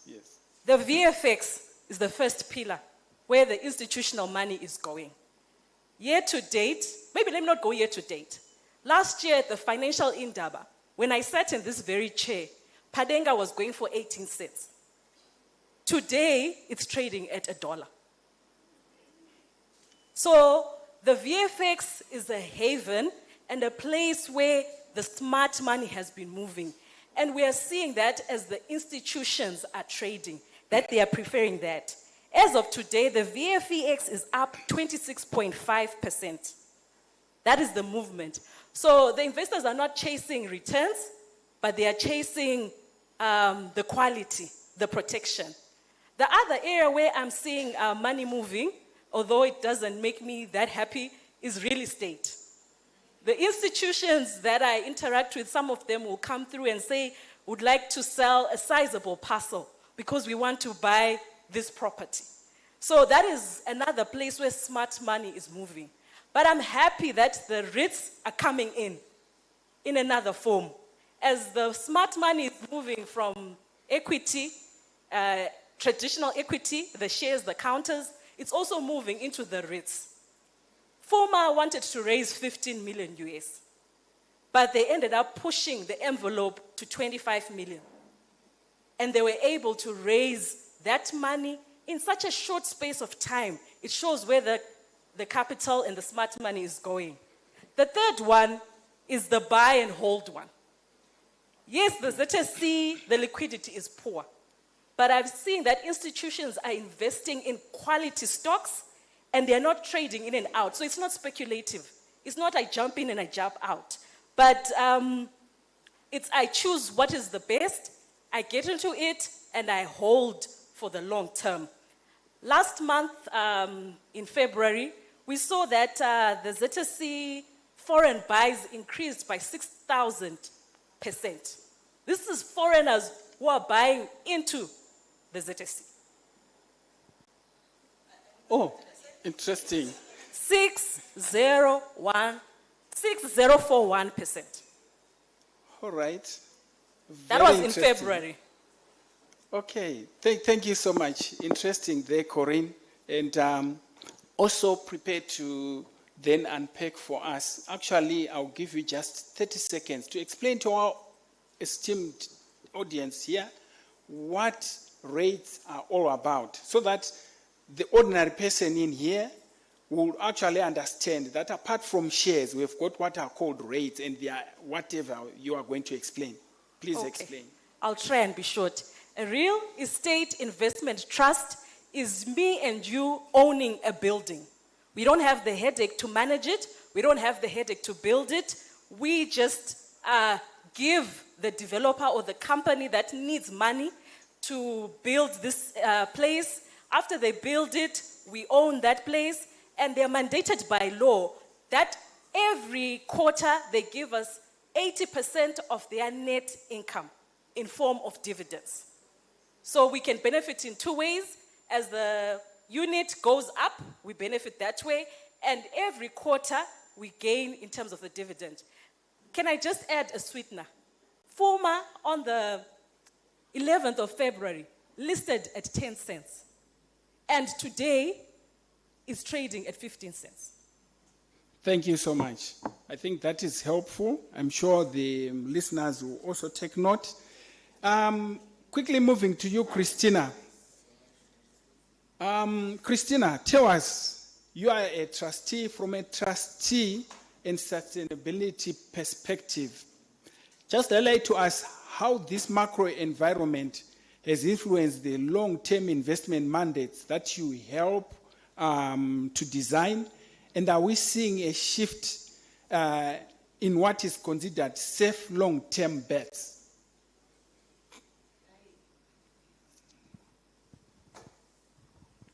Thanks, Munya.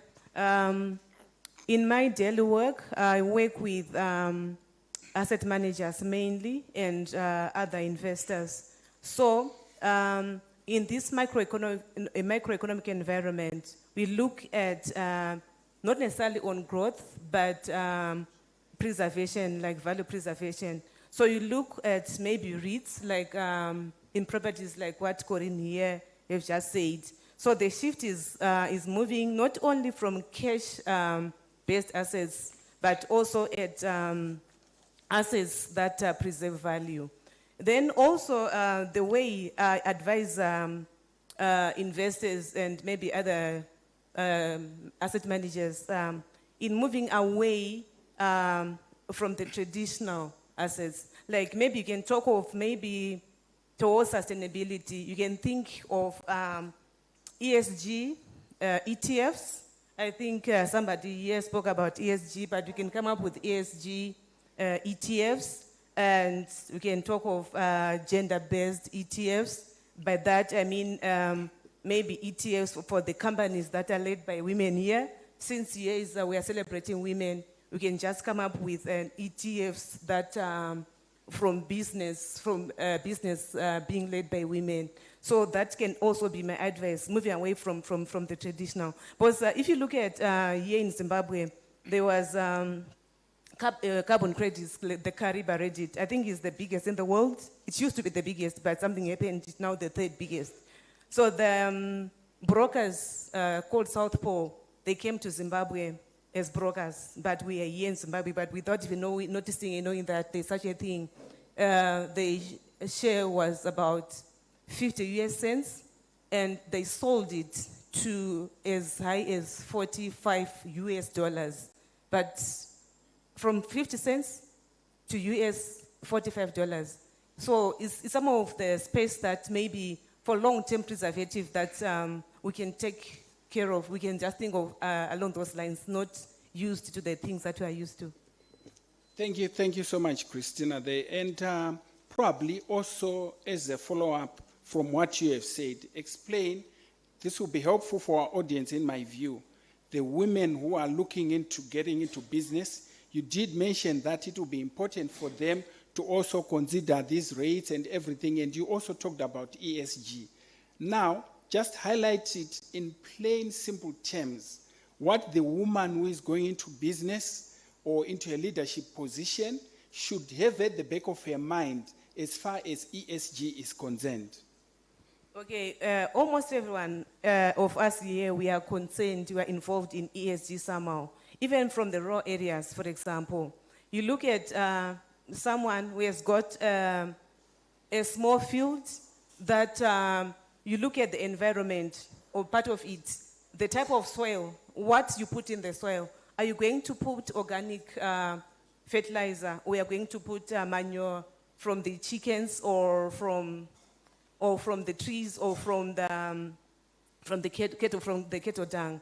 So that one, it starts from everyone and up to those educated to see we must have responsible investing. What are we investing into? What is it that you are doing daily? What are you doing? Are you not destroying the environment? What impact are you giving in the environment? So it gets up to that. So when you talk of ESG, is the environment, what you're using, and then the social, the part of the S is the social. So on the social, you talk about social issues, how you, even at household level, how you take care of even your own maid, how you take care of other things, and the neighborhood. If you are HR managers, leave days on maternity leave, what are you doing about the women that are at your organization? Then the governance structure, how many women are in the board, in management?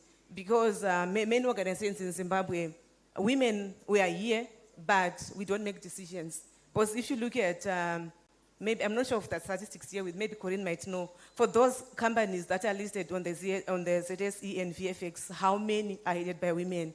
So it's a pity they're not much. So it's a challenge to all of us here. What are we doing?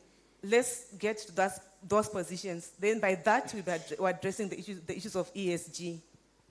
Thank you so much, Christina. Very interesting, very important comments you make. And also a key takeaway there is that we try to do something, especially in the governance area. Why? Because we are talking of women, and as long as, and as, at least as far as we talk of women, we are already talking of the girl child. And the policies and the efforts that we put today, will certainly affect the girl child going forward. And I think it's important that we do the right thing. Thank you so much, Christina. Going to you, and we are trying to now narrow and focus more on where the opportunities lie. Going to you, Davis, just highlight to us, in the private equity arena, we know it's not passive. What specific gaps in the market are you currently trying to fill as far as private equity is concerned? And are you looking for controlling stakes in established businesses or high growth scalable ventures? Thanks very much, Munya. So maybe before I go on to start to talk about PE or private equity, I think it's quite important for me to also just give you what private equity is. So private equity is an investment into an entity which is not listed.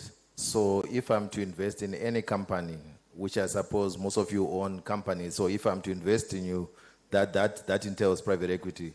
As long as it is not listed on the ZSC or on the VFX, that is private equity.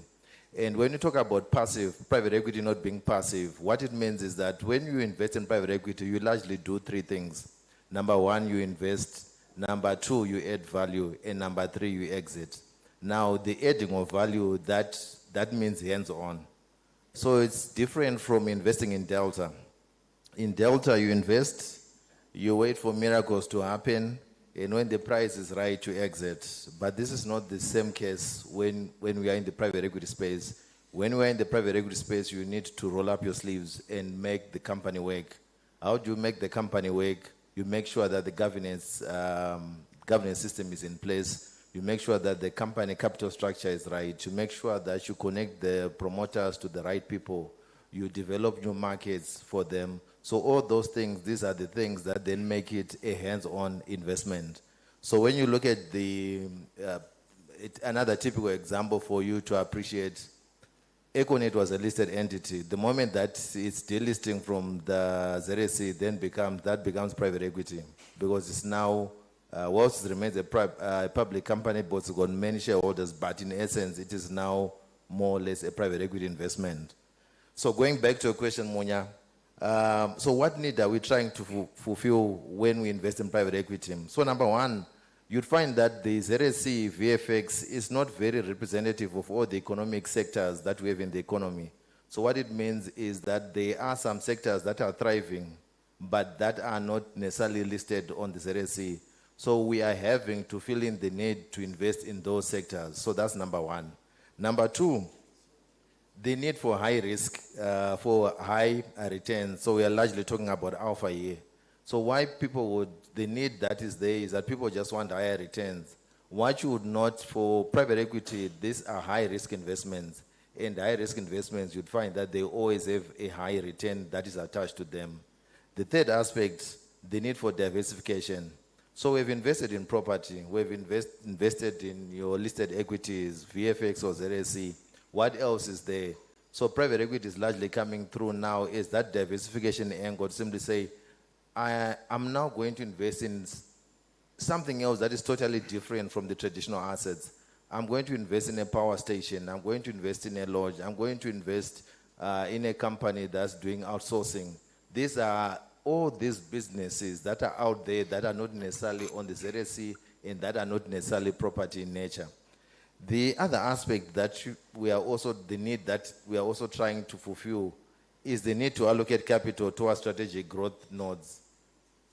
So if lithium is the in thing, you'd find that private capital would flow towards such things.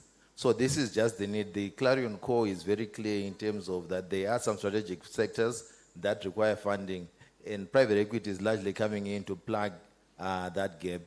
And lastly, the other need that is there is that we have got other disruptive ideas, innovative ideas that are coming up, people coming up with all sorts of things.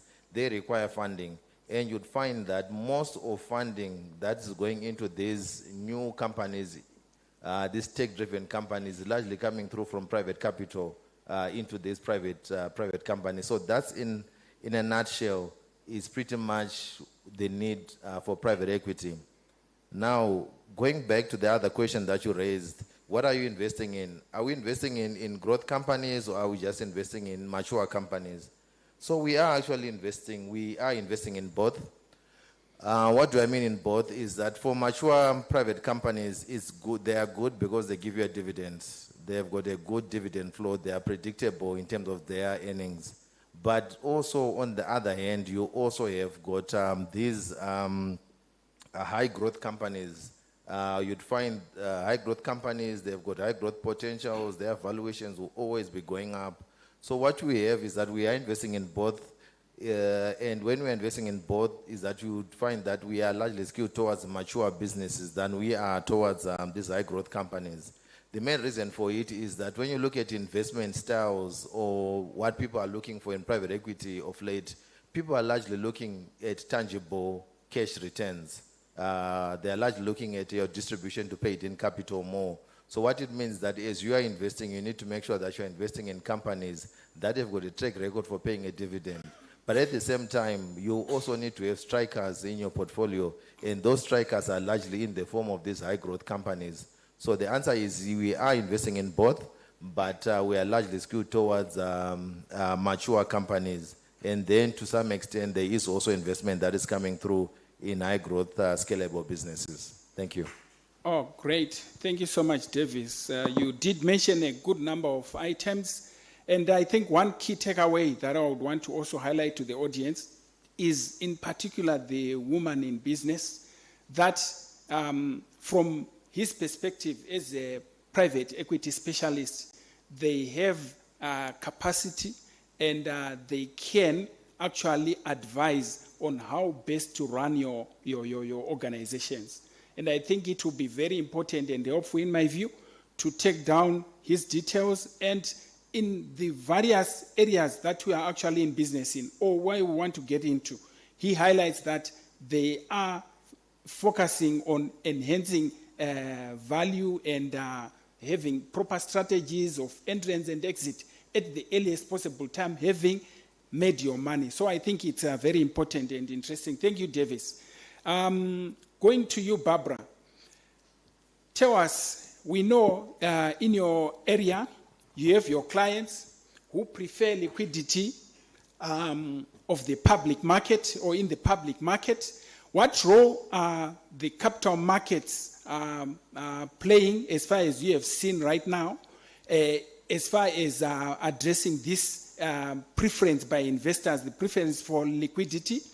And are you advising them to lean into listed instruments, or are you advising them to look elsewhere, and why?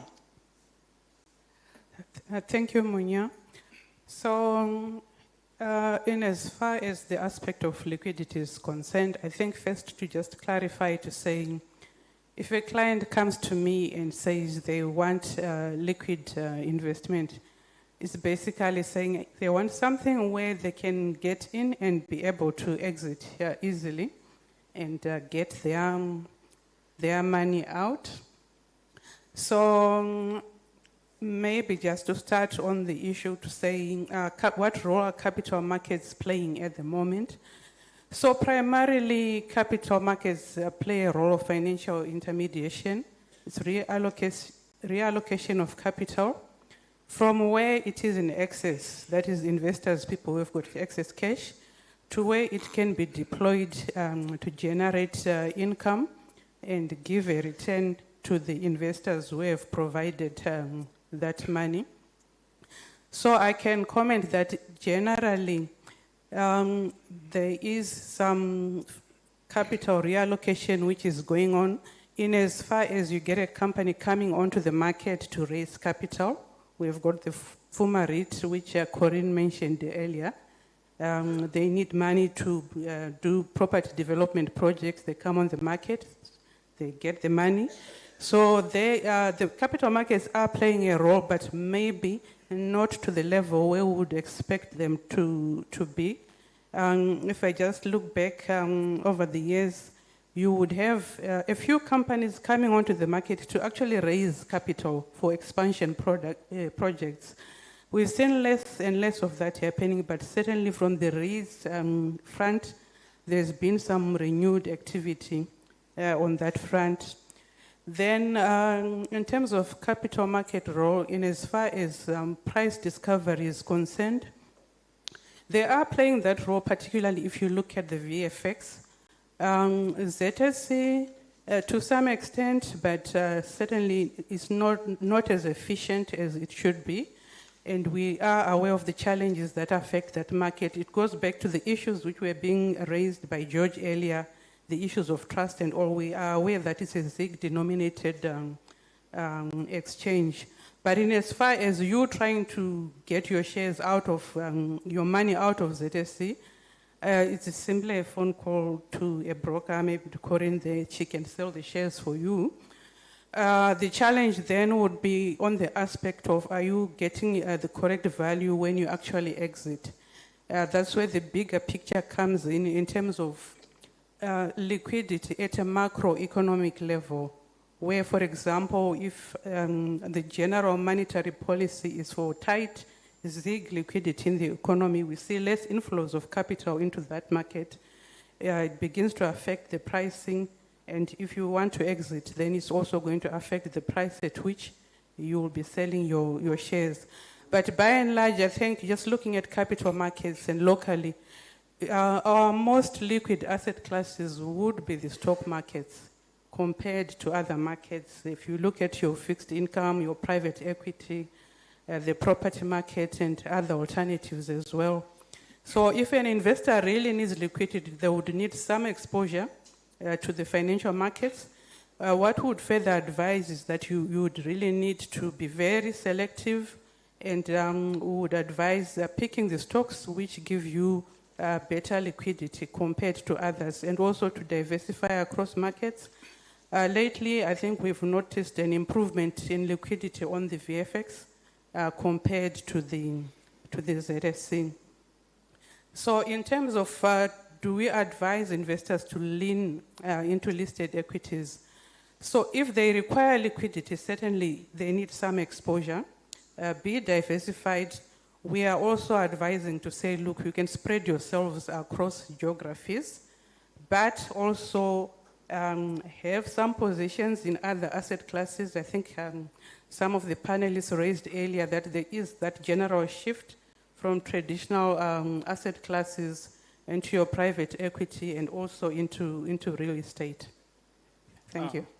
Okay, thank you so much, Barbara, there. And a good number of aspects that you did raise, and I have noted consistently amongst the panelists, one thing that continues to be repeated is the aspect of rates.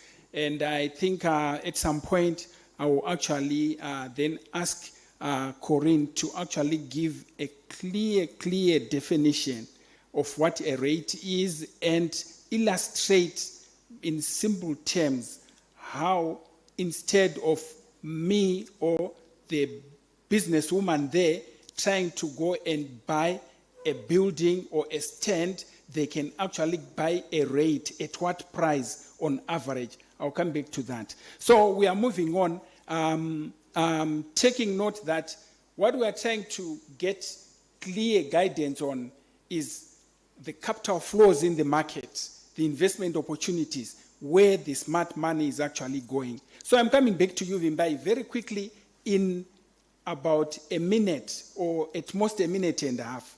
Just tell us, because we're trying to manage our time here, just tell us, Vimbai, you sit at the helm of the major pension fund, MIPF, we know for sure. And as you are actually there in this environment, what separates a project or a company that is investment ready and that attracts a large-scale institutional smart money like that which you actually hold?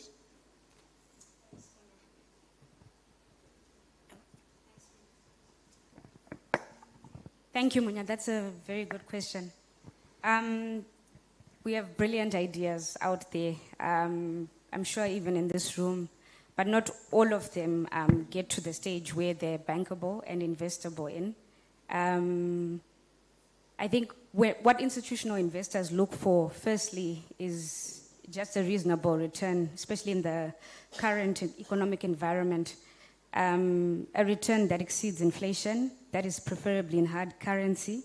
A return that has a premium on inflation, a premium on the risks that, that surround the investment idea. And I think the other thing that institutional investors look into is the responsibility of the people responsible for the idea. I know a lot of, there was a presentation by Nyasha surrounding ESG. I think ESG is very topical. It's evidence to the institutional investor that there's a risk management framework in place and that people are responsible, people are transparent enough to look at the risks and mitigations surrounding that investment idea. I'll also go into the other reason maybe is just the relative impact to the community. You spoke about NDS 2. And institutional investors want to support the government, want to support economic growth. A lot of our investments are tied to, ideas that you can apply for prescribed asset status, just to assure the regulator that we want to comply. So, yeah, the issue of compliance as well, of the investment idea, it also shows a level of responsibility. And then also, to look at the assets that back up that investment idea. Corinne spoke about quality, like the quality of assets that is surrounding that investment idea, be it land or mining equipment. I think those are other considerations. Oh, great. Thank you, Wimbai. We hear key terms there, compliance issues, returns, and quality of the investments. Thank you very much. So coming to you, Corinne, starting with my last comment, just briefly define to the listening audience as far and simplify the rates and highlight even examples of how much one can pay for a singular rate and what you would demand from an investor who wants to actually buy into a rate to say, at a minimum, bring so much, you can actually partake in a rate. But now, as you then do that, have this at the back of your mind. In Zim, we do hear the government is a big proponent of this. Issues of investments in agriculture, mining, manufacturing, they are key and topical, and they are a focus of our government. So, from your perspective, as a stockbroker, at the stock exchange, where we know a lot of activity from your end happens, which of these sectors do you see represented and offering the most compelling narrative? And how has the market been responding to that? We need a whole day. I'll start with the REIT. A REIT is when you own a part of a building or you own land. So we've got two types of REITs. A development REIT, they're asking you to give them money and they'll build something. They already have land. And then we've got an income REIT where they have built part of what they want to achieve and they're asking you to join them to help finish off. We have two REITs on the Zimbabwe Stock Exchange. We have got the Tigere REIT. They own Highland Park, Chinamano Corner, Greenfields, and they're working on a drive-through by Zimre Park or Rua, where the KFC is. So if you were to buy a Tigere REIT, which is going for 1.15 zig, 1.15 zig, you will be a part owner of that company. Then we've got the Revitas REIT, which is NRZ-backed, and Dadvest Asset Management are in partnership. They are changing the land use of some of the buildings in town, and they recently are working on Chisipiti Mall as some of their buildings. It is a development REIT. They are saying, come together, let's come together and build together. Then on the VFX, we've got the Eagle REIT, which launched last year in May. It was trading at 15 cents, US cents, and today it should be trading at 36 cents. Or as of yesterday, it was trading at 36 cents. So they are saying, come, let's build together. There's a Mazoe Business Park. They recently opened. There's a service station. There are shops. Spa is there. In Victoria Falls, they've got land banks. They're saying, come, let's develop together. We want to build a hospital.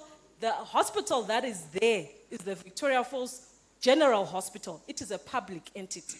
So they're going to build a private place, and I'm sure we know the tourists that frequent Victoria Falls, and they are targeting the Cricket World Cup 2027 next year. So they are working on a hotel, they're working on mixed use. That's Eagle REIT. I spoke about Puma briefly.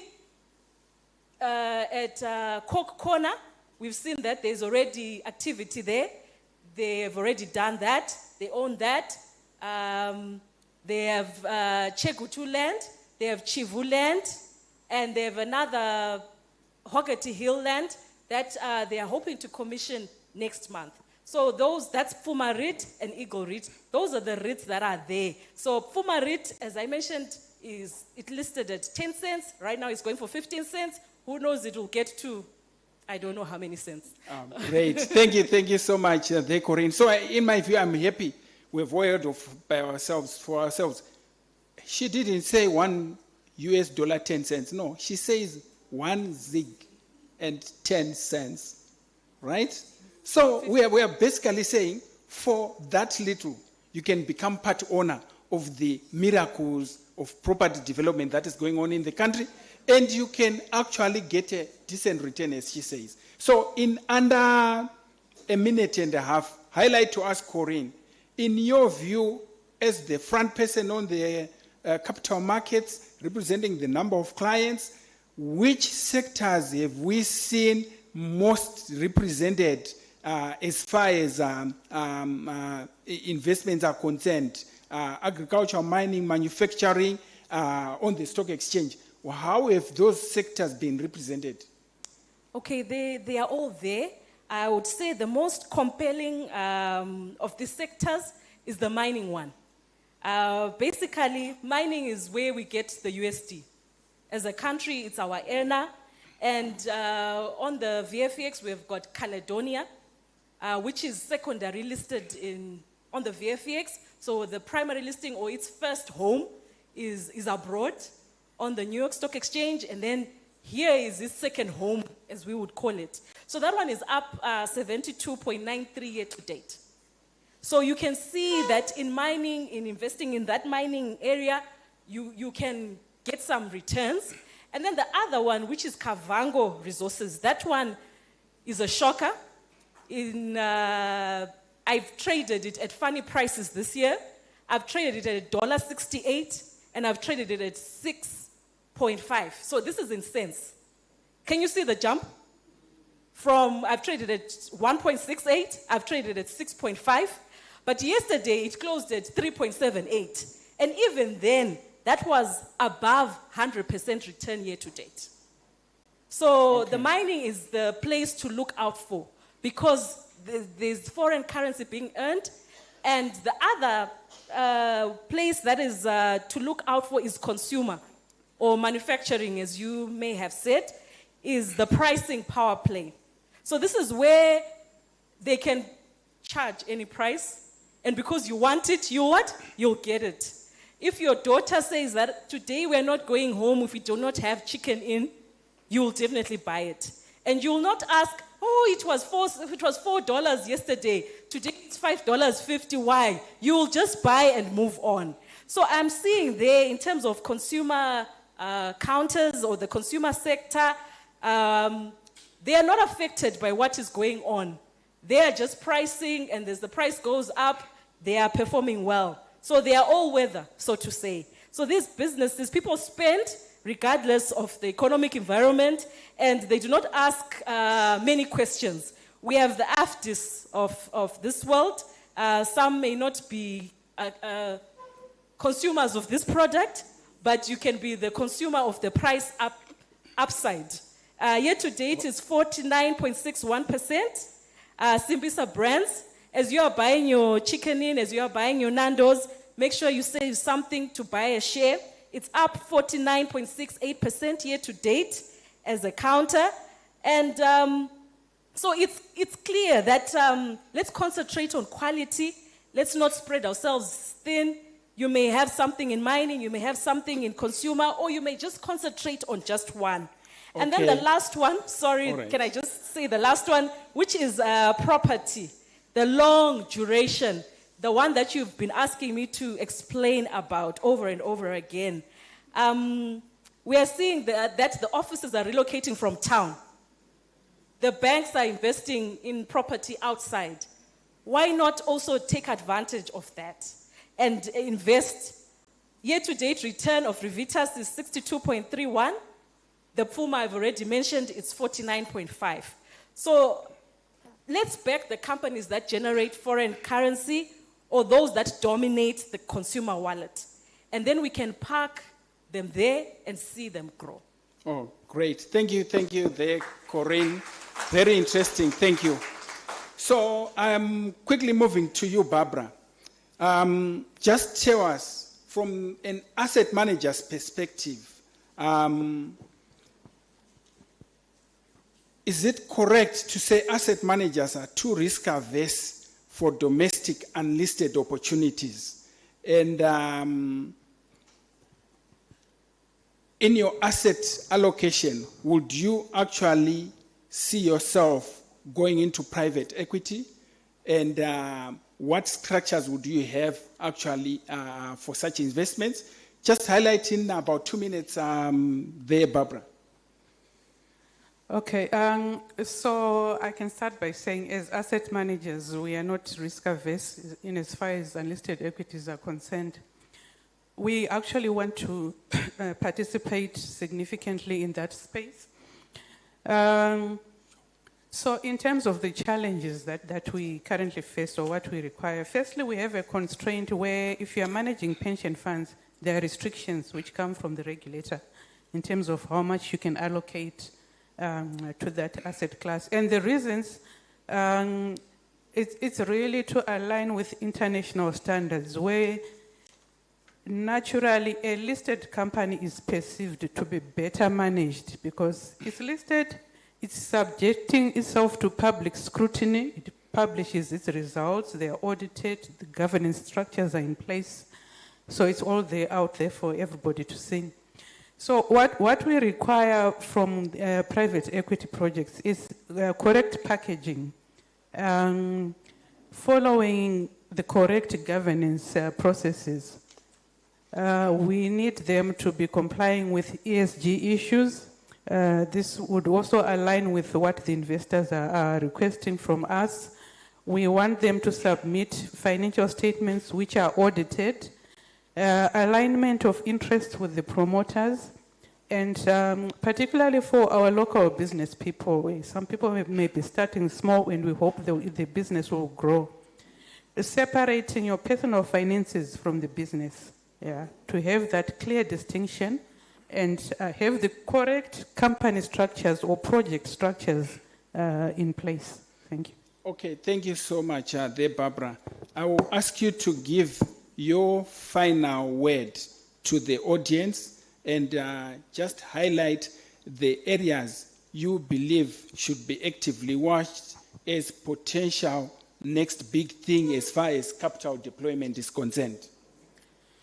Okay, I think there are many opportunities which are available to us in the country. So I can cite the mining sector as one example, one clear example. We are well endowed as a country. We have not exhausted the resources that we currently have. I know that we don't actually have figures in terms of unexplored resources which are underground. So you can just see the interest even at an international level. We've got major economies like the US, they're trying to work out some bilateral arrangements with African countries where they'll actually be able to come in and do the mining and beneficiate. So there's a lot of money which can be made from that sector. And then also looking at the infrastructure space, there are clear deficits which we have as a country which need to be funded. I can speak specifically about the energy sector where we've got electricity deficits. So there is, that is an area where people can invest in renewable energy. And in terms of the demand, it's clear, it's inelastic. So uptake is definitely there. And in terms of sustainability, I think it's a sustainable option for investment. All right. Thank you so much, Barbara.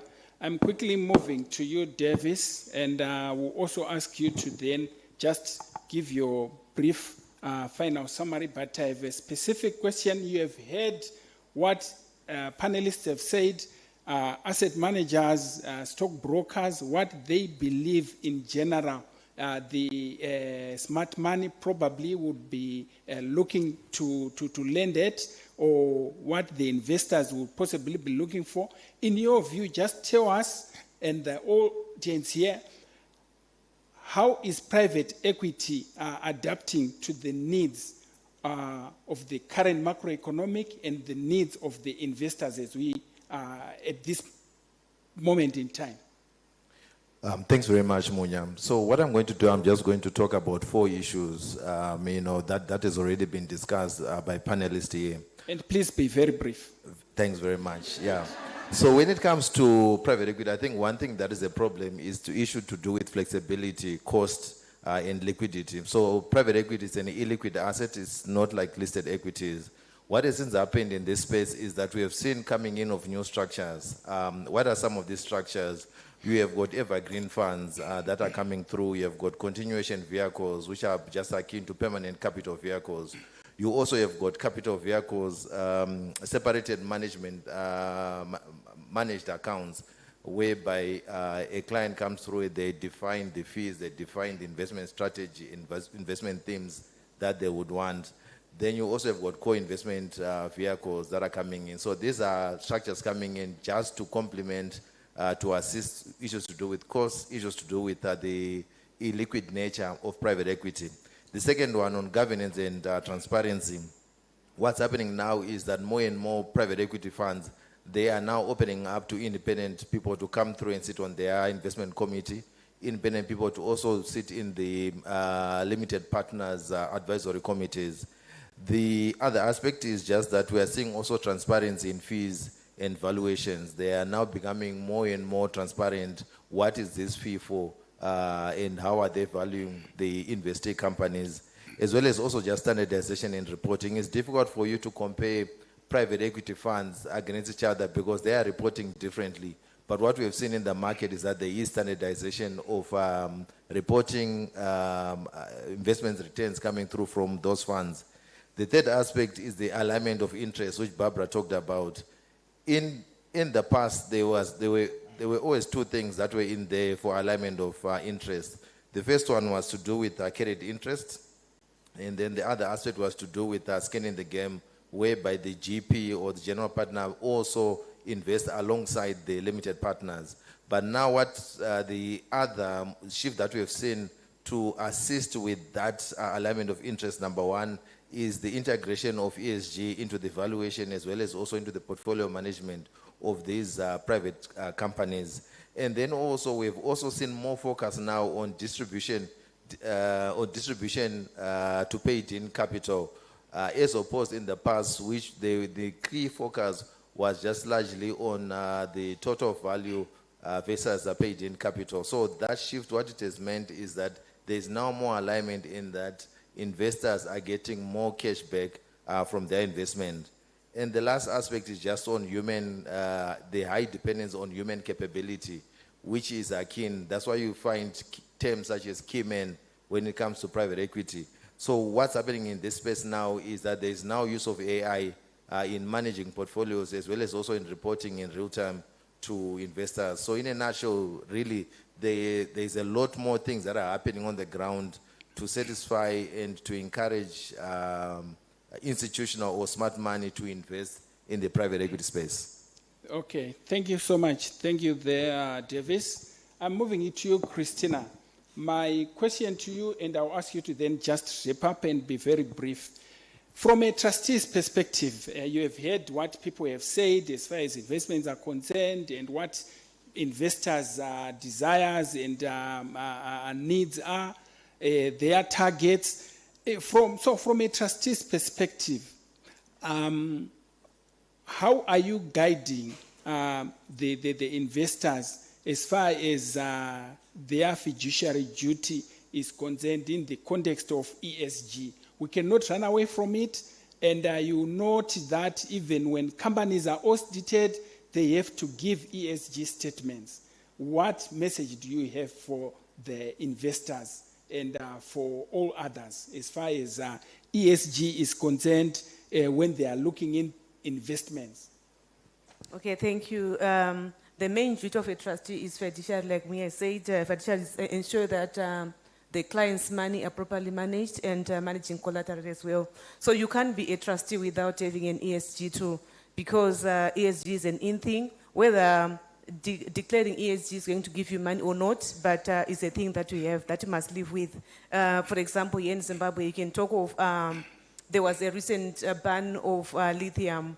So asset managers and other investors can just tap into that space on assets, beneficiation assets, like creating value. From that, you can come up with an opportunity. Because someone was talking about SIs, but that's SI can assist you to come up with good projects. And also you can talk of green financing. Green financing, I think there are funds all over the world where we can take advantage of having your project like comply with ESG so that you attract ESG. So for Zimbabwean trustees, the lens is practical. ESG is a tool that every trustee must have, and every institution must be able to declare ESG. And as concluding remarks, I would like to challenge us as women that we are natural custodians of resources, even at home level. You've got finances that you manage at home. So natural custodians, like Corinne said, that you can buy a share at 1.15 ZiG. So if you have got a small budget that you are given at home, you can manage it and also save a bit to make sure that you invest. Surely you can have $1.15 because we are natural custodians at home. And I don't think if others here or many here are custodians of resources at home. It's us women. So let's tap into that space and make sure that we also invest money. And I challenge us, like I've mentioned before, about if a gender-specific ETF targeting women. Like we can start our small businesses and come up together. We can just have a gender-based ETF. I thank you. Thank you very much there, Christina. So tell us, Corinne, just in 30 seconds, we've heard a lot that you have said. What would you say to the women here? What would you say to the investors in Zimbabwe? Where should they take their smart money? What is the next big thing for Zimbabwe? Where should the investments be put? I'll not say where, but I'll say do not mistake a quiet market for a dead one. Make sure that you align yourself so that when opportunities arise, you are able to pounce and take advantage. Thank you. Excellent. Thank you. And so finally, Vibai, just tell us very briefly, where should the institutional funds be going to? I think a lot of it has been said by the panelists. I won't, deliver into that. But I also want to just agree with what Barbara said about the asset allocation issue with the regulators. For a pension fund, for example, we have a leeway of 15% for the offshore investments. So that's another avenue.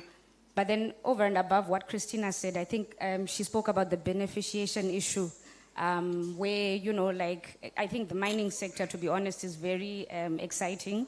It's an exciting field to be looking at. Most of these mines are borrowing at a low cost and metal prices are going up, so that margin is creating a lot of room for the mines to sort of recapitalize, restructure, upgrade their mining operations. And so, yeah, when she was talking about the beneficiation issue, I was just reminded of what I was reading. I think it was an article from MMCZ that was talking about lithium exports. If you export raw lithium, it's $50 a ton. But when it goes through the beneficiation processes, I think there's about 3 stages until it gets to like battery level. And when you're looking at when it's battery ready, it's an export price of $22,000 a ton. So that's, money that we should be tapping into as a country to grow our economy and to grow our nation. Thank you. Thank you so much. Excellent. Let's give a round of applause to our panelists. And I'm sure our policymakers here will actually take note of a lot of positive and relevant and necessary comments and recommendations made by our experienced and esteemed panelists. May I probably take just 2 questions from the floor, if there are any for any of our panelists? Yes, and then we'll have the one at the back. At least one here and one at the back, very quickly.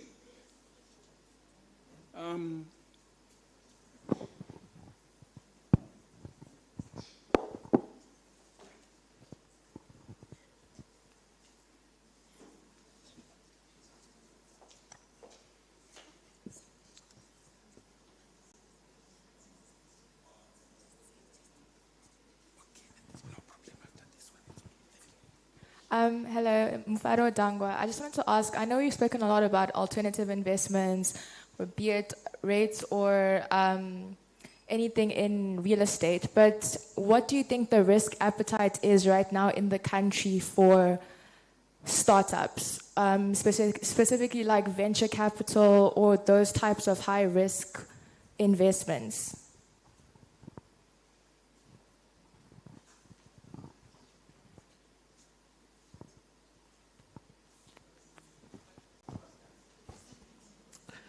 So what I can say that the appetite is very high.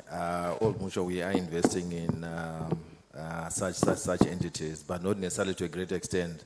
But we are investing. So if you've got companies that are in that space, if you've got disruptive ideas, if you've got disruptive concepts that we think will make a difference in this economy, we will look at them and we will invest in them. So we are investing. There is scope for funding for such ventures.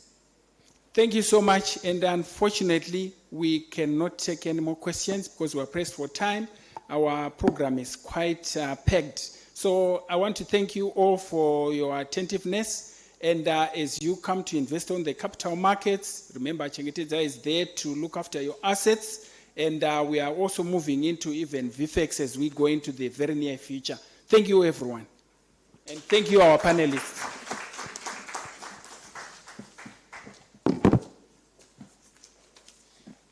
Another round of applause for Mr. Mugo, Tendai Namo, Davis Musoso, Tandiwe Masunda, Corinne Madana, as well as Barbara Musariri.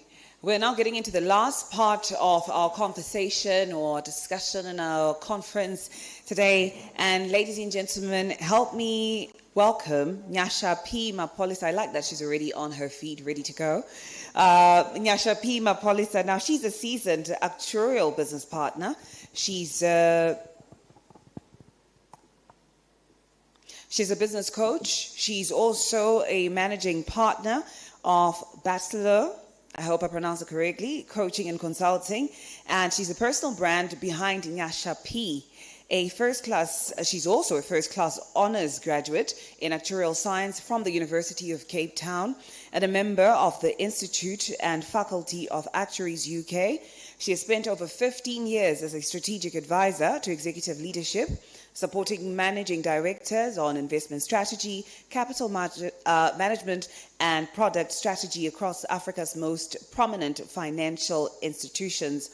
At Sanlam Emerging Markets, she served as actuarial business partner to senior leadership, advising on investment and capital management, product strategy, and actuarial governance across Pan-African markets. Her career is itself a masterclass in intentional pivoting, moving across different roles at Momentum Metropolitan and ABSA Group, from actuarial governance to enterprise transformation to change management.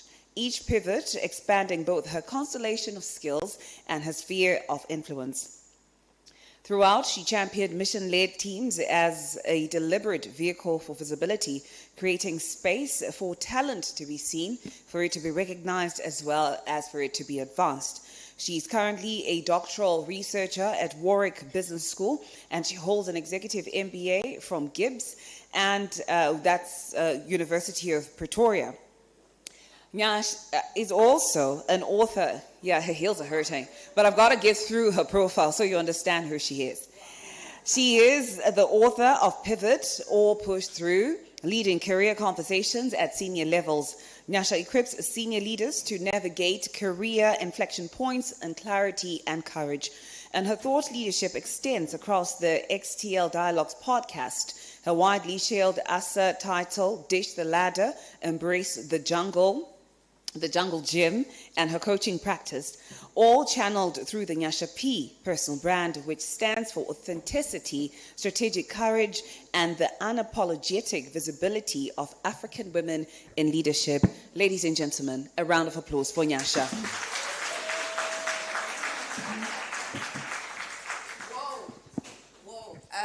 Yeah, this is a big challenge. The panel before challenged me extensively for time, but they also challenged me in terms of where the finger was pointing. It was outward, it was reads, it was mining. But I want the four fingers. I want the four fingers, which is us, you understand? So I'm going to talk about us. I'm going to talk about me as a personal brand.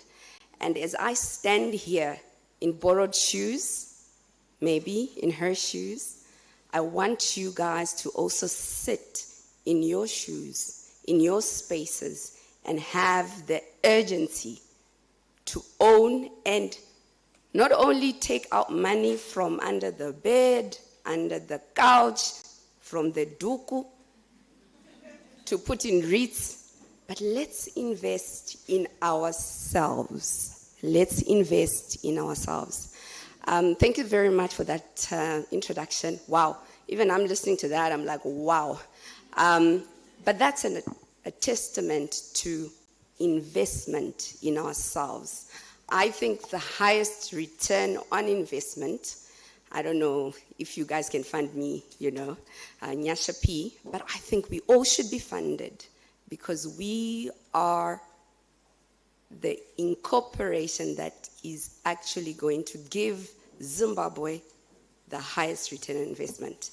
I know I digressed a little bit, and I also know I've got a second challenge, which is the stomachs, ne?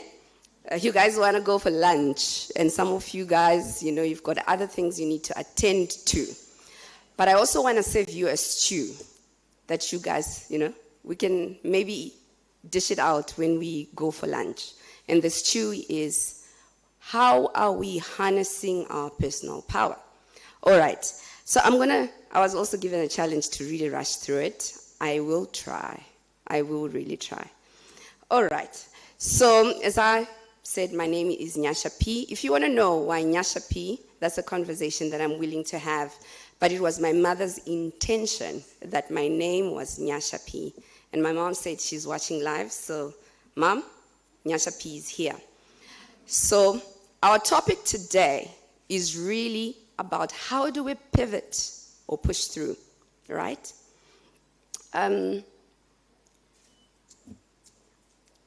So we can go to the second slide. We're in this room, right? And I want to start by a conversation that happened in a different room, except that the stakes in that room were financial, literally. And this is what happened in that room. A founder walked into a venture capital meeting. She had prepared for weeks. Her deck was tight. Her traction was real. The room has momentum. It is talking about revenue, margins, customer acquisition. The investors were starting to lean in. And then somebody asked a question to that woman. What happens when you have a baby? The question was not about a baby. The question is about whether this room believes the women or the woman bore risk. And today, I want to show you why that calculation is actually wrong. That having a baby is not risky. It's a miscalculation.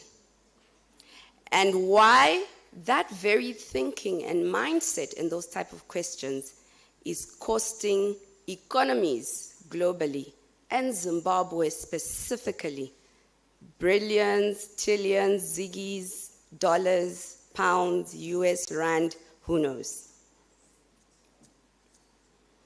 So let me maybe talk to every woman in this room, because I think every woman in this room has faced a moment, maybe not about babies, but you faced a moment, right? And some of you are actually right now facing moments. My challenge is really just your stomach and the pocket, and it is, I'm feeling a little anxious about it. But you guys may be having anxiety because of situations and moments and questions which question your possibility and frames your possibility as risk. Some of us, we have been told a lot of things. We've been told we are empowered. But then questions like that, they suggest something different. We have been told, the opposite, that the pivot is for the pragmatic and the push through is for the stubborn. You understand? Mbogot, let's push on Tirmadzmai, push on. But maybe we must pivot. And I'm very happy that the panel today in the morning was talking about pivoting and the courage to pivot. I've pivoted many times, and I envisage I will pivot even more. I am even pivoting in my speech as we speak. Okay, so, all right, I have, stirred you guys up. I've harnessed the emotions. I've talked about the discomfort we sit in and the situations that we're in. We were being asked questions, but maybe let's talk numbers, because I heard questions. I think the lady was on the panel was talking about stats. I'll give you a few stats. So 52% of, according to Zimstat, Labor Force and Child Labor Survey 2019, total workforce, including agriculture and informal sector, women make up 52%. And let's talk about the directors, yes? You understand? The people moving the things, 10%. And it's 20% across African financial institutions. African Financial Industry Barometer is it 2025, 75% of African capital markets institutions have 0 female directors. 3 in 4. Niente. 0. 42 billion is being invested, according to the African Development Bank. Maybe the official figure is a little more than that, right? So these are stats. These are numbers. We started with emotions, with censoring, with anxiety. Now we're talking hard facts. 3 out of 4. No woman sitting on the board. So here's the challenge. Less than 20% of senior leaders, because we said board, you can say board is big, ne? But let's talk senior leaders.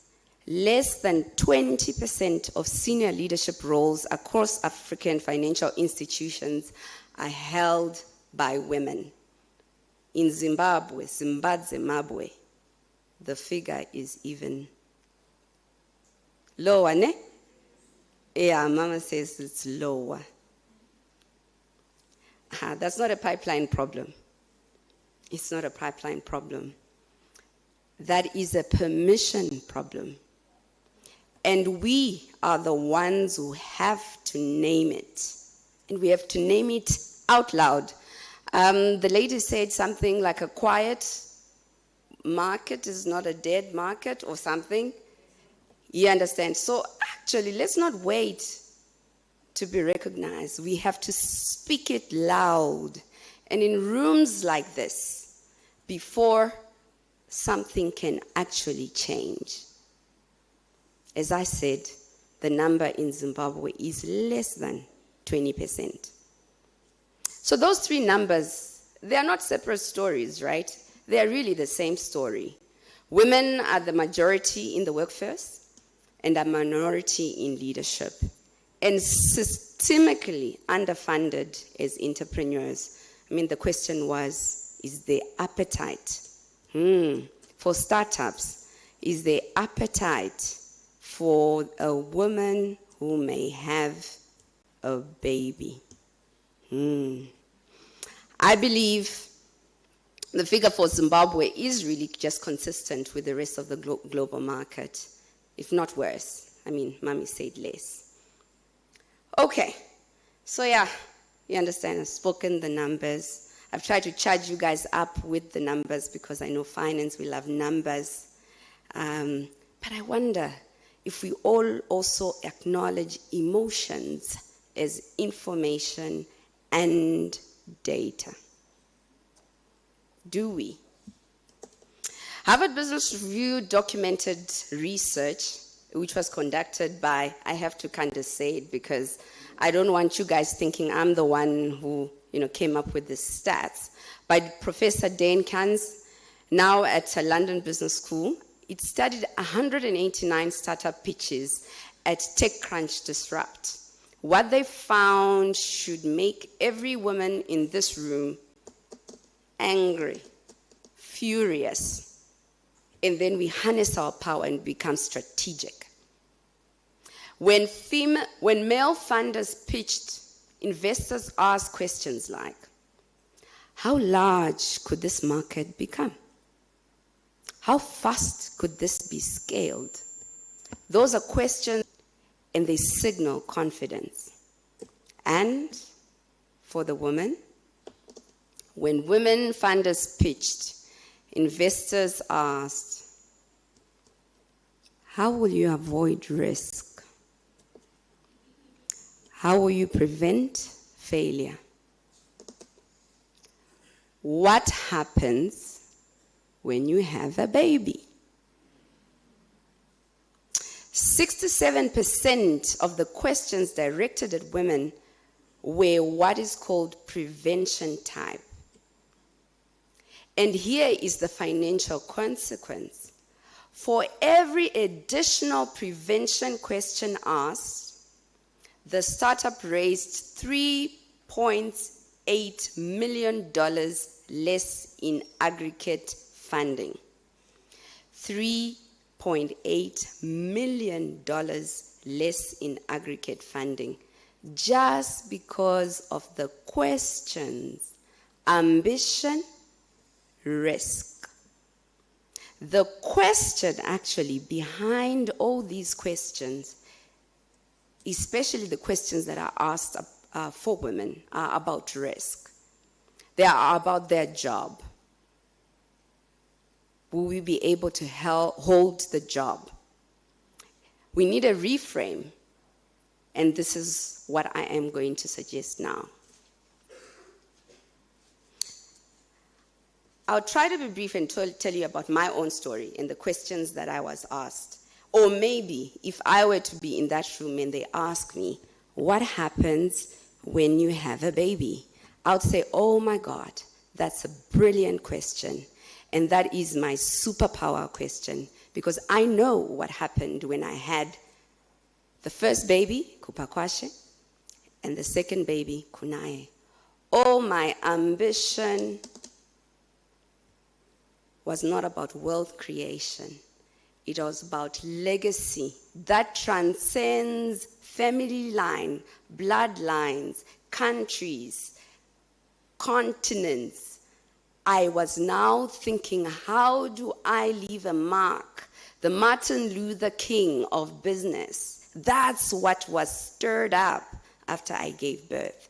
So please ask me that question, because that would be the reason why you will actually fund me.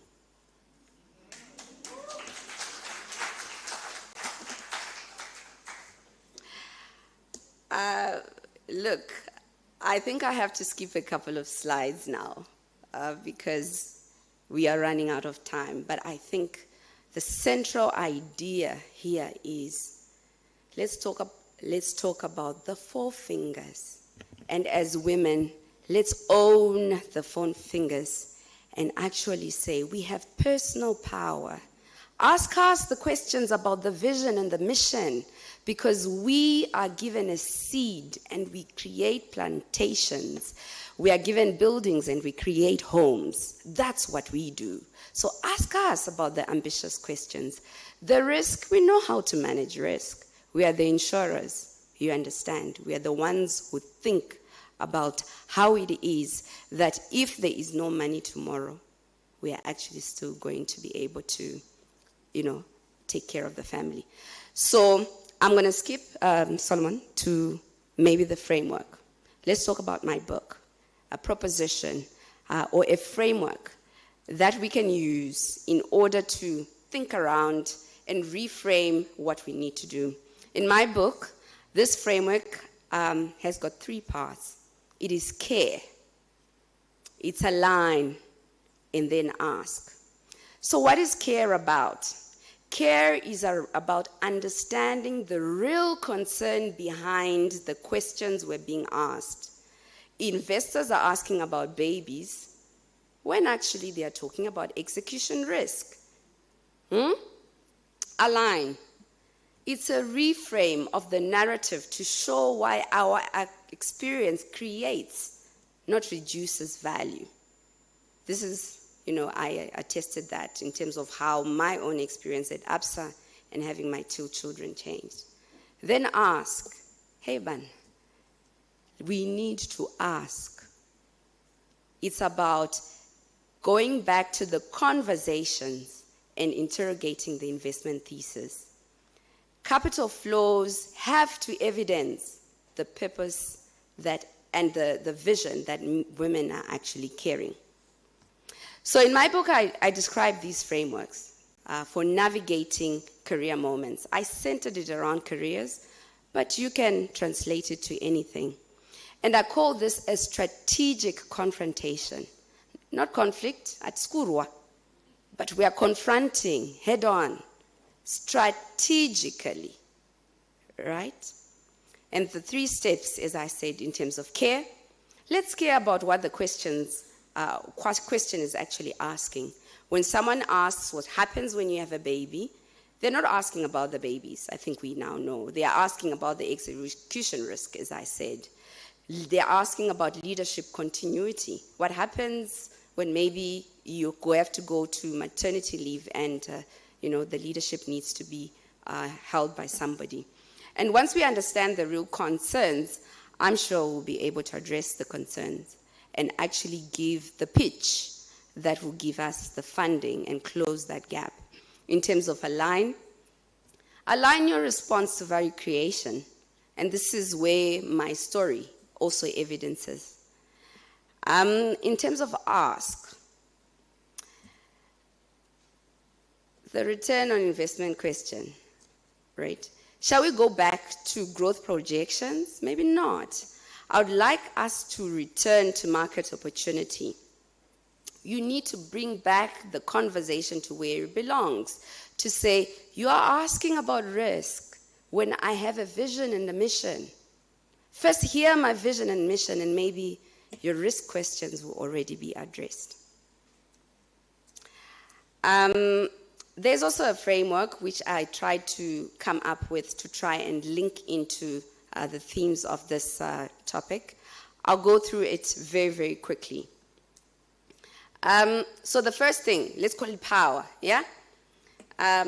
See the situation clearly, without fear or flattery. Just sit in the discomfort, know how. Even in heels, knees knocking, teeth chattering, sit in the discomfort. Own. Take radical ownership of the choices and the narrative. Do not be described by other people. Say, no, I'm Nyasha P. And I am about transcendent legacy. Willed. That's about acknowledging. Let's have the skills. Let's create the networks. And let's voice ourselves or place our voice in conversations strategically. Strategically. Let's evolve. You understand? We talked about mindset shift. Jabulani was talking about exorcism. We need nothing of that. We don't even need counseling. We just need to change our mindsets. And we find and understand the moments where we must pivot or push through. How am I doing with time? Am I still okay? 5 more minutes, okay? All right, then the last bit, resilience, right? Resilience is about building systems, not about just stamina or muscle or endurance. We're talking resilience. Resilience is about building systems that can lead us to transcend the current reality, to change the questions so that they ask us questions where we add value. All right. I think I'll skip the rest of the stuff and actually just conclude because I really was given a very, very difficult task, and I know the tummies are grumbling. All right, so as I said, in my book, one thing you need to be able to do is to sit and recognize the moment that you're in, right? When you recognize the moment that you're in, is it a pivot moment? What does pivot mean? What are some of the pivot triggers? If you're sensing that the strategy is broken, and it's not your fault, you must distinguish between effort and direction. If you say the market has structurally shifted, there's ZIG, there's fintech, there's post-COVID capital flows, then maybe it's time to pivot. When your values are being compromised, yes, the alignment, integrity, respect, honesty. I think one of the speakers talked about honesty. For me, honesty is not only about saying the truth, it is about being truthful. It has a composite, complex component which drives trust. Let's talk honesty. But push through moments. Because look, I'm not saying all of us now, when we leave the rooms, we must all go and pivot and be a Nyasha P who moves from actuarial. And by the way, I was told actuaries don't understand people. I'm like, no, that's not true. Actually, I'm not only going to understand people, I am going to start speaking to people. I'm also saying we can push through. And what are some of the things that you can think of or see or signs that maybe you should push through, especially if it's about careers? The discomfort is growing, right? But you're not uncomfortable. You're not anxious all the time. You are uncomfortable but not anxious. Most leaders cannot tell the difference between that moment. When you feel you're close to a breakthrough, I mean, some people will be told maybe next cycle, maybe next the next opening, and if you feel actually there is a lot of truth and reality, and there's numbers, there's dates, there's timelines, then maybe don't leave too early. Stay there and push through. If others are watching and they're telling you that actually you're almost there, maybe listen to them and not leave too early. All right, so I will then conclude. Let me try and conclude in the best way that I can, given the really, really significant challenge I have. Okay, so here is my message, Nyasha P's message to every woman in this room. I want to speak directly to you. Not as financial market delegates, but as women. Your history is not your ceiling. Every powerful woman I have worked with has navigated rupture. Economic, political, personal. Zimbabwean women, you guys in particular, you have navigated disruptions that would have broken institutions, not just individuals. The rupture is not the story, but what you built from it is. Your presence here and my presence here is intentional. You did not arrive in this room by accident. You made choices, you made sacrifices, you made pivots to be here. Honor that. Now use it. Because there is a woman who cannot be in this room, who cannot be in the institutions that you are in. So, you want an investment strategy? 4 fingers. Invest in you. You are the investment that Zimbabwe is waiting for. This economy does not have a resource problem. It has a permission problem. And the permission that is missing is the belief in boardrooms, in deal rooms, in funding decisions that women are not a social good, we are a risk. But actually, we are the financial imperative. So let me leave you with a question.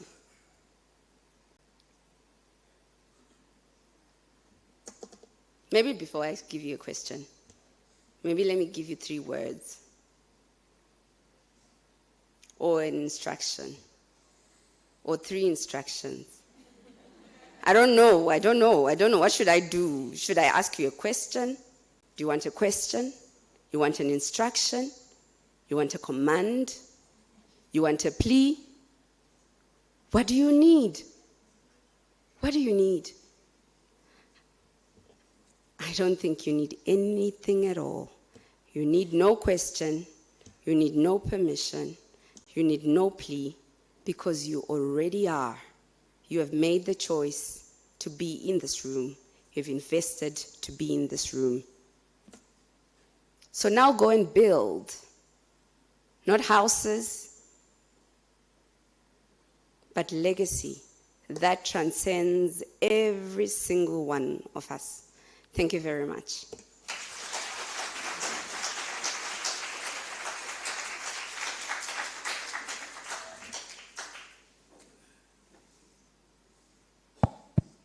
Okay, so she says you don't need permission, and there's so many things that you want to do. We'd say that we're going to break at exactly 1:30 so that we can go for lunch. But I suppose you've spoken about various things that obviously we can relate to hunting.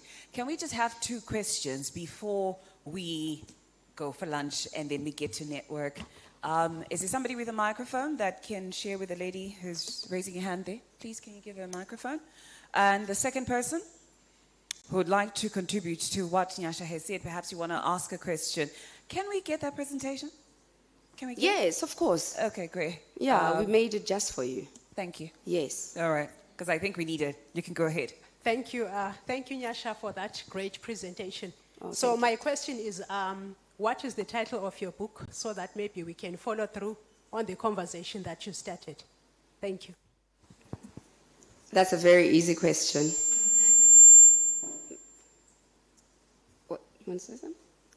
So my book is called Pivot or Push Through, Career Conversations that Women or Senior Leaders must have in order for them to own their careers. You're very fortunate because there are 2 things. Firstly, I'm having a soft launch of my book at Oak Tree tomorrow from 4 to 7. Should you like to come, you are welcome to come and get my book. And we are also going to have conversations there. And the second thing is my book is actually available at the table where you did the registration for $30 US. So if you also want to purchase the book, it's available. Who's giving us the second question? If we don't have a question, a round of applause for Nyasha. Thank you very much. Awesome. Thank you very much for doing the best that you could, given the time that we gave you.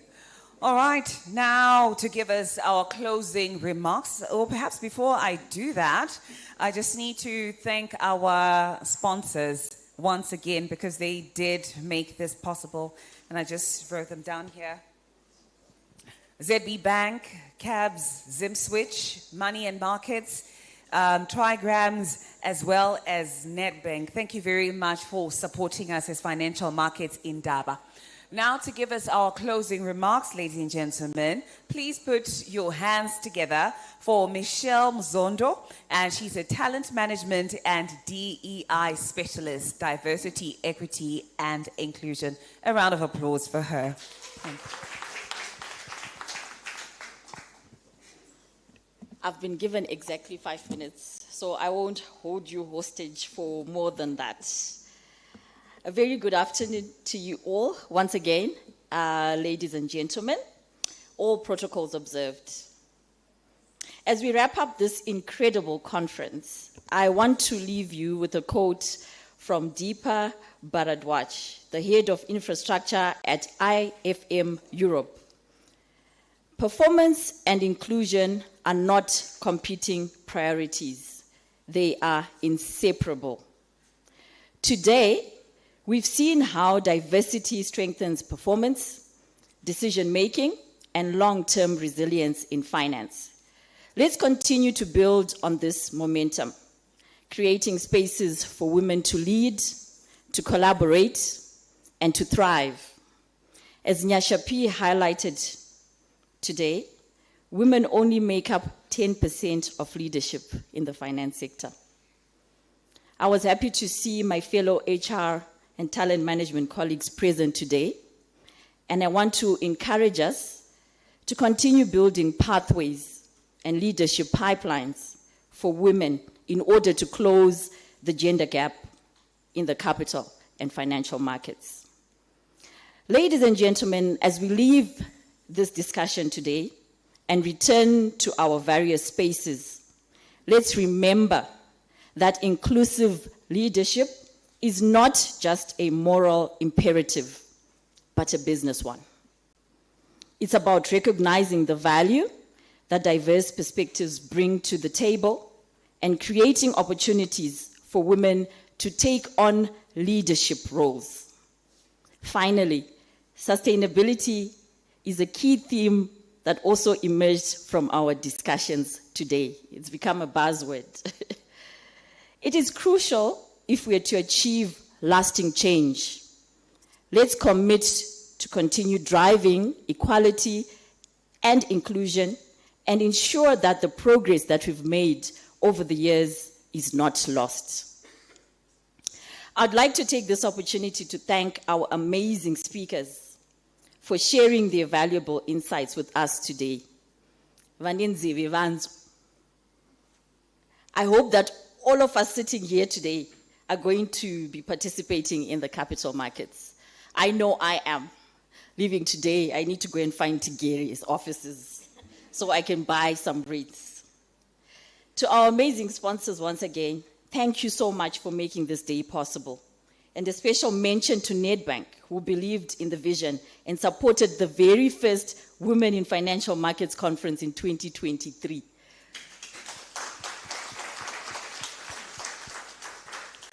And to you, our true VIPs, for making this event a success. Please clap hands for yourselves. And lastly, I would like to thank the backbone of financial markets in Daba, the engine that brings things together.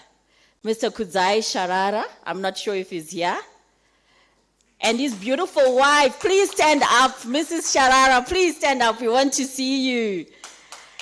And Ms. Joyce Kwaramba, the driving force behind Women in Financial Markets for the past 4 years, and our vibrant MC Tariro.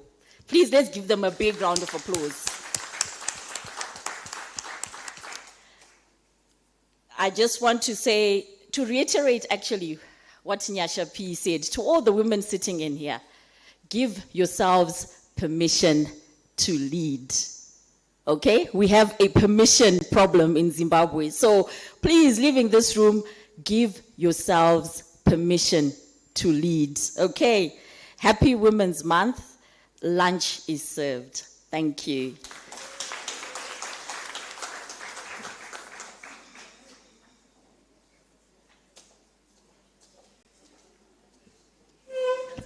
Another round of applause for Michelle. Michelle has put a cap on it. She said all that we needed to hear. Once again, thank you very much to all of you for coming. I will simply ask our speakers, right, and our panelists to perhaps first go and be served lunch. Our lunch is being served again where our breakfast was, which is right behind the banner.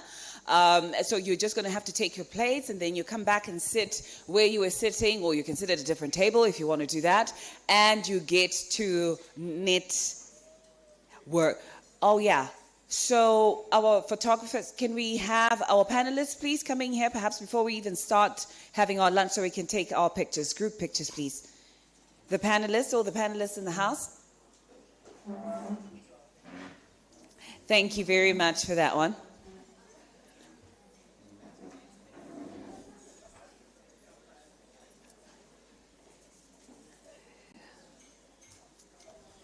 Thank you very much for the wealth of knowledge that has been shared this morning into the afternoon.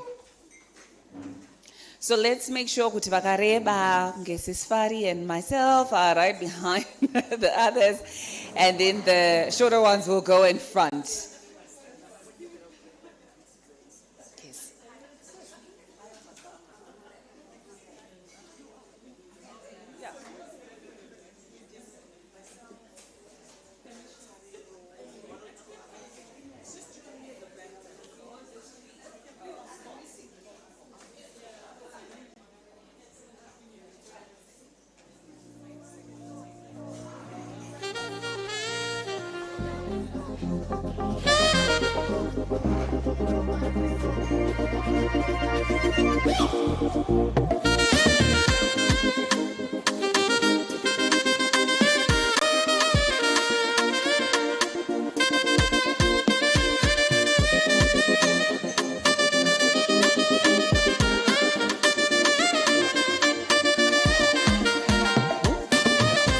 Okay, so can we have everybody coming through for a group photo?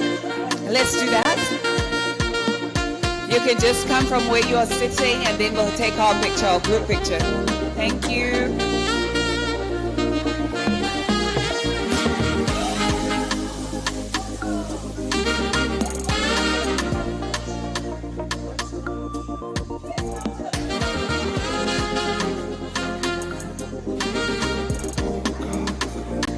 Can we all please come for the group photo?